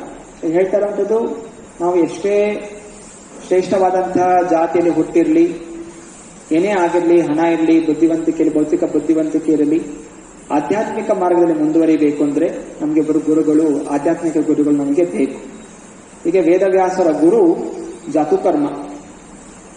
ಅನಂತರ ಮುಂದೆ ಅವರು ಕೂಡ ವೇದವ್ಯಾಸರಾಗ್ತಾರೆ. ವ್ಯಾಸ ಅನ್ನೋದು ಒಂದು ಪದವಿ. ಹೇಗೆ ಇಂದ್ರ ಅನ್ನೋ ಪದವಿ ಇದೆ, ವ್ಯಾಸ ಅನ್ನೋದು ಒಂದು ಪದವಿ. ಸೊ ಬೇರೆ ಬೇರೆ ಸಮಯಗಳಲ್ಲಿ ಬೇರೆ ಬೇರೆ ಜನರು ವ್ಯಾಸಗಳಾಗ್ತಾರೆ. ಅನೇಕ ವ್ಯಾಸರಿದ್ದಾರೆ. ನಮಗೆ ಈ ಭಾಗವತಂ ಕೊಟ್ಟಿರುವಂತಹದ್ದು ಕೃಷ್ಣ ದ್ವೈಪಾಯನ ವ್ಯಾಸ. ಕೆಲವೊಮ್ಮೆ ಕೃಷ್ಣನೇ ಬರ್ತಾನೆ. ಕೃಷ್ಣನ ಶಕ್ತ್ಯಾವೇಶ ರೂಪ ಬಂದಾಗ ಅದು ಕೃಷ್ಣ ದ್ವೈಪಾಯನ ವ್ಯಾಸ. ಅದನ್ನು ಬಿಟ್ಟರೆ ಬೇರೆ ಬೇರೆ ವ್ಯಾಸರು ಇದ್ದಾರೆ. ಅನಂತರ ಕೇಳ್ತಾನೆ ನೀವು ಅರುಣಿ ಧೌಮ್ಯ ಅನಂತ ಋಷಿಗಳ ಶಿಷ್ಯ. ಅರುಣಿ ಗುರುಕುಲದಲ್ಲಿರ್ಬೇಕಾದ್ರೆ ಧೌಮ್ಯ ಋಷಿ ಅವರನ್ನು ಒಂದು ಹೊಲವನ್ನು ನೋಡ್ಕೋ ಅಂತ ಕಾವಲು ಕಾಯಲಿಕ್ಕೆ ಇಟ್ಟಿರ್ತಾರೆ. ಋಷಿಗಳಾದ ಕೂಡ ಏನೆಲ್ಲ ಅವ್ರಿಗೆ ಧಾನ್ಯಗಳು ಬೇಕು, ಹೊಲದಲ್ಲಿ ನೋಡ್ಕೊಳ್ಳುವಂತಹದ್ದು ಮಾಡ್ತಾರೆ. ಸೊ ಅರುಣಿ ಋಷಿಯನ್ನು ಬಿಟ್ಟು ಅರುಣಿ ಅವನು ಸಣ್ಣ ಗುರುಕುಲದಲ್ಲಿರ್ಬೇಕಾದ್ರೆ ಕಳಿಸಿರ್ತಾರೆ. ಅವಾಗ ಏನಾಗುತ್ತೆ, ತುಂಬಾ ಧಾರಾಕಾರವಾಗಿ ಮಳೆ ಬಂದು ಅಲ್ಲಿ ಒಂದು ಕಡೆ ಸೇತುವೆನೋ ಏನೋ ಒಂದು ಒಡೆದೋಗುತ್ತೆ. ಸುತ್ತಮುತ್ತ ನೋಡ್ತಾರೆ, ಏನು ಸಹಾಯಕ್ಕೆ ಸಿಗೋದಿಲ್ಲ ಆ ನೀರನ್ನು ನಿಲ್ಲಿಸ್ಲಿಕ್ಕೆ. ಅವಾಗ ಏನ್ ಮಾಡ್ತಾರೆ, ತಾವೇ ಸ್ವತಃ ಅಲ್ಲಿ ಮಲ್ಕೊಂಡ್ಬಿಡ್ತಾರೆ. ನೀರು ಹರಿದೇ ಇರೋ ತರ ಅವರೇ ಅಲ್ಲಿ ತಡೆ ಹಿಡ್ಕೊಂಡು ನಿಂತ್ಕೊಂಡಿರ್ತಾರೆ. ಸೊ ರಾತ್ರಿ ಎಲ್ಲ ಆಗುತ್ತೆ, ಶಿಷ್ಯ ಮನೆಗೆ ಬರೋದೇ ಇಲ್ಲ, ಗುರುಕುಲಕ್ಕೆ ವಾಪಸ್ ಬರೋದಿಲ್ಲ. ಮರು ದಿವಸ ಧೌಮ್ಯ ಋಷಿ ಬೇರೆ ಶಿಷ್ಯನ ಕರ್ಕೊಂಡು ಹುಡ್ಕೊಂಡು ಹೋದಾಗ ಅಲ್ಲಿ ಆರುಣಿ ಆ ನದಿ ನೀರನ್ನು ತಡ್ಕೊಂಡು ಅಲ್ಲಿ ನಿಂತಿದೆ ಹೊಲದಲ್ಲಿ. ಆಗ ಅವರಿಗೆ ತುಂಬಾ ಪ್ರೀತಿ ಬರುತ್ತೆ, ತನ್ನ ಶಿಷ್ಯ ತನ್ನ ಕರ್ತವ್ಯವನ್ನು ಪಾಲನೆ ಮಾಡ್ಲಿಕ್ಕೋಸ್ಕರ ಎಷ್ಟು ಶ್ರದ್ಧೆಯಿಂದ ಮಾಡ್ತಾ ಇದ್ದಾನಲ್ಲ ಅಂತ ಹೇಳಿ ತುಂಬಾ ಕೃಪೆಯನ್ನು ಪಡಿಸ್ತಾರೆ. ಅಂದ್ರೆ ಅಷ್ಟು ಅವರು ಗುರುಗಳ ಮಾತಿಗೆ ಅಷ್ಟು ಶ್ರದ್ಧೆ ಇರುವಂತಹ ವ್ಯಕ್ತಿ. ಸೊ ಮಹಾಭಾರತದಲ್ಲೂ ಅನೇಕ ಉಪನಿಷತ್ತುಗಳನ್ನು ಅವರ ಬೋಧನೆ ಮಾಡಿರುವಂತಹದ್ದು ಅರುಣಿ ಋಷಿ. ನಂತರ ರೋಮಶ ಋಷಿನ ಅಂತ ಕೇಳ್ತಾರೆ. ರೋಮಶ ಇವರು ಸ್ತ್ರೀ. ಋಗ್ವೇದದಲ್ಲಿ ಸುಮಾರು 30 ಋಷಿಯರ ಬಗ್ಗೆ ವರ್ಣನೆ ಇದೆ. ಅವರು ಸ್ತ್ರೀಯರಾಗಿದ್ರು ಕೂಡ ಅವರು ಅಷ್ಟು ಋಷಿಗಳಾಗುವಂತಹ ಶಕ್ತಿಯನ್ನು ಹೊಂದಿದ್ರು. ಇಂದ್ರಾಣಿ, ಅತ್ರೇಯಿ, ಸಾವಿತ್ರಿ, ಲೋಪಮುದ್ರ, ಕಾವೇರಿ, ದಾಕ್ಷಾಯಿಣಿ, ಗೋಧ, ದಕ್ಷಿಣ, ಹೀಗೆ ಸುಮಾರು 30 ಸ್ತ್ರೀ ಋಷಿಗಳ ಬಗ್ಗೆ ವರ್ಣನೆ ಇದೆ. ಸೊ ರೋಮಶ ಋಷಿ ಬೃಹಸ್ಪತಿಯ ಮಗಳು ಹಾಗೂ ಅವರ ರೋಮಶ ಅಂದ್ರೆ ಅವರ ರೋಮ ಕೂದಲಿಂದಲೇ ಅವರ ದೇಹ ಅನ್ನೋದು ಆವರಿಸ್ಕೊಂಡಿತ್ತು. ಅವ್ರು ಏನು ವಸ್ತ್ರ ಹಾಕ್ತಾ ಇಲ್ಲ. ಹೇಗೆ ಇವಾಗ ಅಕ್ಕ ಮಹಾದೇವಿಯ ಬಗ್ಗೆ ವರ್ಣನೆ ಕೊಡ್ತಾರೆ. ಇದಕ್ಕಿಂತ ಎಷ್ಟೋ ಯುಗಗಳ ಹಿಂದೆ ರೋಮಶ ಅನ್ನುವಂತಹ ಸ್ತ್ರೀಯಳು ಕೂಡ ಹೀಗೆ ಕೇವಲ ಕೇಶಗಳಿಂದ ತನ್ನ ದೇಹವನ್ನು ರಕ್ಷಣೆ ಮಾಡ್ಕೊತಾ ಇದ್ರು, ಮಹಾ ತಪಸ್ವಿಗಳು. ನಂತರ ಚವನ ಋಷಿನ ಅಂತ ಕೇಳಿದ್ರು. ಚವನ ಋಷಿ ಯಾರು? ಇವರು ಭೃಗುಮನಿ ಹಾಗೂ ಪುಲೋಮ ಅನ್ನುವಂತಹ ಅಪ್ಸರೆಯರ ಮಗ ಚವನ ಋಷಿ. ಯಾವಾಗ ಪುಲೋಮ ಗರ್ಭವತಿ ಆಗಿರ್ತಾಳೆ, ಆಗ ಒಬ್ಬ ಅಸುರ ಬಂದು ಪುಲೋಮನ್ನು ಅಪಹರಿಸಲಿಕ್ಕೆ ಪ್ರಯತ್ನ ಮಾಡ್ತಾನೆ. ಆಗ ಚವನ ಇನ್ನು ಗರ್ಭದಲ್ಲಿ ಇರ್ತಾನೆ. ಅಸುರ ಬಂದಾಗ ಅವನು ಭಯದಿಂದ ಏನಾಗತ್ತೆ, ಆ ಗರ್ಭದಿಂದ ಮಗು ಕೆಳಗ್ ಬೀಳುತ್ತೆ. ಮತ್ತೆ ಚವನ ಸಣ್ಣ ಮಗುವಾಗಿರ್ಬೇಕಾದ್ರೆ ಆ ಅಸುರನ್ನು ನೋಡಿ ಅಸುರನ್ನು ಭಸ್ಮ ಮಾಡ್ಬಿಡ್ತಾರೆ. ಸೊ ಇಂತಹ ಪ್ರಭಾವಶಾಲಿಯಾದಂತಹ ಋಷಿಗಳು ಚವನ ಋಷಿ. ಚವನ ಮುಂದೆ ಒಂದು ಆಯುರ್ವೇದದ ಒಂದು ಲೇಪ ಮಾಡ್ತಾರೆ, ಅದನ್ನೇ ಬಂತು ಚ್ಯವನ್ಪ್ರಾಶ. ಚ್ಯವನ್ಪ್ರಾಶ ಏನು ಆರೋಗ್ಯವನ್ನು ಚೆನ್ನಾಗಿಟ್ಕೊಳ್ಳುವಂತಹ ಒಂದು ಜಡಮೂಲಿಕೆಗಳ ಒಂದು ಮಿಶ್ರಣ. ಸೊ ಅದು ಚವನ ಋಷಿಯಿಂದ ಬಂದಿರುವಂತಹದ್ದು. ಅನಂತರ ದತ್ತಾತ್ರೇಯ, ನೀವು ದತ್ತಾತ್ರೇಯನ ಅಂತ ಕೇಳ್ತಾರೆ. ದತ್ತಾತ್ರೇಯ ಆಗ್ಲೇ ಅತ್ರಿ ಮುನಿಗಳ ಪುತ್ರ, ವಿಷ್ಣುವಿನ ಒಂದು ಅಂಶ. ಯಾರು? ವಿಷ್ಣು ಮಹೇಶ್ವರ ಬಂದು ಹಾಲು ಕುಡಿಲಿಕ್ಕೆ ಕೇಳಿದಾಗ ದತ್ತಾತ್ರೇಯ ಇಲ್ಲ, ಕತ್ತು ಬೇರೆ ಹೇಳ್ತೀನಿ. ಸೊ ಇಲ್ಲಿ ಬ್ರಹ್ಮ ವಿಷ್ಣು ಮಹೇಶ್ವರ ಮೂವರು ಬಂದಾಗ ಬ್ರಹ್ಮನಿಂದ ಸೋಮ, ಶಿವನಿಂದ ದುರ್ವಾಸ ಮುನಿ ಹಾಗೂ ವಿಷ್ಣುವಿನಿಂದ ದತ್ತಾತ್ರೇಯ ಜನಿಸ್ತಾರೆ. ಅರೆ ಕೆಲವು ಕಡೆ ಏನ್ ಮಾಡ್ತಾ ಇದ್ದಾರೆ, ದತ್ತಾತ್ರೇಯನನ್ನೇ ಅವರಿಗೆ 3 ತಲೆಗಳು ಕೊಟ್ಟು 6 ಕೈಗಳು ಮಾಡಿ ಬ್ರಹ್ಮ ವಿಷ್ಣು ಮಹೇಶ್ವರ 3 ಜನ ಇದರಲ್ಲಿದ್ದಾರೆ ಅಂತ ಕೆಲವು ಜನ ಹೇಳ್ತಾರೆ. ಆದ್ರೆ ದತ್ತಾತ್ರೇಯ ಕೇವಲ ವಿಷ್ಣುವಿನ ಅಂಶದಿಂದ ಬರ್ತಾರೆ. ಸೊ ದುರ್ವಾಸ ಶಿವನ ಅಂಶದಿಂದ ಬರ್ತಾರೆ ಹಾಗೂ ಸೋಮ ಬ್ರಹ್ಮನ ಅಂಶದಿಂದ ಬರ್ತಾರೆ. ಸೊ 3 ಬೇರೆ ಬೇರೆ ಜನ ಬರ್ತಾರೆ. ಕೆಲವು ಜನ ಹಾಗೆ ಆರಾಧನೆ ಮಾಡ್ತಾರೆ. ಅದು ದತ್ತಾತ್ರೇಯ ಭಗವಂತನ ಅವತಾರ ಆದರೂ ಕೂಡ ಅವರು ಅದ್ವೈತವಾದ ಪ್ರಚಾರ ಮಾಡ್ತಾರೆ. ಹೇಗೆ ಬುದ್ಧನಾಗಿ ಬಂದಿರಬೇಕಾದ್ರೆ ನಿರ್ವಾಣ ಅಂದ್ರೆ ಜಗತ್ತು ಅನ್ನೋದು ಎಲ್ಲವೂ ಒಂದು ಭ್ರಮೆ, ಏನೂ ಇಲ್ಲ, ಶೂನ್ಯವಾದ ಜಗತ್ತು ಒಂದು ಶೂನ್ಯ, ಇದು ಬುದ್ಧ ಪ್ರಚಾರ ಮಾಡಿದ್ರು. ಸ್ವಯಂ ಭಗವಂತನ ಅವತಾರ ಆದರೂ ಕೂಡ ವೈಷ್ಣವ ಭಕ್ತರು ಬುದ್ಧನ ಆರಾಧನೆ ಮಾಡೋದಿಲ್ಲ. ಯಾಕೆಂದ್ರೆ ಅವರ ಒಂದು ಉಪದೇಶ ಅದು ನಾಸ್ತಿಕತ್ವ. ಹಾಗೆ ದತ್ತಾತ್ರೇಯರು ಕೂಡ ಅವರು ಮಾಡಿರುವ ಉಪದೇಶಗಳು ಈ ನಿರಾಕಾರವಾದದ ಬಗ್ಗೆ. ಆದ್ದರಿಂದ ಭಗವಂತನ ಅವತಾರ ಆದರೂ ಕೂಡ ವೈಷ್ಣವರು ದತ್ತಾತ್ರೇಯನ ಮಂದಿರಕ್ಕೆ ಹೋಗೋದಿಲ್ಲ. ಅನೇಕ ಜನ ದತ್ತಾತ್ರೇಯ ಅಂತ ಹೋಗ್ತಾರೆ, ಆದರೆ ಸಾಮಾನ್ಯವಾಗಿ ವೈಷ್ಣವ ವಿಷ್ಣು ಭಕ್ತರು ದತ್ತಾತ್ರೇಯನ ಮಂದಿರಕ್ಕೆ ಹೋಗೋದಿಲ್ಲ. ಆದರೂ ಅವರು ಮಹಾ ತಪಸ್ವಿಗಳು, ಅದ್ವೈತವಾದವನ್ನು ಪ್ರಚಾರ ಮಾಡ್ತಾರೆ. ನಂತರ ಪತಾಂಜಲಿ ಋಷಿ ಅಷ್ಟಾಂಗ ಯೋಗದ ಸ್ಥಾಪನೆ ಮಾಡ್ತಾರೆ. ಅಷ್ಟಾಂಗ ಯೋಗಗಳು ಯಾಮ, ನಿಯಮ, ಧಾರಣ, ಧ್ಯಾನ, ಸಮಾಧಿ. ಕೇವಲ ನಾವು ಮಾಡುವಂತಹ ಯೋಗ ಆಸನಗಳಲ್ಲ. ಆಸನಗಳು ಯಾಕೆ ಮಾಡ್ತಾ ಇರುವಂತಹದ್ದು? ಆಸನಗಳಿಂದ ನಮ್ಮ ಆರೋಗ್ಯ ಚೆನ್ನಾಗಿಟ್ಕೊಂಡು ನಮ್ಮ ಇಂದ್ರಿಯಗಳನ್ನು ನಮ್ಮ ವಶಪಡಿಸಿಕೊಂಡು ನಮ್ಮ ಮನಸ್ಸನ್ನು ಪರಮಾತ್ಮನ ಮೇಲೆ ಕೇಂದ್ರೀಕರಣ ಮಾಡಬೇಕು. ಅದು ನಿಜವಾದಂತಹ ಯೋಗ ಪದ್ಧತಿ, ಅಷ್ಟಾಂಗ ಯೋಗ ಪತಂಜಲಿ ಋಷಿಗಳು ಕೊಟ್ಟಿರುವಂಥದ್ದು. ಆದ್ರೆ ಇವಾಗ ಜನ ಏನ್ ಮಾಡಿದರೆ ಮಿಕ್ಕಿದೆಲ್ಲ ಅಂಗಗಳು, ಅಷ್ಟ ಅಂಗಗಳು 8 ಹಂತಗಳಿದೆ. ಅಂದ್ರೆ 7 ಹಂತಗಳನ್ನು ಬಿಟ್ಬಿಟ್ಟು ಕೇವಲ ಆಸನ ಒಂದನ್ನು ಮಾತ್ರ ಮಾಡಿಕೊಂಡು ಕೇವಲ ತಲೆ ಕೆಳಗೆ ಕಾಲ ಮೇಲೆ ಇದೆಲ್ಲ ಪ್ರಾಣಾಯಾಮ ಇದೆಲ್ಲ ಯಾಕೆ ಮಾಡ್ತಾ ಇರೋದು? ಆರೋಗ್ಯಕ್ಕೋಸ್ಕರ. ಆದ್ರೆ ಪತಂಜಲಿ ಋಷಿಗಳು ಕೊಟ್ಟಂತಹ ಅಷ್ಟಾಂಗ ಯೋಗ ಆರೋಗ್ಯ ಒಂದಕ್ಕೆ ಅಲ್ಲ, ಆರೋಗ್ಯದಿಂದ ನಾವು ಭಗವಂತನ ಪ್ರಾಪ್ತಿ ಮಾಡಬೇಕು. ಪತಂಜಲಿ ಋಷಿಗಳು. ಅನಂತರ ಇಷ್ಟು ಋಷಿಗಳ ಬಗ್ಗೆ ಕೆಲವು ವಿಚಾರಗಳು ನನಗೆ ಸಿಕ್ತು. ಇನ್ನು ಋಷಿಗಳ ಬಗ್ಗೆ ಅಷ್ಟು ವಿವರಣೆ ನನಗೆ ಸಿಗ್ಲಿಲ್ಲ. ಇದೆಲ್ಲ ವಿಚಾರ ಚರ್ಚೆ ಮಾಡ್ತಾ ಇರುವಂತಹದ್ದು ಭಗವಂತನ ಶುದ್ಧವಾದ ಭಕ್ತಾದಿಗಳು ಋಷಿಗಳ ನಾಮ ಶ್ರವಣ ಮಾಡೋದ್ರಿಂದಲೂ ಅವರ ಕೆಲವು ಲೀಲೆಗಳನ್ನು ಕೇಳಿಸ್ಕೊಡೋದ್ರಿಂದಲೂ ನಮ್ಮ ಮನಸ್ಸು ವೈರಾಗ್ಯದ ಕಡೆ ಹಾಗೂ ಕೃಷ್ಣ ಪ್ರೇಮದ ಕಡೆ ಆಕರ್ಷಣೆ ಆಗತ್ತೆ. ಕೇವಲ ಭಕ್ತರ ನಾಮ ಜಪವನ್ನು ಮಾಡೋದ್ರಿಂದಲೂ ಕೂಡ ನಮ್ಮ ಒಳಗಿರುವಂತಹ ಕಲ್ಮಶಗಳು ನಾಶ ಆಗುತ್ತೆ. ಹಾಗೆಯೇ 500 ವರ್ಷಗಳ ಹಿಂದೆ ಶ್ರೀವಾಸ ಪಂಡಿತರು ಅವತರಿಸಿದರು. ಚೈತನ್ಯ ಮಹಾಪ್ರಭುಗಳ ಲೀಲೆಯಲ್ಲಿ ಶ್ರೀವಾಸ ಸ್ವಯಂ ನಾರದ ಮುನಿಗಳ ಅವತಾರ. ಶ್ರೀವಾಸ ಪಂಡಿತ ಅವರು 4 ಜನ ಅಣ್ಣ ತಮ್ಮಂದಿರು, ಶ್ರೀವಾಸ, ಶ್ರೀರಾಮ, ಶ್ರೀಪತಿ ಮತ್ತು ಶ್ರೀನಿಧಿ. ಇವರು ಬಾಂಗ್ಲಾದೇಶದಲ್ಲಿ ಅವತರಿಸಿದರು. ಇವತ್ತು ಬಾಂಗ್ಲಾದೇಶದೇ, ಆವಾಗ ಅದು ಶ್ರೀಹಟ್ಟ ಅಂತ ಇತ್ತು ಊರು. ಬಾಂಗ್ಲಾದೇಶ ಶ್ರೀಹಟ್ಟ ಊರಿನಲ್ಲಿ 4 ಜನ ಅವತರಿಸ್ತಾರೆ. ಹಾಗೂ ಮಹಾನ್ ಭಕ್ತರಾಗಿರ್ತಾರೆ. ಕಾಲಕ್ರಮೇಣ ಅವರು ಆ ಊರನ್ನು ಬಿಟ್ಟು ನವದ್ವೀಪಕ್ಕೆ ಬಂದಿರ್ತಾರೆ. ನವದ್ವೀಪದಲ್ಲಿ ಮಾಯಾಪುರದಲ್ಲಿ ಜಗನ್ನಾಥ್ ಮಿಶ್ರಾ ಹಾಗೂ ಸಚ್ಚಿದೇವಿ ಇವರ ಮನೆಯ ಸಮೀಪದಲ್ಲಿ ಶ್ರೀವಾಸ ಪಂಡಿತ ನೆಲೆಸ್ತಾ ಇರ್ತಾರೆ. ಜಗನ್ನಾಥ್ ಮಿಶ್ರಾ ಹಾಗೂ ಸಚ್ಚಿದೇವಿ ಚೈತನ್ಯ ಮಹಾಪ್ರಭುಗಳ ತಂದೆ ತಾಯಿ. ಶ್ರೀವಾಸ ಪಂಡಿತರು ಅವರು ಮಹಾನ್ ತಪಸ್ವಿಗಳಾಗಿದ್ರು. ಶ್ರೀವಾಸ ಪಂಡಿತ ಹಾಗೂ ಅದ್ವೈತಾಚಾರ್ಯ ಸದಾಶಿವನ ರೂಪ, ಸದಾಶಿವ ಹಾಗೂ ಮಹಾವಿಷ್ಣುವಿನ ವಿಷ್ಣುವಿನ ರೂಪ. ಇವರೆಲ್ಲ ಸೇರಿಕೊಂಡು ಭಗವಂತನ ಆರಾಧನೆ ಮಾಡ್ತಾ ಇದ್ರು. ಹೇ ಕೃಷ್ಣ, ಹೇ ಭಗವಂತ, ಕಲಿಯುಗದ ಜನರಿಗೆ ಯಾವುದೇ ರೀತಿಯ ಆಸಕ್ತಿ, ಆಧ್ಯಾತ್ಮಿಕ ವಿಚಾರಗಳಿಗೆ ಆಸಕ್ತಿ ಇಲ್ಲ.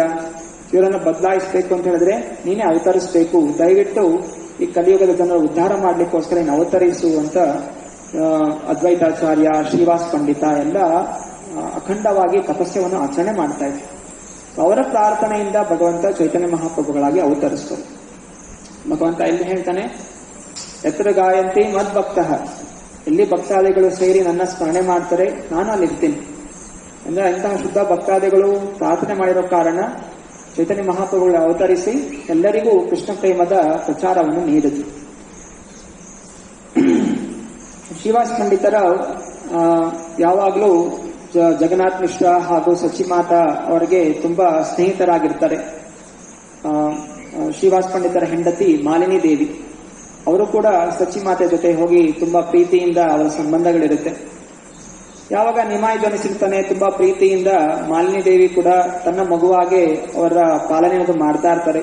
ಕಾಲಕ್ರಮೇಣ ನಿಮಾಯಿ ಸಣ್ಣ ಬಾಲಕನಾಗಿ ಇರಬೇಕಾದ್ರೆ ಅವನು ವಾದ ವಿವಾದಗಳನ್ನು ಮಾಡ್ತಾ ಇದ್ದಾನೆ. ಅವನು ದೀಕ್ಷಾ ಪಡ್ಕೊಳ್ಳೋ ತನಕ, ಗುರುಗಳನ್ನು ಸ್ವೀಕಾರ ಮಾಡೋ ತನಕ ನಿಜವಾದ ಸ್ವರೂಪ ಅನ್ನೋದನ್ನು ತೋರಿಸ್ಕೊಂಡಿರೋದಿಲ್ಲ. ಅದನ್ನ ಬದಲಾಗಿ ಒಬ್ಬ ಸಂಸ್ಕೃತ ಪಂಡಿತನಾಗಿ ವಾದ ವಿವಾದಗಳನ್ನು ಮಾಡ್ತಾ ಇರ್ತಾನೆ. ಯಾರೆಲ್ಲ ಜನ ಸಿಗ್ತಾರೆ ಅವ್ರ ಜೊತೆ ವಾದ ಮಾಡೋದು, ಅದನ್ನು ಸೋಲಿಸೋದು, ಹೀಗೆ ಮಾಡ್ತಾ ಇರ್ತಾನೆ. ಒಮ್ಮೆ ಶ್ರೀವಾಸ ಪಂಡಿತ ಹಾಗೆ ಕೇಳ್ತಾರೆ, ಅಲ್ಲ ನಿಮಾಯಿ, ಇಷ್ಟೊಂದು ಜ್ಞಾನ ನೀನು ಪಡೆದಿದ್ಯಾ, ಆ ಜ್ಞಾನದಲ್ಲಿ ಸ್ವಲ್ಪ ಭಗವಂತನ ವಿಚಾರ ಅನ್ನೋದು ಇಲ್ಲ ಅಲ್ಲ, ಇಂತಹ ಜ್ಞಾನ ಪಡ್ಕೊಂಡು ಏನು ಉಪಯೋಗ ಅಂತ ಕೇಳ್ತಾರೆ. ಇದೆಲ್ಲ ವ್ಯರ್ಥ. ಆಗ ನಿಮಾಯಿ ಹೇಳ್ತಾನೆ, ಹೇ ಶ್ರೀವಾಸ ಪಂಡಿತರೇ, ನಿಮ್ಮಂತ ಮಹಾನ್ ವೈಷ್ಣವರು ನನ್ನ ಮೇಲೆ ಕೃಪೆ ತೋರಿಸಿದ್ರೆ ನಿಶ್ಚಯವಾಗಿ ಒಂದು ದಿವಸ ನಾನು ಕೃಷ್ಣ ಭಕ್ತಿಯ ಜ್ಞಾನವನ್ನು ಪಡ್ಕೋತೀನಿ ಅಂತ ಹೇಳ್ತಾರೆ. ಹೀಗೆ ಒಂದು ರೀತಿಯ ಪ್ರೀತಿಯ ಭಾವನೆ. ಸ್ವಯಂ ಭಗವಂತನಾದರೂ ಕೂಡ ಇಲ್ಲಿ ವೈಷ್ಣವರಿಗೆ ಗೌರವ ಕೊಡಬೇಕು. ವೈಷ್ಣವರ ಕೃಪೆ ಇದ್ದರೆ ಮಾತ್ರ ಕೃಷ್ಣ ಭಕ್ತಿ ನಮ್ಮ ಹೃದಯದಲ್ಲಿ ಜಾಗೃತ ಆಗ್ಲಿಕ್ಕೆ ಸಾಧ್ಯ. ನಿಮಾಯಿ ಪಂಡಿತ ಹೇಳ್ತಾನೆ. ಅನಂತರ ಕಾಲಕ್ರಮೇಣ ನಿಮಾಯಿ ಹೋಗಿ ಈಶ್ವರಪುರಿಯಿಂದ ಹರಿನಾಮ ದೀಕ್ಷೆಯನ್ನು ಪಡ್ಕೋತಾನೆ. ಅನಂತರ ಅವರು ಮಹಾನ್ ಭಕ್ತರ ಒಂದು ಗುಣಗಳನ್ನು ಪ್ರದರ್ಶನ ಮಾಡ್ತಾರೆ. ಯಾವಾಗಲೂ ಸದಾ ಕೀರ್ತನೆ ಮಾಡುವಂತಹದ್ದು, ಹರೇ ಕೃಷ್ಣ ಕೃಷ್ಣ ಕೃಷ್ಣ ಹರೇ ಹರೇ, ಹರೇ ರಾಮ ರಾಮ ರಾಮ ಹರೇ ಹರೇ, ಹೀಗೆ ಜಪಿಸ್ತಾ ಇರ್ತಾರೆ. ಒಂದ್ ದಿವಸ ಎಲ್ಲಾ ವೈಷ್ಣವರು ಸೇರಿ ಚೈತನ್ಯ ಮಹಾಪ್ರಭು ಹೇಳ್ತಾರೆ, ಎಷ್ಟು ಜನ್ಮಗಳಾಯಿತು, ಇಷ್ಟೆಷ್ಟು ಜನ್ಮಗಳಲ್ಲಿ ಭಗವಂತನಿಗೆ ಯಾವ ಕರ್ಮದ ಲೇಪ ಇಲ್ಲ. ಅವರು ಎಲ್ಲಾ ಜನರಿಗೆ ಬೋಧನೆ ಕೊಡ್ತಾ ಇರೋದು. ಎಷ್ಟೆಷ್ಟೋ ಜನ್ಮಗಳಲ್ಲಿ ನಾನಾ ರೀತಿಯ ಯೋನಿಗಳನ್ನು ಪಡೆದು ಅದರಲ್ಲಿ ಆಹಾರ, ನಿದ್ರಾ, ಭಯ, ಮೈಥುನ ಎಲ್ಲ ಮಾಡಿದ್ದೀವಿ. ಈಗ ನಮಗೆ ಮನುಷ್ಯ ಜನ್ಮ ಸಿಕ್ಕಿದೆ. ಈ ಮನುಷ್ಯ ಜನ್ಮದಲ್ಲಿ ನಾವು ನಿದ್ರೆಯಲ್ಲಿ ಯಾಕೆ ಅನಾವಶ್ಯಕವಾಗಿ ಜೀವನವನ್ನು ಕಳೆಯುವಂಥದ್ದು? ಆದ್ರಿಂದ ನಾವು ನಿದ್ರೆ ಮಾಡೋದು ಬೇಡ, ರಾತ್ರಿ ಕೂಡ ನಾವು ಕೀರ್ತನೆ ಮಾಡೋಣ ಅಂತ ಹೇಳಿ ಶ್ರೀವಾಸ ಪಂಡಿತರ ಮನೆಯಲ್ಲಿ ಚೈತನ್ಯ ಮಹಾಪ್ರಭು, ನಿತ್ಯಾನಂದ ಪ್ರಭು ಅವು ಎಲ್ಲಾ ವೈಷ್ಣವರು ಸೇರಿ ಅವರ ಮನೆಯಲ್ಲಿ ರಾತ್ರಿ ಎಲ್ಲ ಕೀರ್ತನೆ ಮಾಡುವಂಥದ್ದು. ಕೆಲವೊಮ್ಮೆ 24 ತಾಸು ಮಾಡೋರು, ಕೆಲವೊಮ್ಮೆ 72 ತಾಸು ಮಾಡುವಂಥವ್ರು, ಯಾವಾಗಲೂ ಕೀರ್ತನೆ ಮಾಡ್ತಾ ಇರುವಂಥವ್ರು. ಆಗ ಅಲ್ಲಿರುವಂತಹ ಸುತ್ತಮುತ್ತಲ ಜನರು ನಾಸ್ತಿಕರು ಆ ಸಮಯದಲ್ಲಿ, ಯಾಕಂದ್ರೆ ಅದಕ್ಕೆ ಪ್ರಾರ್ಥನೆ ಮಾಡಿರುವಂತಹದ್ದು. ಅವರೆಲ್ಲ ಪ್ರಾರ್ಥನೆ ಮಾಡ್ಕೊಂಡ್ರು. ಈ ಎಲ್ಲ ಸುತ್ತಮುತ್ತಲ ಜನ ಬಂದು ಬೈತಾ ಇದ್ರು, ಈ ಶ್ರೀವಾಸ ಪಂಡಿತ ದೊಡ್ಡ ಮೂರ್ಖ ಇವನು, ಬಹುಶಃ ಹೊಟ್ಟೆ ಹಸಿತಾ ಇದೆ ಅಂತಿದೆ. ಹೊಟ್ಟೆ ಹಸಿಯೋ ಕಾರಣ ಹಿಂಗೆ ಕೃಷ್ಣ ಕೃಷ್ಣ ಅಂತ ರಾತ್ರಿ ಎಲ್ಲ ಕೂಗ್ತಾ ಇದಾರೆ ಎಲ್ಲ ಜನ ಸೇರ್ಕೊಂಡು, ನಮಗೆ ನಿದ್ರೆ ಮಾಡ್ಲಿಕ್ಕೆ ಅವಕಾಶ ಕೊಡ್ತಾ ಇಲ್ಲ. ಇದೆಲ್ಲ ಮುಸ್ಲಿಂ ರಾಜನಿಗೆ ಗೊತ್ತಾದ್ರೆ ಏನ್ ಮಾಡ್ತಾನೆ, ಮುಸ್ಲಿಂ ರಾಜ ಬಂದು ನಮ್ಮನ್ನೆಲ್ಲ ಸಾಯಿಸ್ಬಿಡ್ತಾನೆ. ಆದ್ರಿಂದ ಈ ಶ್ರೀವಾಸ ಪಂಡಿತನ್ ಬಿಡಬಾರ್ದು, ಇವ್ರ ಅಣ್ಣ ತಮ್ಮಂದ್ರು ಸೇರ್ಕೊಂಡು ಎಲ್ಲ ನಮ್ಮ ಊರನ್ನೇ ನಾಶ ಮಾಡ್ತಾರೆ. ಆದ್ರಿಂದ ಈ ಮನೆಯನ್ನ ಸುಟ್ಟಾಕಿ ಇದನ್ನ ನದಿಗೆ ಬಿಸಾಕ್ಬಿಡೋಣ ಅಂತ ಹೇಳಿ ಕೂಗ್ತಾ ಇರ್ತಾರೆ. ಹೀಗೆ ನಮ್ಮದು 500 ವರ್ಷಗಳ ಹಿಂದೆನೇ ಪರಿಸ್ಥಿತಿ ಇತ್ತು. ಇವಾಗಲೂ ಪರಿಸ್ಥಿತಿ. ಕೀರ್ತನೆ ಮಾಡ್ತಾ ಇದ್ರೆ ಯಾಕೆ ಶಬ್ದ? ಅನೇಕ ಮಂದಿರಗಳಲ್ಲಿ ಹಾಗೆ ಅಲ್ಲಿ ಪಕ್ಕದ ಮನೆಗಳಿರುತ್ತೆ, ಅವ್ರು ಬಂದು ಕಂಪ್ಲೇಂಟ್ ಮಾಡ್ತಾರೆ, ಯಾಕೆ ಇಷ್ಟೊಂದು ಜೋರಾಗಿ ಕೀರ್ತನೆ ಹಚ್ತಾರೆ, ಬಂದ್ ಮಾಡಿ ಅಂತ. ಬೇರೆ ಜಾತಿಯವ್ರದ್ದು ಸ್ಪೀಕರ್ ಲೌಡ್ ಇದ್ರೆ ಏನೂ ಮಾಡಕ್ ಹೋಗೋದಿಲ್ಲ. ಹಾಗೆ ಅನೇಕ ಜನ, ಇದು ಈಗಿನ ಕಥೆಯಲ್ಲ, ಪ್ರಹ್ಲಾದ್ ಮಹಾರಾಜನ ಸಮಯದಿಂದಲೂ ಪ್ರಹ್ಲಾದ್ ಮಹಾರಾಜ ವಿಷ್ಣು ಭಕ್ತಿ ಮಾಡ್ತಾ ಇದ್ದ, ಅವ್ರ ತಂದೆನೇ ಅವ್ರಿಗೆ ಕಿರುಕುಳ ಕೊಡ್ತಾ ಇದ್ದ. ಸೊ ಹೀಗೆ ಅಸುರರು, ಭಕ್ತಾದಿಗಳು ಯಾವಾಗಲೂ ಹಿಂಗೆ ಒಬ್ರು ಕಷ್ಟ ಕೊಡ್ತಾ ಇರ್ತಾರೆ. ಹೀಗೆ ಇದ್ದೇ ಇರುತ್ತೆ. ಆದರೂ ಭಕ್ತಾದಿಗಳು ಏನೇ ಪರಿಸ್ಥಿತಿಗಳಿರಲಿ ಯಾವಾಗಲೂ ಹರೇ ಕೃಷ್ಣ ಕೃಷ್ಣ ಕೃಷ್ಣ ಹರೇ ಹರೇ, ಹರೇ ರಾಮ ರಾಮ ರಾಮ ಜಪಿಸ್ತಾ ಇರ್ತಾರೆ. ಈ ಎಲ್ಲ ಊರಿನ ಜನ ನವದ್ವೀಪದಲ್ಲಿ ಎಲ್ಲ ಹೋಗಿ ಅಲ್ಲಿ ರಾಜನಿಗೆ ದೂರು ಸಲ್ಲಿಸ್ತಾರೆ. ರೀತಿ ಯಾರೊಬ್ಬ ಕೀರ್ತನೆ ಮಾಡ್ತಾ ಇದ್ದಾನೆ, ರಾತ್ರಿ ಎಲ್ಲ ಕೀರ್ತನೆ ಮಾಡ್ತಾನೆ. ಮತ್ತೆ ರಾಜ ದೂತರನ್ನು ಕಳಿಸ್ತಾನೆ, ಸೈನಿಕರನ್ನು ಹೋಗಿ ಬಂಧಿಸ್ಲಿಕ್ಕೆ. ಆಗ ಎಲ್ಲರೂ ಶ್ರೀವಾಸ ಪಂಡಿತರಿಗೆ ಹೇಳ್ತಾರೆ, ನೋಡು ಹೇಳಿದೆ ಈ ತರ ಕೀರ್ತನೆ ಮಾಡ್ಬೇಡ, ನೋಡಿ ಇವಾಗ ಸೈನಿಕರು ಬರ್ತಾ ಇದ್ದಾರೆ, ನಿಮ್ಮನ್ನ ಬಂಧಿಸಿ ಹಾಕ್ತಾರೆ. ಆಗ ತುರಂತವಾಗಿ ಶ್ರೀವಾಸ ಪಂಡಿತ ಅವನು ಮನೆಯೊಳಗೆ ಹೋಗಿ ಸೇರ್ಕೊಂಡ್ಬಿಟ್ಟು ತನ್ನ ದೇವರ ಮನೆಯಲ್ಲಿ ಕೂತ್ಕೊಂಡು ನರಸಿಂಹ ಕವಚ ಸ್ತೋತ್ರ ಓದಲಿಕ್ಕೆ ಶುರು ಮಾಡ್ತಾನೆ, ನರಸಿಂಹ ನಾಮಸ್ಮರಣೆ ಮಾಡ್ಲಿಕ್ಕೆ ಶುರು ಮಾಡ್ತಾನೆ. ಮತ್ತೆ ಅಲ್ಲಿ ಚೈತನ್ಯ ಮಹಾಪ್ರಭು ಅಲ್ಲಿ ಸಿಂಹದ ಹಾಗೆ ಎಲ್ಲಾ ಕಡೆ ಓಡಾಡ್ತಾ ಇರ್ತಾರೆ. ಯಾರು ಏನೇ ಹೇಳೋದು ಕೂಡ ಅವ್ರೇನು ಕಿವಿಗೆ ಹಾಕೊಳ್ಳೋದಿಲ್ಲ. ಸ್ವಯಂ ಭಗವಂತ ಆಟ ಆಡ್ಕೊಂಡು ನದಿಯಲ್ಲಿ ನಡ್ಕೊಂಡು ಬರ್ತಾ ಇದಾರೆ. ಮತ್ತೆ ಅವ್ರಿಗೆ ಗೊತ್ತಾಗುತ್ತೆ ಶ್ರೀವಾಸ ಪಂಡಿತ ಭಯದಿಂದ ಹೋಗಿ ಮನೆಯಲ್ಲಿ ಸೇರ್ಕೊಂಡಿದ್ದಾನೆ. ತುರಂತವಾಗಿ ಓಡ್ ಬರ್ತಾರೆ. ಓಡ್ ಬಂದು ಬಾಗಿಲನ್ನ ಒಡೆದು ಅವ್ರೇನ್ ದೇವ್ರ ಮನೆ ಇರುತ್ತೆ ಆ ದೇವ್ರ ಮನೆಯಲ್ಲಿ ಅವರೇ ಹೋಗಿ ಕೂತ್ಕೊಂಡ್ಬಿಡ್ತಾರೆ. ಅಲ್ಲ ಶ್ರೀವಾಸ್, ನಾನು ಇಲ್ಲಿ ಇರ್ಬೇಕಾದ್ರೆ ನೀನ್ ಯಾರು ಜಪ ಮಾಡ್ತಾ ಇದ್ದೆ? ನೀನ್ ಜಪ ಮಾಡ್ತಾ ವ್ಯಕ್ತಿ ನಾನೇ, ನೋಡು ಅಂತ ಹೇಳಿ ಚೈತನ್ಯ ಮಹಾಪ್ರಭು ತನ್ನ ಚತುರ್ಭುಜ ರೂಪವನ್ನು ತೋರಿಸ್ತಾರೆ. ಶಂಖ ಚಕ್ರ ಗದಾ ಪದ್ಮವನ್ನು ಹಿಡಿದು ತೋರಿಸ್ತಾರೆ. ನೋಡು, ನೀನು ಇಷ್ಟು ದಿವಸ ಆರಾಧನೆ ಮಾಡಿದೆ, ನಾನು ಅವತರಿಸಿದ್ದೇನೆ. ನಾನು ಮನ್ಸು ಮಾಡಿದ್ರೆ ಎಲ್ಲ ಕಾರ್ಯ ಸಿದ್ಧ ಆಗುತ್ತೆ. ಯಾಕೆ ಭಯ ಪಡ್ತಾ ಇದೆ? ನಾನು ಮನ್ಸು ಮಾಡಿದ್ರೆ ಮಾತ್ರ ಯಾರೊಬ್ರು ಏನಾದ್ರು ಮಾಡ್ಲಿಕ್ಕೆ ಸಾಧ್ಯ. ನಾನು ಬೇಕಾದ್ರೆ ಆ ಸೈನಿಕರನ್ನು ಓಡಿಸ್ಕೊಡ್ಬಹುದು. ನಾನು ಏನ್ ಬೇಕಾದ್ರೂ ಮಾಡ್ಲಿಕ್ಕೆ ನನಗೆ ಶಕ್ತಿ ಇದೆ. ಅದು ನೀನು ಹೆದರುವಂತ ಅವಶ್ಯಕತೆ ಇಲ್ಲ. ನಾನು ಯಾರಿಗೆ ಬೇಕಾದ್ರೂ ಕೃಪೆ ಕೊಡಬಹುದು. ನಾನು ಕೃಪೆ ಕೊಟ್ರೆ ತುರಂತವಾಗಿ ಅವರ ಮನಸ್ಸು ಬದಲಾಗಿ ಅವರು ದಿವ್ಯವಾದಂತಹ ಆನಂದವನ್ನು ಪ್ರಾಪ್ತಿ ಮಾಡ್ತಾರೆ ಹಾಗೂ ಶುದ್ಧವಾದ ಭಕ್ತರಾಗ್ತಾರೆ. ನೋಡು, ಇವಾಗ ತೋರಿಸ್ತೀನಿ ಅಂತ ಹೇಳ್ತಾರೆ. ಮತ್ತೆ ಅಲ್ಲಿ ಶ್ರೀವಾಸ ಪಂಡಿತರ ಅಣ್ಣನ ಮಗಳು ನಾರಾಯಣಿ ಅಂತ ಇರ್ತಾಳೆ. ಸೊ ನಾರಾಯಣಿಯನ್ನ ಕರೆದ್ಬಿಟ್ಟು ಅವಳ ಸ್ಪರ್ಶ ಮಾಡಿ ಹೇಳ್ತಾಳೆ, ಏ ಮಗು ಕೃಷ್ಣ ಅಂತ ಹೇಳು, ಕೃಷ್ಣ ಅಂತ ಹೇಳಿ ನೀನು ಆನಂದದಿಂದ ಅಳು ಅಂತ ಹೇಳ್ತಾಳೆ. ಅದು ತುರಂತವಾಗಿ ನಾರಾಯಣಿಗೆ ಕೃಷ್ಣ ಪ್ರೇಮ ಜಾಗೃತ ಆಗುತ್ತೆ. ಅವಳ ಒಳಗಡೆ ಕೃಷ್ಣ ಪ್ರೇಮ ಜಾಗೃತ ಆಗಿ ಅವಳು ಕೃಷ್ಣ ಕೃಷ್ಣ ಅಂತ ಹೇಳ್ತಾ ಅವಳು ಅಳ್ತಾ ಅವಳು ಮೂರ್ಛೆ ಬೀಳ್ತು, ಕೆಳಕ್ ಬೀಳ್ತು. ಆಗ ಅಲ್ಲಿರುವಂತಹ ಎಲ್ಲಾ ಜನರು ತುಂಬಾ ಖುಷಿ ಆಗತ್ತೆ. ಚೈತನ್ಯ ಮಹಾಪ್ರಭು ಸ್ವಯಂ ಭಗವಂತನೇ ಅವತರಿಸಿದ್ದಾನೆ, ಅದು ನಮ್ಗೆ ಯಾವುದೇ ರೀತಿಯ ಭಯ ಪಡುವಂತ ಅವಶ್ಯಕತೆ ಇಲ್ಲ. ಚೈತನ್ಯ ಮಹಾಪ್ರಭು ಹೇಳ್ತಾರೆ, ಆಯ್ತು ನಿಮ್ಮ ಮನೇಲಿ ಯಾರೆಲ್ಲ ಇದ್ದಾರೆ ಎಲ್ಲರೂ ಬನ್ನಿ, ನಿಮ್ಮ ಎಲ್ಲ ತಲೆಯ ಮೇಲೆ ನಾನು ಪಾದವನ್ನು ಅಂತ ಹೇಳಿ ಶ್ರೀವಾಸ ಪಂಡಿತರ ಮನೆಯಲ್ಲಿ ಅವರ ಅಣ್ಣ ತಮ್ಮಂದಿರು, ಅವರ ಹೆಂಡತಿಯರು, ಕೆಲಸದವರು ಯಾರೆಲ್ಲ ಇದ್ರು ಎಲ್ಲರಿಗೂ ಚೈತನ್ಯ ಮಹಾಪ್ರಭು ಕೃಪೆ ಅನ್ನೋದು ಕೊಡ್ತಾರೆ. ಹೀಗೆ ಯಾರು ವೈಷ್ಣವರ ಸಂಘದಲ್ಲಿ ಇರ್ತಾರೆ ಆ ವೈಷ್ಣವರ ಸಂಘದಿಂದ ಎಲ್ಲರಿಗೂ ಕೃಷ್ಣ ಪ್ರೇಮ ಅನ್ನೋದು ಪ್ರಾಪ್ತಿ ಆಗತ್ತೆ. ಅನಂತರ ಇನ್ನೊಮ್ಮೆ ಅವ್ರ ಮನೇಲಿ ಇನ್ನೊಬ್ಳು ಕೆಲಸದವಳು ಇರ್ತಾಳೆ, ದುಃಖಿ ಅಂತ. ಅವರು ಚೈತನ್ಯ ಮಹಾಪ್ರಭುಗಳು ಶ್ರೀವಾಸ ಪಂಡಿತರ ಮನೆಗೆ ಬರಬೇಕಾದ್ರೆ ಅವ್ರೇನಾದ್ರೂ ಪಾದ ಪೂಜೆ ಮಾಡ್ಲಿಕ್ಕೆ ಅಥವಾ ಸ್ನಾನ ಮಾಡ್ಲಿಕ್ಕೆ ಅವರು ನೀರು ತಂದು ಕೊಡ್ತಾ ಇರ್ತಾರೆ. ಅವಳ ಜೀವನದಲ್ಲಿ ಏನೋ ಒಂದು ರೀತಿಯ ತೊಂದರೆಗಳಿರೋ ಕಾರಣ ಯಾವರು ದುಃಖದಿಂದ ಇರ್ತಾರೆ, ಅದಕ್ಕೆ ಅವಳು ಎಲ್ಲರನ್ನ ದುಃಖಿ ದುಃಖಿ ಅಂತ ಕರೀತಾ ಇರ್ತಾಳೆ. ಹೆಸರು ಬೇರೆ ಇತ್ತು, ಅದನ್ನು ದುಃಖಿ ಅಂತ ಕರೀತಾರೆ. ಚೈತನ್ಯ ಮಹಾಪ್ರಭು ಅವರಿಂದ ನೀರು ಸ್ವೀಕಾರ ಮಾಡಿದಾಗ ಅವ್ರು ಹೇಳ್ತಾರೆ, ಇನ್ನು ಮುಂದೆ ನೀನು ದುಃಖಿ ಅಲ್ಲ, ಇನ್ನು ಮುಂದೆ ನೀನು ಸುಖಿ ಆಗುವ. ಸಾವಿನಿಂದ ಅವರ ಜೀವನದಲ್ಲಿ ಏನೆಲ್ಲ ದುಃಖಗಳಿತ್ತು ಅದೆಲ್ಲ ದೂರ ಆಗ್ಬಿಡುತ್ತೆ. ಚೈತನ್ಯ ಮಹಾಪ್ರಭು ಸಣ್ಣ ಒಂದು ಸೇವೆ, ಆ ನೀರನ್ನು ತಂದು ಕೊಡ್ತಾ ಇಲ್ಲ ಅಷ್ಟೆ, ಆ ಸೇವೆಯನ್ನು ಸ್ವೀಕಾರ ಮಾಡಿ ಅವಳ ಜೀವನದಲ್ಲಿ ಬಂದ ದುಃಖವನ್ನು ಹೋಗಲಾಡಿಸಿ ಕೃಷ್ಣ ಪ್ರೇಮ ಅನ್ನೋದು ನೀಡ್ತಾರೆ. ಹೀಗೆ ಅವಳು ಸುಖಿ ಆಗ್ತಾಳೆ. ಮತ್ತೆ ಚೈತನ್ಯ ಮಹಾಪ್ರಭುಗಳು ಶ್ರೀವಾಸ ಪಂಡಿತರ ಮನೆಯಲ್ಲಿ ಲೀಲೆಗಳನ್ನು ಮಾಡ್ತಾ ಇರಬೇಕಾದ್ರೆ ಅವರು ಕೆಲವೊಂದು ದಿವಸಗಳು ಮಹಾಪ್ರಕಾಶ್ ಲೀಲಾ ಅಂತ ಮಾಡ್ತಾ ಇದ್ರು. ಮಹಾಪ್ರಕಾಶ್ ಲೀಲಾ ಅಂತ ಹೇಳಿದ್ರೆ ಅವರು ಕೃಷ್ಣ, ನಾನೇ ಕೃಷ್ಣ ಅನ್ನುವಂಥ ಪ್ರದರ್ಶನ ಮಾಡಿ ಯಾರೆಲ್ಲ ಭಕ್ತರಿದ್ದಾರೆ ಅವರ ನಿಜವಾದ ಸ್ವರೂಪ ಯಾವುದು, ಪೂರ್ವದಲ್ಲಿ ಅವ್ರು ಏನ್ ಲೀಲೆಗಳು ಮಾಡಿದ್ರು, ಅವ್ರ ನಿಜವಾದ ಸ್ವರೂಪ, ಆತ್ಮ ಸ್ವರೂಪ ಏನು ಅನ್ನೋದನ್ನೆಲ್ಲ ಹೇಳ್ಕೊಡ್ತಾ ಇದ್ರು. ಮತ್ತೆ ಆ ಒಂದು ಲೀಲೆಯಲ್ಲಿ ಪಾಲ್ಗೊಳ್ಳಿಕ್ಕೆ ಎಲ್ಲರೂ ಬಿಡ್ತಾರಿಲ್ಲ. ಯಾರು ಶುದ್ಧವಾದ ಭಕ್ತರಿದ್ದು ಅನೇಕ ಜನ ಶುದ್ಧವಾದ ಭಕ್ತರಲ್ಲಿ ಅವತರಿಸಿದ್ರು. ಹನುಮಂತ, ಮುರಾರಿ ಗುಪ್ತನಾಗಿ, ಹೀಗೆ ಬೇರೆ ಅನೇಕ ದೇವಾಂಗಗಳು ಅವರಿಗೆಲ್ಲ ಹೇಳ್ಕೊಡ್ತಾ ಇದ್ದ ಭಗವಂತ ನೀನ್ ಯಾರು ಅಂತ ಅವರ ಆತ್ಮ ನಿಜವಾದ ಸ್ವರೂಪವನ್ನು ವಿವರಿಸ್ತಾ ಇದ್ರು. ಆಗ ಅನೇಕ ಜನರು ಪ್ರಯತ್ನ ಮಾಡ್ತಾ ಇದ್ರು. ಅಲ್ಪ ಸ್ವಲ್ಪ ಇರುವಂತಹ ಭಕ್ತರು ಕೂಡ ಪ್ರಯತ್ನ ಮಾಡಿದ್ರು, ಹೇಗಾದ್ರೂ ಹೋಗಿ ನಾನು ಚೈತನ್ಯ ಮಹಾಪ್ರಭು ನೃತ್ಯ ಮಾಡುವಂಥದ್ದು ನೋಡ್ಬೇಕು ಯಾಕಂದ್ರೆ ಎಲ್ಲರೂ ಹೇಳಿ ತುಂಬಾ ಚೆನ್ನಾಗಿ ನೃತ್ಯ ಮಾಡಿದ್ರು ಚೈತನ್ಯ ಮಹಾಪ್ರಭು. ಆಗ ಒಬ್ಬ ಬ್ರಹ್ಮಚಾರಿ ಅವರು ಹೋಗಿ ಶ್ರೀವಾಸ ಪಂಡಿತನ ಹೋಗಿ ಕೇಳ್ಕೊತಾರೆ, ದಯವಿಟ್ಟು ನನಗೂ ಭಗವಂತನ ಲೀಲೆ ನೋಡುವಂತ ಒಂದು ಅವಕಾಶ ಕೊಡಿ, ಸುಂದರವಾಗಿ ನೃತ್ಯ ಮಾಡ್ತಾರೆ ಅಂತ ಕೇಳಿದ್ದೆ. ನಾನು ದೊಡ್ಡ ತಪಸ್ವಿ, ನಾನು ಕೇವಲ ಹಾಲು ಮಾತ್ರ ಕುಡಿತೀನಿ ಅಷ್ಟೇ, ನಾನು ಇನ್ನೇನು ಆಹಾರ ತಗೊಳ್ಳೋದಿಲ್ಲ, ಕೇವಲ ಹಾಲು ಕುಡ್ಕೊಂಡು ಮಾತ್ರ ನಾನು ಜೀವನ ನಡೆಸ್ತಾ ಇದ್ದೀನಿ ಅಂತ ಹೇಳ್ತಾರೆ. ಆಗ ಶ್ರೀವಾಸ ಪಂಡಿತ ಅನ್ಕೋತಾರೆ, ಪಾಪ ಇವನು ಕೂಡ ವೈರಾಗಿ ಅಂತ ಭೌತಿಕ ವ್ಯಕ್ತಿಯನ್ನಲ್ಲ, ಕೇವಲ ಹಾಲು ಕುಡ್ಕೊಂಡು ತಪಸ್ಸೆ ಮಾಡ್ತಾನೆ, ಆಯ್ತು ಇವನಿಗೆ ಅವಕಾಶ ಕೊಡೋಣ ಅಂತ ಹೇಳಿ ಅವರು ಮನೆಯಲ್ಲಿ ಸೇರಿಸ್ಕೊತಾರೆ.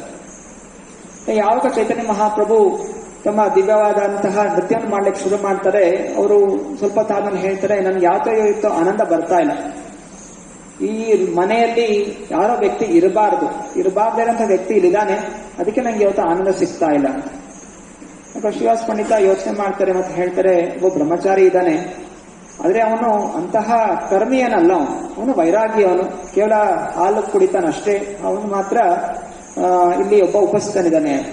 ಚೈತನ್ಯ ಮಹಾಪ್ರಭುಗಳಿಗೆ ತುಂಬಾ ಸಿಟ್ಟು ಬರ್ತಾರೆ. ಅವ್ರು ಹೇಳ್ತಾರೆ, ಕೇವಲ ಹಾಲು ಕುಡ್ಕೊಂಡು ಜೀವನ ಮಾಡ್ತಾನೆ ಅಂತ ಹೇಳಿದ್ರೆ ಅವನಿಗೆ ನನ್ನ ದರ್ಶನ ಬೇಕಾಗಿರುವಂತ ಯೋಗ್ಯತೆ ಪಡೆದಿದೆ ಅಂತ ಅರ್ಥ ಅಲ್ಲ. ಕೇವಲ ವೈರಾಗ್ಯವನ್ನು ಬೆಳೆಸ್ಕೊಂಡ್ ಬಿಟ್ರೆ ಭಗವಂತ ನೋಡುವಂತಹ ಅವಕಾಶ ಸಿಗುತ್ತೆ ಅನ್ನೋದು ಇಲ್ಲ. ಕೇವಲ ತಪಸ್ಸೆ ಮಾಡಿದ್ರೆ ಭಗವಂತನ ಕಾಣಿಸ್ಕೋಬೇಕು ಅನ್ನೋದಿಲ್ಲ. ಚೈತನ್ಯ ಮಹಾಪ್ರಭು ಹೇಳ್ತಾರೆ, ಯಾರು ಶುದ್ಧ ಭಕ್ತರ ಸೇವೆಯಲ್ಲಿ ಇರ್ತಾರೆ ಅವ್ರಿಗೆ ಮಾತ್ರ ನನ್ನ ದರ್ಶನ ಪಡೀಲಿಕ್ಕೆ ಸಾಧ್ಯ. ಆಗ ಆ ಬ್ರಹ್ಮಚಾರಿ ಸರಿ, ಮತ್ತೆ ಚೈತನ್ಯ ಮಹಾಪ್ರಭುಗಳು ಬೈದಾಯ್ತಲ್ಲ, ಹೋಗ್ತೀನಿ ಅಂತ ಹೇಳಿ ಮನೆಯಿಂದ ಆಚೆ ಹೋಗ್ತಾ ಇರ್ತಾರೆ. ಆಗ ಚೈತನ್ಯ ತುಂಬಾ ದುಃಖಿತರಾಗಿರ್ತಾರೆ, ನಂಗೆ ಅವಕಾಶ ಸಿಗ್ತಾ ಇಲ್ಲ ಅಂತ. ಚೈತನ್ಯ ಮಹಾಪ್ರಭು ಮತ್ತೆ ಅವ್ರನ್ನ ಕರೆಸ್ತಾರೆ. ಮತ್ತೆ ಕರೆಸಿ ಹೇಳ್ತಾರೆ, ನೀನು ಇನ್ನು ಮುಂದೆ ಶ್ರೀವಾಸ ಪಂಡಿತರ ಶಿಷ್ಯನಾಗಿ ಅವರ ನಿರ್ದೇಶನದಲ್ಲಿ ಜೀವನ ನಡೆಸು, ಭಕ್ತಿಯ ಮಾರ್ಗವನ್ನು ಅನುಸರಿಸು. ಕೇವಲ ವೈರಾಗ್ಯ ಒಂದೇ ಸಾಲದು, ವೈರಾಗ್ಯದ ಜೊತೆ ಭಕ್ತಿ ಭಾವನೆ, ಭಕ್ತರ ಸಂಘದಲ್ಲಿ ಭಕ್ತಿ ಮಾಡುವಂತ ಗುಣ ನೀನು ಬೆಳೆಸ್ಕೋ ಅಂತ ಹೇಳ್ತಾರೆ. ಹೀಗೆ ಆ ಬ್ರಹ್ಮಚಾರಿಗೂ ಕೂಡ ಶ್ರೀವಾಸ ಪಂಡಿತರ ಕೃಪೆಯಿಂದ, ಚೈತನ್ಯ ಮಹಾಪ್ರಭುಗಳ ಕೃಪೆ ಅನ್ನೋದು ಸಿಕ್ಕತ್ತೆ. ಮತ್ತೆ ಇನ್ನೊಬ್ಬ ಗೋಪಾಲ್ ಚಪ್ಪಲ ಅಂತ ಇರ್ತಾನೆ, ಅವನೊಬ್ಬ ಬ್ರಾಹ್ಮಣ. ಅವನಿಗೆ ಈ ಶ್ರೀವಾಸ ಪಂಡಿತನ ಕಂಡು ತುಂಬಾ ಅಸೂಯೆ. ಇವ್ರ ಮನೇಲಿ ರಾತ್ರಿ ಎಲ್ಲ ಕೀರ್ತನೆ ಆಗ್ತಾ ಇರತ್ತೆ. ಒಂದ್ ದಿವಸ ಅವನೇನ್ ಮಾಡ್ತಾನೆ, ಅವರೆಲ್ಲ ಹೇಳೋದು ಭಗವಂತನ ನಾಮಸ್ಮರಣೆ ಅಷ್ಟು ಜೋರಾಗಿ ಹೇಳಬಾರ್ದು, ಜೋರಾಗಿ ಹೇಳಿ ಒದರಿದ್ರೆ ಮತ್ತೆ ಭಗವಂತ ಮಲ್ಕೊಂಡಿರ್ತಾನೆ, ಅವನು ಎದ್ದುಬಿಟ್ಟು ಕೋಪಗೊಂಡು ನಮ್ಮೆಲ್ಲ ಶಾಪ ಹಾಕ್ಬಿಡ್ತಾನೆ, ಸಂಹಾರ ಮಾಡ್ಬಿಡ್ತಾನೆ. ಇನ್ನು ಮನ್ಸಲ್ಲಿ ಹೇಳ್ಕೋಬೇಕಷ್ಟೇ, ಜೋರಾಗಿ ಹೇಳಬಾರ್ದು. ಹೀಗೆಲ್ಲ ಕೆಲವು ತಪ್ಪು ಚಿಂತನೆ ಇರುವಂತಹ ಕೆಲವು ಜನರಿದ್ರು. ಮತ್ತೆ ಅವರೇನ್ ಯೋಚನೆ ಮಾಡ್ತಾರೆ, ಇವ್ರಿಗೇನಾದ್ರೂ ಮಾಡಬೇಕು ಅಂತ ಹೇಳಿ ರಾತ್ರಿ ಶ್ರೀವಾಸ ಪಂಡಿತರ ಮನೆ ಮುಂದೆ ಮಾಂಸ, ಮದ್ಯಪಾನ ಇದೆಲ್ಲ ತಂದಲ್ಲಿ ಸುರಿದು ಬಿಡ್ತಾರೆ.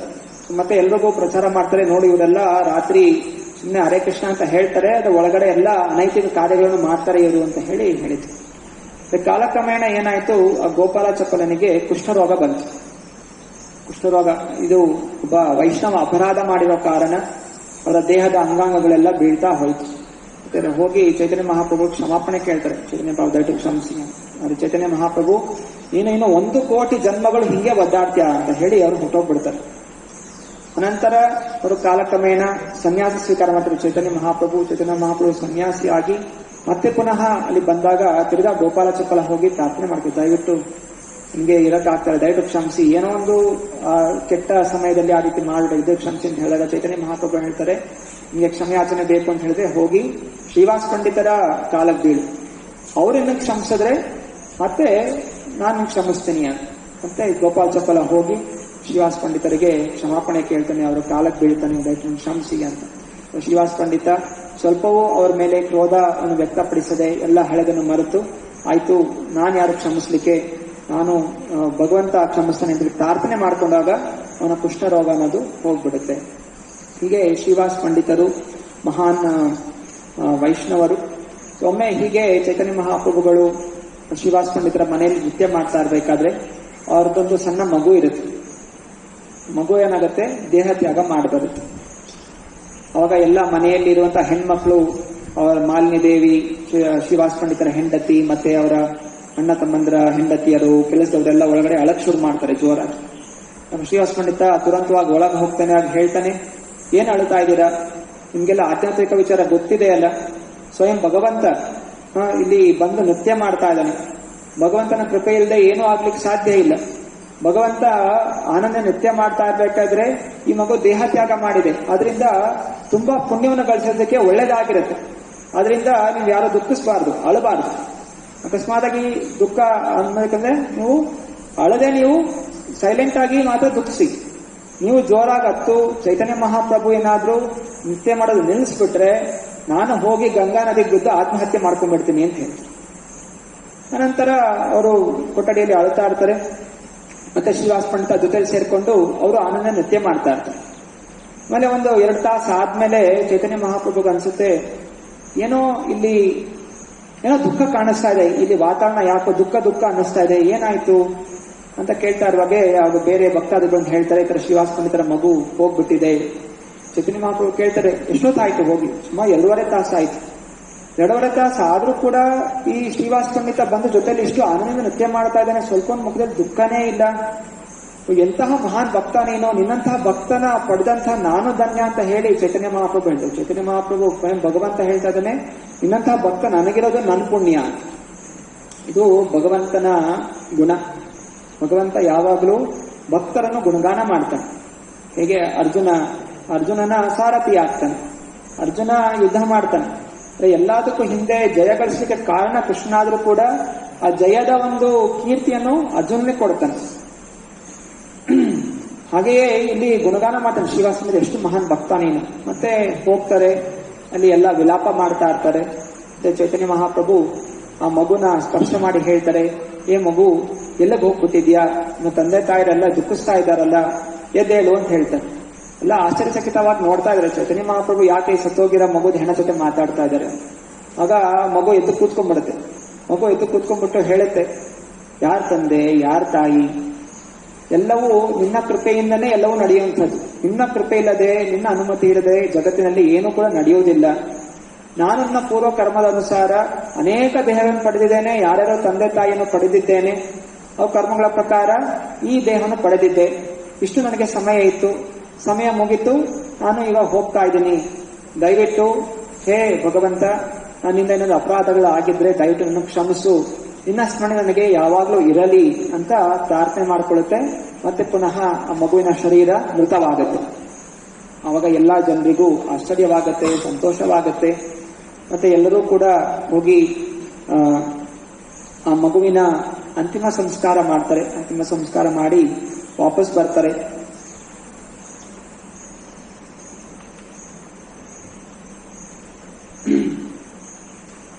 ಆಗ ಶ್ರೀವಾಸ್ ಪಂಡಿತ ಹೇಳ್ತಾ ಇದ್ದಾರೆ, ಶ್ರೀವಾಸ್ ಪಂಡಿತ ನಮ್ಮಲ್ಲಿ ಹೇಳ್ತಾರೆ, ಸೊ ಯಾರು ಮಗು, ಯಾರು ತಂದೆ ತಾಯಿ, ಎಲ್ಲದಕ್ಕೂ ನೀನೇ ತಂದೆ ತಾಯಿ ಅಂತ, ದಯವಿಟ್ಟು ನಮ್ಮನ್ನು ಯಾವಾಗಲೂ ನಿಮ್ಮ ಚೆನ್ನಾಗಿ ಆಶೆಯಲ್ಲಿ ಇಟ್ಟುಕೋ ಅಂತ.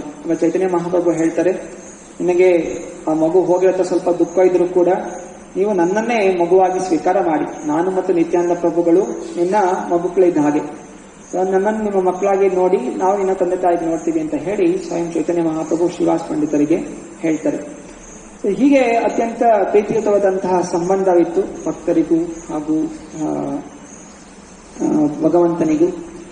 ಹೀಗೆ ಚೈತನ್ಯ ಮಹಾಪ್ರಭು ಕಾಲಕ್ರಮೇಣ ಸನ್ಯಾಸ ಸ್ವೀಕಾರ ಮಾಡಿದ್ಮೇಲೆ ಅವರು ಜಗನ್ನಾಥಪುರಿಯಲ್ಲಿ ನಿವಾಸ ಮಾಡ್ತಾ ಇದ್ದಾರೆ. ಜಗನ್ನಾಥಪುರಿ ನಿವಾಸ ಮಾಡ್ತಾ ಇರ್ಬೇಕಾದ್ರೆ ಶ್ರೀವಾಸ್ ಪಂಡಿತ ಅವರ ಪರಿವಾರದೆಲ್ಲ ವರ್ಷಕ್ಕೊಮ್ಮೆ ಅಲ್ಲಿ ಹೋಗ್ತಾ ಇದ್ರು, ಹೋಗಿ ಅವ್ರ ದರ್ಶನ ಮಾಡ್ಕೊಂಡು ಬರ್ಲಿಕ್ಕೆ. ಚೈತನ್ಯ ಮಹಾಪ್ರಭುನು ಕೆಲವೊಮ್ಮೆ ಇಲ್ಲಿ ಮಾಯಾಪುರಕ್ಕೆ ಬರ್ತಾ ಇದ್ರು ಅವ್ರ ತಾಯಿ ಸಚಿದೇವಿಯನ್ನು ನೋಡ್ಲಿಕ್ಕೆ. ಸಚಿದೇವಿಯನ್ನು ನೋಡ್ಲಿಕ್ಕೆ ಬಂದಾಗ ಒಮ್ಮೆ ಶ್ರೀವಾಸ್ ಪಂಡಿತನ ಹೋಗ್ಲಿಕ್ಕೆ ಭೇಟಿಯಾಡ್ಲಿಕ್ಕೆ ಹೋಗ್ತಾರೆ. ಆಗ ಚೈತನ್ಯ ಮಹಾಪ್ರಭು ಕೇಳ್ತಾರೆ ಶ್ರೀವಾಸ್ ಪಂಡಿತ, ಅಲ್ಲ ಶ್ರೀವಾಸ್ ಪಂಡಿತ ನೀನು ಏನು ಕೆಲಸಕ್ಕೆ ಹೋಗ್ತಾ ಇಲ್ಲ, ಯಾವಾಗ್ಲೂ ಹರೇ ಕೃಷ್ಣ ಅಂತ ಜಪಿಸ್ತಾ ಇರ್ತೀಯ, ನಿನ್ನ ಹೆಂಡತಿ ಇದ್ದಾರೆ, ಮತ್ತೆ ಅಣ್ಣ ತಮ್ಮಂದ್ರು, ಅವ್ರ ಮಕ್ಕಳು, ಮತ್ತೆ ಕೆಲಸದವರು ಎಲ್ಲ ಇದ್ದಾರೆ, ಇವರಿಗೆಲ್ಲ ಹಣ ಎಲ್ಲಿಂದ ಬರುತ್ತೆ, ಹೆಂಗೆ ಇವರನ್ನ ಪಾಲನೆ ಮಾಡ್ತಾ ಇದ್ಯಾ, ಗೃಹಸ್ಥ ನೀನು ಕೆಲಸಕ್ಕೆ ಹೋಗ್ಬೇಕು ಅಂತ ಹೇಳ್ತಾರೆ. ಆಗ ಶ್ರೀವಾಸ್ ಪಂಡಿತ ಹೇಳ್ತಾರೆ, ಎಲ್ಲಾ ಜಗತ್ತನ್ನು ಪಾಲನೆ ಮಾಡ್ತಾ ಇರುವಂತವನು ಕೃಷ್ಣ. ನನ್ನ ಹೃದಯದಲ್ಲಿ ಕೃಷ್ಣ ಭಕ್ತಿ ಒಂದು ಆಚರಣೆ ಮಾಡೋದ್ ಬಿಟ್ಟು ಬೇರೆ ಏನು ಮಾಡ್ಲಿಕ್ಕೆ ನನಗೆ ಆಸಕ್ತಿ ಇಲ್ಲ. ಅಕಸ್ಮಾತ್ ಆಗಿ ಏನೋ ನನಗೆ ಆಹಾರ ಸಿಗ್ಲಿಲ್ಲ ಅಂತ ಅನ್ಕೊಳ್ಳಿ, ಒಂದ್ ದಿವಸ ಉಪವಾಸ ಮಾಡ್ತೀನಿ. ನಂತರ ಅವರು ಹಿಂಗೆ 3 ಬಾರಿ ಚಪ್ಪಾಳೆ ತರ್ತಾರೆ, 3 ಸಲ ಚಪ್ಪಾಳೆ ಮಾಡ್ತಾರೆ. ಚೈತನ್ಯ ಮಹಾಪ್ರಭು ಕೇಳ್ತಾರೆ, ಇದು 3 ಚಪ್ಪಾಳೆ ಇದ್ರ ಅರ್ಥ ಏನು ಅಂತ. ಆಗ ಶ್ರೀವಾಸ್ ಪಂಡಿತ ಹೇಳ್ತಾರೆ, ಒಂದ್ ದಿವಸ ನಾನು ಕಾಯ್ತೀನಿ, ನನಗೇನು ಆಹಾರ ಸಿಗ್ಲಿಲ್ಲ, ಉಪವಾಸ ಮಾಡ್ತೀನಿ. 2ನೇ ದಿವಸ ಕಾಯ್ತೀನಿ, 2ನೇ ದಿವಸನೇ ಏನು ಆಹಾರ ಸಿಗ್ಲಿಲ್ಲ, ಅವತ್ತು ನಾನು ಉಪವಾಸ ಮಾಡ್ತೀನಿ. 3ನೇ ದಿವಸ ಕಾಯ್ತೀನಿ, 3ನೇ ದಿವಸನೂ ಉಪವಾಸ, ನನಗೆ ಏನು ಆಹಾರ ಸಿಗ್ಲಿಲ್ಲ ಅಂತ ಹೇಳಿದ್ರೆ 4ನೇ ದಿವಸ ಹೋಗಿ ನಾನು ಗಂಗಾ ನದಿಗೆ ಬಿದ್ದು ನನ್ನ ಕುತ್ತಿಗೆಗೆ ಒಂದು ಮಡಕೆ ಸುತ್ತಕೊಂಡು ನಾನು ಗಂಗೆಯಲ್ಲಿ ಬಿದ್ದು ಆತ್ಮಹತ್ಯೆ ಮಾಡ್ಕೊಂಡ್ಬಿಡ್ತೀನಿ. ಅಂದ್ರೆ ಭಗವಂತ ಕೊಟ್ಟರೆ ತಗೊಳ್ಳೋದು, ಅವ್ನು ಕೊಡ್ಲಿಲ್ಲ ಅಂತ ಹೇಳಿದ್ರೆ ನಾನು ಆತ್ಮಹತ್ಯೆ ಮಾಡ್ಕೊಂಡ್ಬಿಡ್ತೀನಿ. ಚೈತನ್ಯ ಮಹಾಪ್ರಭು ಹೇಳ್ತಾರೆ, ನೀನು ಆತ್ಮಹತ್ಯೆ ಮಾಡ್ಕೊಳ್ಳೋದ ಸಾಧ್ಯನೇ ಇಲ್ಲ. ಅಕಸ್ಮಾತ್ ಆಗಿ ಏನೋ ಪರಿಸ್ಥಿತಿ ಬಂದು ಲಕ್ಷ್ಮೀದೇವಿ ಕೂಡ ಅವಳ ಹಣ ಎಲ್ಲ ಕಳ್ಕೊಂಡ್ಬಿಟ್ರು ಕೂಡ, ಬಡತನ ಬಂದ್ರು, ಅವಳಿಗೆ ಬಡತನ ಬಂದ್ರು ಕೂಡ ನಿನ್ನ ಮನೆಯಲ್ಲಿ ಯಾವತ್ತೂ ಬಡತನ ಅನ್ನೋದು ಬರೋದಿಲ್ಲ. ಹೀಗೆ ಯಾರು ಕೃಷ್ಣ ಭಕ್ತಿಯಲ್ಲಿ ಸದಾ ಇರುತ್ತಾರೋ, ಎಲ್ಲಿ ಕೃಷ್ಣ ಇರ್ತಾನೆ ಅಲ್ಲಿ ಲಕ್ಷ್ಮೀದೇವಿ ಇರ್ತಾಳೆ. ಲಕ್ಷ್ಮೀದೇವಿ ತನ್ನ ಪತಿಯ ಸೇವೆ, ಚರಣಗಳ ಸೇವೆಯಲ್ಲಿ ಯಾವಾಗ್ಲೂ ಇರ್ತಾಳೆ. ಯಾವತ್ತೂ ನಾವು ಲಕ್ಷ್ಮಿಯನ್ನು ನಾರಾಯಣನಿಂದ ಬೇರ್ಪಡಿಸಬಾರ್ದು. ಅನೇಕ ಜನ ಕೇವಲ ಲಕ್ಷ್ಮೀ ಪೂಜೆ ಮಾಡ್ತಾರೆ, ನಾರಾಯಣ ಭಕ್ತಿ ಮಾಡೋದಿಲ್ಲ. ಶಿವಭಕ್ತರು ಇರ್ತಾರೆ, ಅದೇ ಶುಕ್ರವಾರ ಬಂದಾಗ ಮಾತ್ರ ಲಕ್ಷ್ಮೀ ಪೂಜೆ ಆಚರಣೆ ಮಾಡ್ತಾರೆ. ಅಂಥವ್ರಿಗೆ ಯಾವತ್ತೂ ಲಕ್ಷ್ಮೀದೇವಿ ಒಲಿಯೋದಿಲ್ಲ.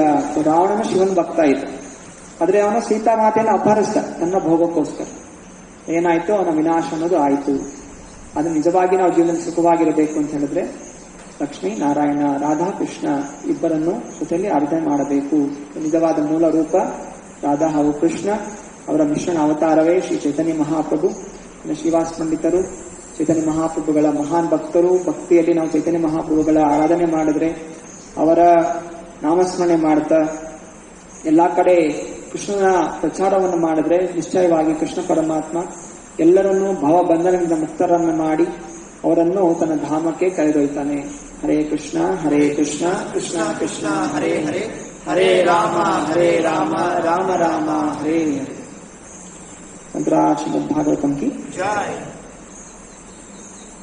ಪ್ರಶ್ನೆಗಳಿದೆಯಾ ಇವತ್ತಿನ ಚರ್ಚೆಯಲ್ಲಿ? Although Maharaj Chitraketu, he has so much knowledge, but by seeing Angira Rishi and Narada Muni, he was reciting so many Rishis' names. Although he has such a discrimination on his heart, but he was completely filled with sorrow by seeing his dead son. How it is possible to like it is? ಪ್ರಶ್ನೆ ಕೇಳ್ತಾ ಇದ್ದಾರೆ, ಚಿತ್ರಕೇತು ಮಹಾರಾಜ ಇಷ್ಟೊಂದು ಮಹಾನ್ ಭಕ್ತನಾಗಿದ್ರು ಕೂಡ, ಮತ್ತೆ ಎಲ್ಲ ಅಷ್ಟೊಂದು ಋಷಿಗಳ ಹೆಸರುಗಳು, ಅವರು ಮಾಡಿದಂತಹ ಕಾರ್ಯಗಳು ಎಲ್ಲ ಗೊತ್ತಿದ್ರು ಕೂಡ ಯಾಕೆ ಅವನು ದುಃಖಿಸ್ತಾ ಇದ್ದ, ಅಷ್ಟೊಂದು ವಿಲಾಪ ಯಾಕೆ ಪಡ್ತಾ ಇದ್ದ? ಭೌತಿಕ ಜಗತ್ತಿನಲ್ಲಿ ಇರಬೇಕಾದ್ರೆ ಮಾಯೆಯ ಪ್ರಭಾವ ಎಲ್ಲರ ಮೇಲೇನೂ ಇಳುತ್ತೆ. ಮಾಯಾ ಜಗತ್ತು ತುಂಬಾ ಇದೆ, ನಾವು ತುಂಬಾ ತುಂಬಾ ಸಣ್ಣದಾಗಿದ್ದೀವಿ. ಎಂತಹ ಭಕ್ತರನ್ನು ಕೆಲವೊಮ್ಮೆ ಮಾಯೆ ಆವರಿಸ್ಬಿಡುತ್ತೆ.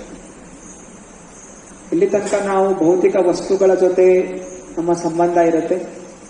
ಆ ಭೌತಿಕ ವಸ್ತುಗಳ ಮೇಲೆ ನಮಗೆ ಆಕರ್ಷಣೆ ಅನ್ನೋದು ಆಗ್ತಾ ಇರುತ್ತೆ. ನಮ್ಮ ಇಂದ್ರಿಯಗಳು, ಪಂಚೇಂದ್ರಿಯಗಳು, ಕರ್ಮೇಂದ್ರಿಯಗಳು ಇದೆಲ್ಲ ತುಂಬಾ ಬಲಿಷ್ಠವಾಗಿದೆ. ಆತನ ನಿಜ ಸ್ವರೂಪ ನಮಗೆ ಇನ್ನೂ ಪ್ರಕಟವಾಗಿಲ್ಲ. ನಾವು ಥಿಯರಿ ನಾವೆಲ್ಲ ತಿಳ್ಕೊಂಡಿದ್ದೀವಿ, ಆದರೂ ಕಾರ್ಯಗತಗೊಳಿಸಬೇಕಾದ್ರೆ ಅದನ್ನು ನಾವು ಪಾಲನೆ ಮಾಡ್ಲಿಕ್ಕೆ ಆಗೋದಿಲ್ಲ. ಆದ್ದರಿಂದಲೇ ಹೇಳಿರುವಂತಹದ್ದು ಸಾಧು ಸಂಘ.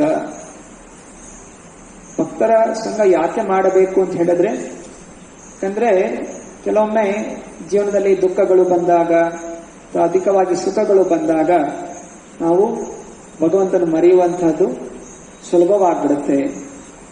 ಯಾವಾಗ ಭಕ್ತರಿರ್ತಾರೆ ನಮ್ಮನ್ನು ಅಂತಹ ಭ್ರಮೆಗೆ ಒಳಗಾಗದೇ ಇರೋ ತರ ನಮ್ಮ ರಕ್ಷಣೆ ಅನ್ನೋದು ಮಾಡುತ್ತಾರೆ. ಚಿತ್ರಕೇತು ಮಹಾರಾಜ ಆ ಜ್ಞಾನ ಇದ್ರೂ ಕೂಡ ಆ ಸಮಯದಲ್ಲಿ ಅವರು ಭ್ರಮಿತರಾದರು, ತಾತ್ಕಾಲಿಕವಾಗಿ ಭ್ರಮಿತರಾದರು. ಆದ್ರೆ ಅಂಗ್ರಿಯ ಋಷಿ ಹಾಗೂ ನಾರದ ಮುನಿಗಳ ಕೃಪೆಯಿಂದ, ಆ ವೈಷ್ಣವರ ಸಂಘದಿಂದ ಮತ್ತೆ ಪುನಃ ಅವರಿಗೆ ಜ್ಞಾನೋದಯ ಅನ್ನೋದು ಆಯಿತು. ಅದರಿಂದಲೇ ಯಾವಾಗಲೂ ಭಕ್ತರ ಸಂಘ ಜಪ ಮಾಡ್ತಾ ಇರ್ತೀವಿ. ಗೊತ್ತಿದೆ ಭಗವಂತನಿಗೂ ಭಗವಂತನ ನಾಮಕ್ಕೂ ಯಾವುದೇ ರೀತಿ ವ್ಯತ್ಯಾಸ ಇಲ್ಲ. ಭಗವಂತ ಸಾಕ್ಷಾತ್ ಜಪ ಮಾಡಬೇಕಾದ್ರೆ ಭಗವಂತನ ಇರ್ತಾನೆ ಅಂತ. ಅವರು ಜಪ ಮಾಡ್ತಾ ಇರ್ಬೇಕಾದ್ರೆ ಅಂದ್ರೆ ಜಪ ಮಾಡ್ತಾ ಇದ್ರು ಕೂಡ ಭ್ರಮಿತರಾಗಿ ನಿದ್ರಾವಸ್ಥೆಗೆ ಹೋಗ್ತಾ ಇದ್ವಿ. ಜೊತೆಲಿ ಭಕ್ತರಿದ್ರೆ ಏನ್ ಮಾಡ್ತಾರೆ, ಎಚ್ಚರಗೊಳಿಸ್ತಾರೆ. ಹೀಗೆ ಒಂದು ಉದಾಹರಣೆ. ಹಾಗೆ ನಮ್ಮ ಜೀವನದಲ್ಲೂ ಪ್ರತಿ ಹಂತದಲ್ಲೂ ನಾನಾ ವಿಚಾರಗಳು, ವಿಷಯಗಳು ನಾವು ಮೋಹಿತರಾಗ್ತೀವಿ. ಭೌತಿಕ ವಿಷಯಗಳು ಇದೇ ಸತ್ಯ ಅಂತ ಭ್ರಮಿತರಾಗ್ತೀವಿ. ಇದು ಮಾತಾಡದೆ ನಾನು ಸರಿ. ಅದರಿಂದ ಯಾವಾಗ ನಾವು ಪರಾಮರ್ಶೆ ಮಾಡಬೇಕು. ನಾವು ಏನೇ ಕೆಲಸಗಳು ಮಾಡ್ತಾ ಇದ್ರು ಹಿರಿಯ ವೈಷ್ಣವರ ಹತ್ರ, ಗುರುಗಳ ಹತ್ರ ಪರಾಮರ್ಶೆ ಮಾಡೋದ್ರಿಂದ ನಾವು ಸರಿಯಾದ ಮಾರ್ಗದಲ್ಲಿ ಇದ್ದೇವೆ ಅಥವಾ ತಪ್ಪು ದಾರಿ ಇದ್ದೇವೆ ಅನ್ನುವಂತಹ ವಿಚಾರ ಗೊತ್ತಾಗತ್ತೆ. ಹಾಗೂ ನಾವು ಸರಿಯಾದ ದಾರಿಯಲ್ಲಿ ನಡೀತೀವಿ. ಹೀಗೆ ಚಿತ್ರಕೇತು ಲೀಲೆಯಿಂದ ತಿಳಿತಾ ಇರುವಂತಹದ್ದು. ನಾವು ಯಾವತ್ತು ಎಲ್ಲ ತಿಳ್ಕೊಂಡಿದ್ದೀನಿ, ನನ್ನ ಹತ್ರ ಎಲ್ಲ ಬುಕ್ಸ್ ಇದೆ, ನಾನು ಓದ್ಕೋತೀನಿ, ಒಬ್ಬಂಟಿ ಆಗಿರ್ತೀನಿ, ಗುರುಗಳ ದೀಕ್ಷೆ ಪಡೆದಾಯ್ತು, ಇವಾಗ ನಮ್ಗೆ ಯಾರು ಬೇಕಾಗಿಲ್ಲ. ಸೊ ಹೀಗೆಲ್ಲ ನಾವು ಭ್ರಮಿತರಾದ್ರೆ ನಾವು ಹೀಗೆ ಮಾಯಿಗೆ ಒಳಗಾಗ್ತೀವಿ. ಇಂದ ಯಾವಾಗಲೂ ಎಷ್ಟೇ ಶ್ರೇಷ್ಠವಾದ ಭಕ್ತರಾದರೂ ಕೂಡ ನಾವು ಸದಾ ಭಕ್ತರ ಸಂಘದಲ್ಲಿ ಇರಬೇಕು.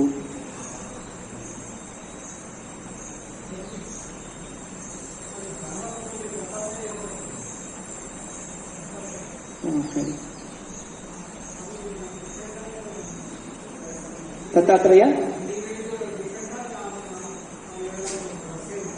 ಇಲ್ಲ, ಶ್ರೀಮದ್ ಭಾಗವತನಲ್ಲಿ ದತ್ತಾತ್ರೇಯದ ಜನ್ಮದ ವಿವರಣೆ ಇದೆ. ಶ್ರೀಮದ್ ಭಾಗವತ 2ನೇ ಸ್ಕಂದದಲ್ಲಿ ಭಗವಂತ ನಾನಾ ಅವತಾರಗಳು ವಿವರಿಸಬೇಕಾದ್ರೆ ಅಲ್ಲಿ ಅತ್ರಿ ಮುನಿಗಳು ತಪಸ್ಸೆ ಮಾಡ್ತಾರೆ. ಆಗ ಬ್ರಹ್ಮ, ವಿಷ್ಣು, ಮಹೇಶ್ವರ 3 ಬಂದು 3 ಜನ ಮಕ್ಕಳು ಹುಟ್ಟುತ್ತಾರೆ ಅನ್ನೋದು ಇದೆ. ಜನರು ಈ ಕಡೆ, ಕೆಲವು ಜನ ಮಹಾರಾಷ್ಟ್ರ ಕಡೆ ಒಂದೇ ವ್ಯಕ್ತಿಗೆ 3 ತಲೆಗಳು ಹಾಕಿ 6 ಕೈಗಳನ್ನು ಕೊಟ್ಟು ಇದು ಎಲ್ಲವೂ ದತ್ತಾತ್ರೇಯ ಅಂತ ಆರಾಧನೆ ಮಾಡ್ತಾರೆ. ಆದ್ರೆ ಹಾಗಲ್ಲ.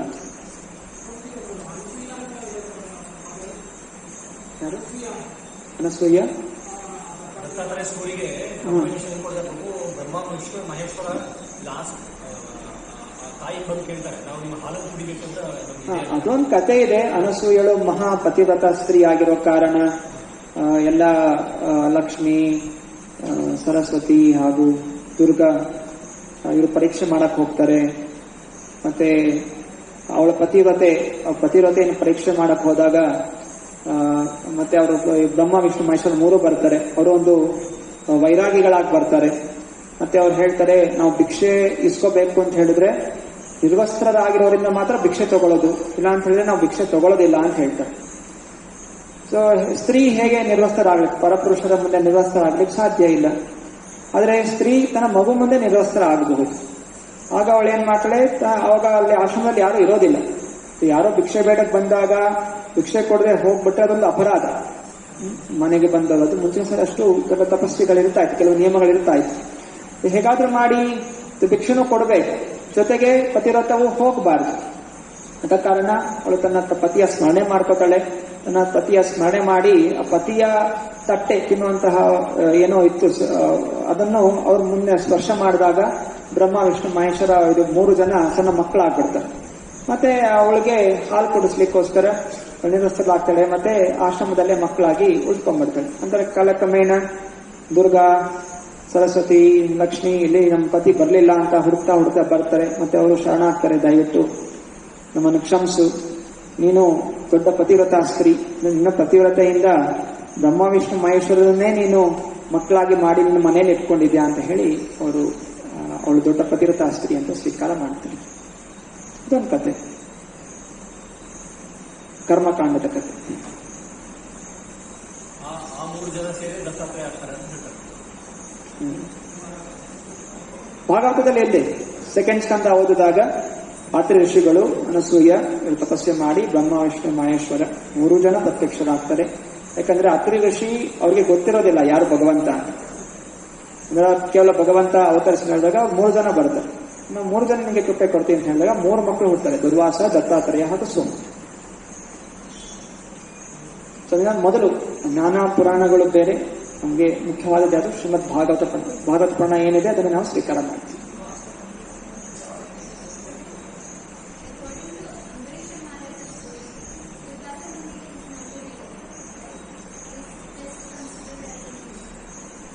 Is a devotee. ಆ ಸಮಯದಲ್ಲಿ ಕ್ರೋಧಿತರಾಗ್ತಾರೆ. ಶಿವನ ಅಂಶ ತಮೋಗುಣದಲ್ಲಿ ಇರೋ ಆ ಅಧಿಪತಿ ಆಗಿರೋ ಕಾರಣ, ಕ್ರೋಧ ಇರೋ ಕಾರಣ ಕೆಲವೊಮ್ಮೆ ಅವರಲ್ಲಿ ಕ್ರೋಧ ಅನ್ನೋದು ಉತ್ಪನ್ನ ಆಗುತ್ತೆ. ಬಟ್ ಆದ್ರೆ ಅವರು ಮಹಾನ್ ಭಕ್ತರು. ಆ ಒಂದು ಲೀಲೆ, ಇದೊಂದು ಲೀಲೆಯಲ್ಲಿ ಹೇಗೆ ಭಕ್ತರಿಗೆ ಶರಣಾಗಬೇಕು. ಸುದರ್ಶನ ಚಕ್ರ ಮನ್ಸು ಮಾಡಿದ್ರೆ ದುರಾಸಮನೆಗಳನ್ನ ಅಲ್ಲೇ ಸುತ್ತಾಕ್ಬೋದಾಗಿತ್ತು, ಸುತ್ತಾಕಿಲ್ಲ, ಅದು ಓಡಿಸ್ಕೊಂಡು ಹೋಯ್ತು. ಮತ್ತೆ ದುರಾಸಮನೆಗಳೆಲ್ಲ ಓಡಿ ಹೋಗಿ ಮತ್ತೆ ತಿರ್ಗ ಶರಣ ಆಗ್ತು.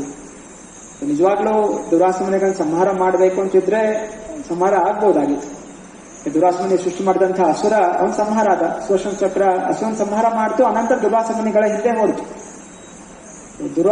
ಸುದರ್ಶನ ಚಕ್ರ ತುಂಬಾ ವೇಗವಾಗಿ ಹೋಗುತ್ತೆ, ಅದು ಓಡಿಸ್ಕೊಂಡು ಹೋಯ್ತೆ ಹೊರತು ಹೋಗಿ ನಿಜವಾಗ್ಲೂ ಅವ್ರನ್ನ ಸಂಹಾರ ಮಾಡಬೇಕು ಅಂತ ಹೋಗ್ಲಿಲ್ಲ. ಹೇಗೆ ಮಹಾಭಾರತ ಯುದ್ಧದಲ್ಲೂ ಕೂಡ ಭೀಷ್ಮಾಚಾರ್ಯ ಅರ್ಜುನಿಗೆ ಬಾಣಗಳು ಬಿಟ್ಟಾಗ ಕೃಷ್ಣ ಸುದರ್ಶನ ಚಕ್ರವನ್ನು ತೆಗಿಲಿಲ್ಲ, ಅವನು ಒಂದು ರಥದ ಚಕ್ರವನ್ನು ತಗೊಂಡು ಹೊಡಿಲಿಕ್ಕೆ ಹೋಗ್ತಾನೆ.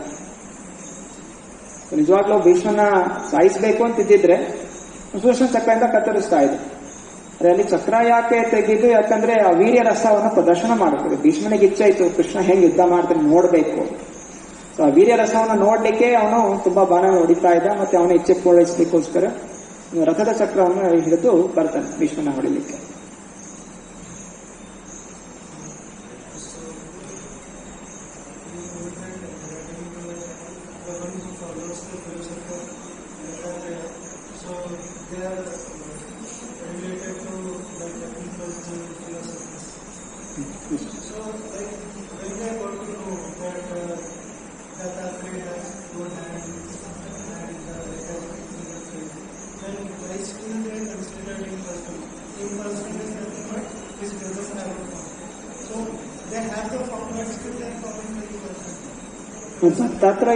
ದತ್ತಾತ್ರೇಯನಿಗೆ ರೂಪ ಇದೆ, ದತ್ತಾತ್ರೇಯ ಬೋಧನೆ ಮಾಡಿದೆ ಅಂತಂದ್ರೆ ಭಗವಂತನಿಗೆ ರೂಪ ಇಲ್ಲ.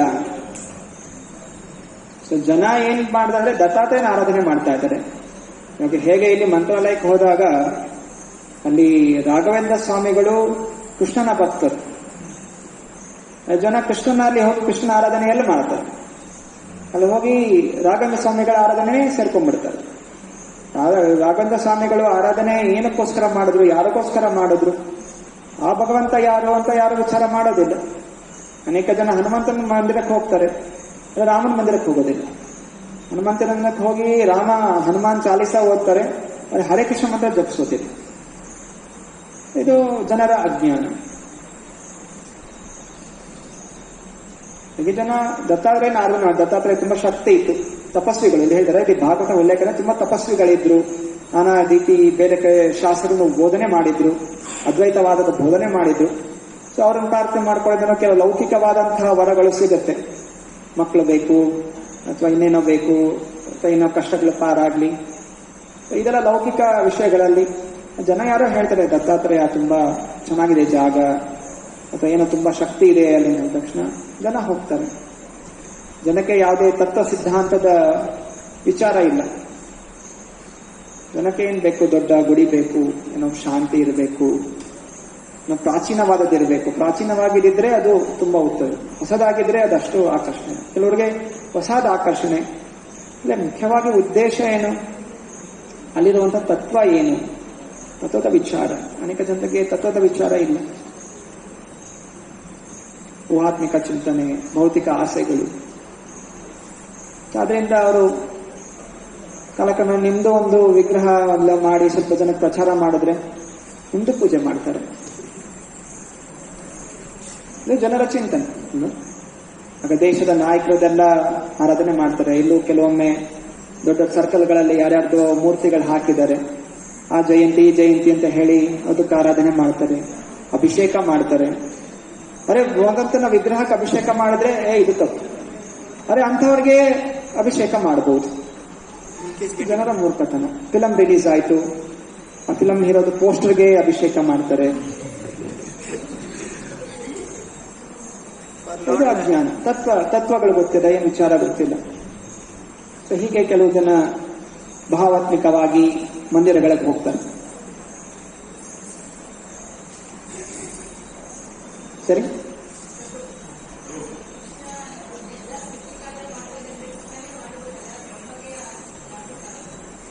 ಬ್ರಹ್ಮನಿಗೆ ಭಗವಂತನೇ ಸರ್ವಶಕ್ತನಾಗಿರ್ಬೇಕಾದ್ರೆ ಬ್ರಹ್ಮನಿಗೆ ಯಾಕೆ ಅವನು ಕೆಲಸ ಮಾಡ್ತಾನೆ ಅಂತ ಒಳ್ಳೆ ಪ್ರಶ್ನೆ.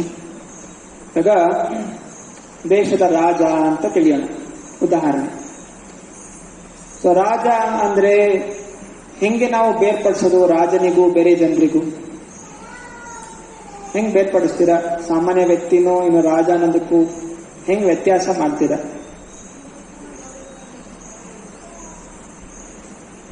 ರಾಜನಿಗೆ ಒಂದು ರಾಜ್ಯ ಇರಬೇಕು, ಅವನಿಗೆ ಅನೇಕ ಮಂತ್ರಿಗಳಿರಬೇಕು, ಅನೇಕ ಸೇವಕರಿರಬೇಕು.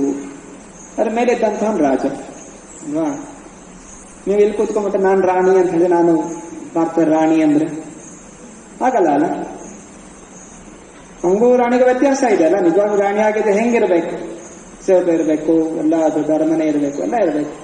ಹಾಗೆ ಭಗವಂತ. ಸೊ ಭಗವಂತ ಎಲ್ಲಾ ಕೆಲಸ ಅವನೇ ಮಾಡ್ತಾ ಇದ್ರೆ ಅವನು ಭಗವಂತ ಹೇಗಾಗ್ತಾನೆ? ಸೊ ಅವನ ಕೆಳಗೆ ಅನೇಕ ಮಂತ್ರಿಗಳಿದ್ದಾರೆ, ಜೀವಿಗಳಿದ್ದಾರೆ, ಎಲ್ಲವೂ ಕೆಲಸ ಕೊಡ್ತಾನೆ. ಅವನೇನ್ ಮಾಡ್ತಾನೆ? ಅವನು ಕೊಳ್ಳಿಟ್ಕೊಂಡು ಆರಾಮಾಗಿ ರಾಸಲೀಲೆ ಮಾಡ್ಕೊಂಡು ಇರ್ತಾನೆ. ಅದು ಕೃಷ್ಣ. ಇಲ್ಲಿರುವಂತಹವರು ಎಲ್ಲ ಬೇರೆ ಬೇರೆ ಶಸ್ತ್ರಗಳು ಇಟ್ಕೊಂಡು ಈ ಭೌತಿಕ ಜಗತ್ತಿನ ಪಾಲನೆಗೋಸ್ಕರ ಇವೆಲ್ಲ ಇರುವಂತ. ಭಗವಂತ ಯಾರ ಮೇಲೆ ಗಮನ ಕೊಡ್ತಾನೆ? ಯಾರು ತನ್ನ ಬಗ್ಗೆ ಚಿಂತನೆ ಮಾಡ್ತಾರೆ ಅವ್ರಿಗೆ ಗಮನ ಕೊಡ್ತಾನೆ. ಮಿಕ್ಕದವ್ರಿಗೆಲ್ಲ ಈ ಎಲ್ಲ ದೇವಾನ್ ದೇವತೆಗಳು. ಈಗ ಜೈಲಿದೆ, ಜೈಲಲ್ಲಿ ಜೈಲರ್ ಇದ್ದಾನೆ, ಪೊಲೀಸ್ಗಳಿದ್ದಾರೆ, ಅವರಲ್ಲಿ ಜೀವಿಗಳೆಲ್ಲ ದಂಡಿಸ್ತಾರೆ.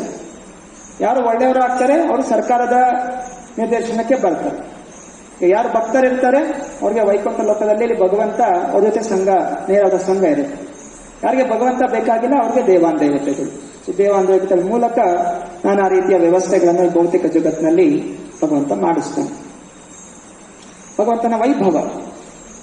ಭಗವಂತನ ಕೆಳಗಡೆ ಎಂತ ಜನರು ಇದ್ದಾರೆ, ಬ್ರಹ್ಮ, ಶಿವ, ದುರ್ಗಾ. ಎಲ್ಲ ಕೆಲಸ ತಾನು ಮಾಡೋದಿಲ್ಲ ಅಲ್ವಾ? ಮನೆ ಯಜಮಾನ ಹೆಂಗಿರ್ತಾನೆ, ಕೆಲಸ ಇದ್ದಾರೆ ಕೆಲಸ ಮಾಡ್ಲಿಕ್ಕೆ. ಈಗ ದೇವಾನ್ ದೇವತೆಗಳಿದ್ದಾರೆ. ಅದಕ್ಕೆಲ್ಲ ಮೀರಿದಂತವನು ಕೃಷ್ಣ. ಯಾವಾಗಲೂ ಆನಂದಮಯವಾಗಿ ಕೇವಲ ಪ್ರೀತಿಯನ್ನು ಸ್ವೀಕಾರ ಮಾಡ್ತಾನೆ. ಅವನು ಲೌಕಿಕ ವಿಷಯಗಳಲ್ಲಿ ಅವನು ತೊಡಗೋದಿಲ್ಲ. ಚೇರ್ಮನ್ ಹೇಗಿರುತ್ತೆ? ಕಂಪನಿ ಚೇರ್ಮನ್ ಬರ್ತಾರೆ, ಸೈನ್ ಮಾಡ್ತಾರೆ, ಎಲ್ಲಿಗೂ ಹಾಯ್ ಹಾಯ್ ಹಾಯ್ ಅಂತಾರೆ, ಆಯ್ತೆಲ್ಲ ಕೆಲಸ ಮಾಡಿ ಆರಾಮಾಗಿ ಬರ್ತಾರೆ. ಬೇಕಾದ ಟೈಮಿಗೆ ಬರ್ತಾರೆ, ಬೇಕಾದ ಟೈಮಿಗೆ ಹೋಗ್ತಾರೆ. ಬಟ್ ಅಲ್ಲಿರುವಂತಹ ಮ್ಯಾನೇಜರ್ಗಳಿಗೆ ಟಾರ್ಗೆಟ್ ಕೊಡ್ತಾನೆ, ನಂಗೆ ಈ ವರ್ಷ ಇಷ್ಟು ಲಾಭ ಆಗ್ಬೇಕು ಅಷ್ಟೇ ಹೇಳ್ತಾನೆ, ಹೊರಟೋಗ್ಬಿಡ್ತಾನೆ. ಸೊ ಹಂಗೆ ಕೃಷ್ಣ ಬ್ರಹ್ಮನಿಗೆ ಹೇಳ್ತಾನೆ, ನಿನ್ ಟಾರ್ಗೆಟ್ ಇಷ್ಟು ಜೀವಿಗಳು ಇದೆಲ್ಲ ದೇಹ ಸಿಗಬೇಕು, ಅವ್ರವ್ರ ಕರ್ಮ ಹಿಂಗೆ ಆಗ್ಬೇಕು, ಟಾರ್ಗೆಟ್ ಇರುತ್ತೆ. ಟಾರ್ಗೆಟ್ ಕೆಲಸ ಮಾಡ್ತಾ ಇರ್ತಾರೆ ಎಲ್ಲ ದೇವಾನ್ ದೇವತೆಗಳು.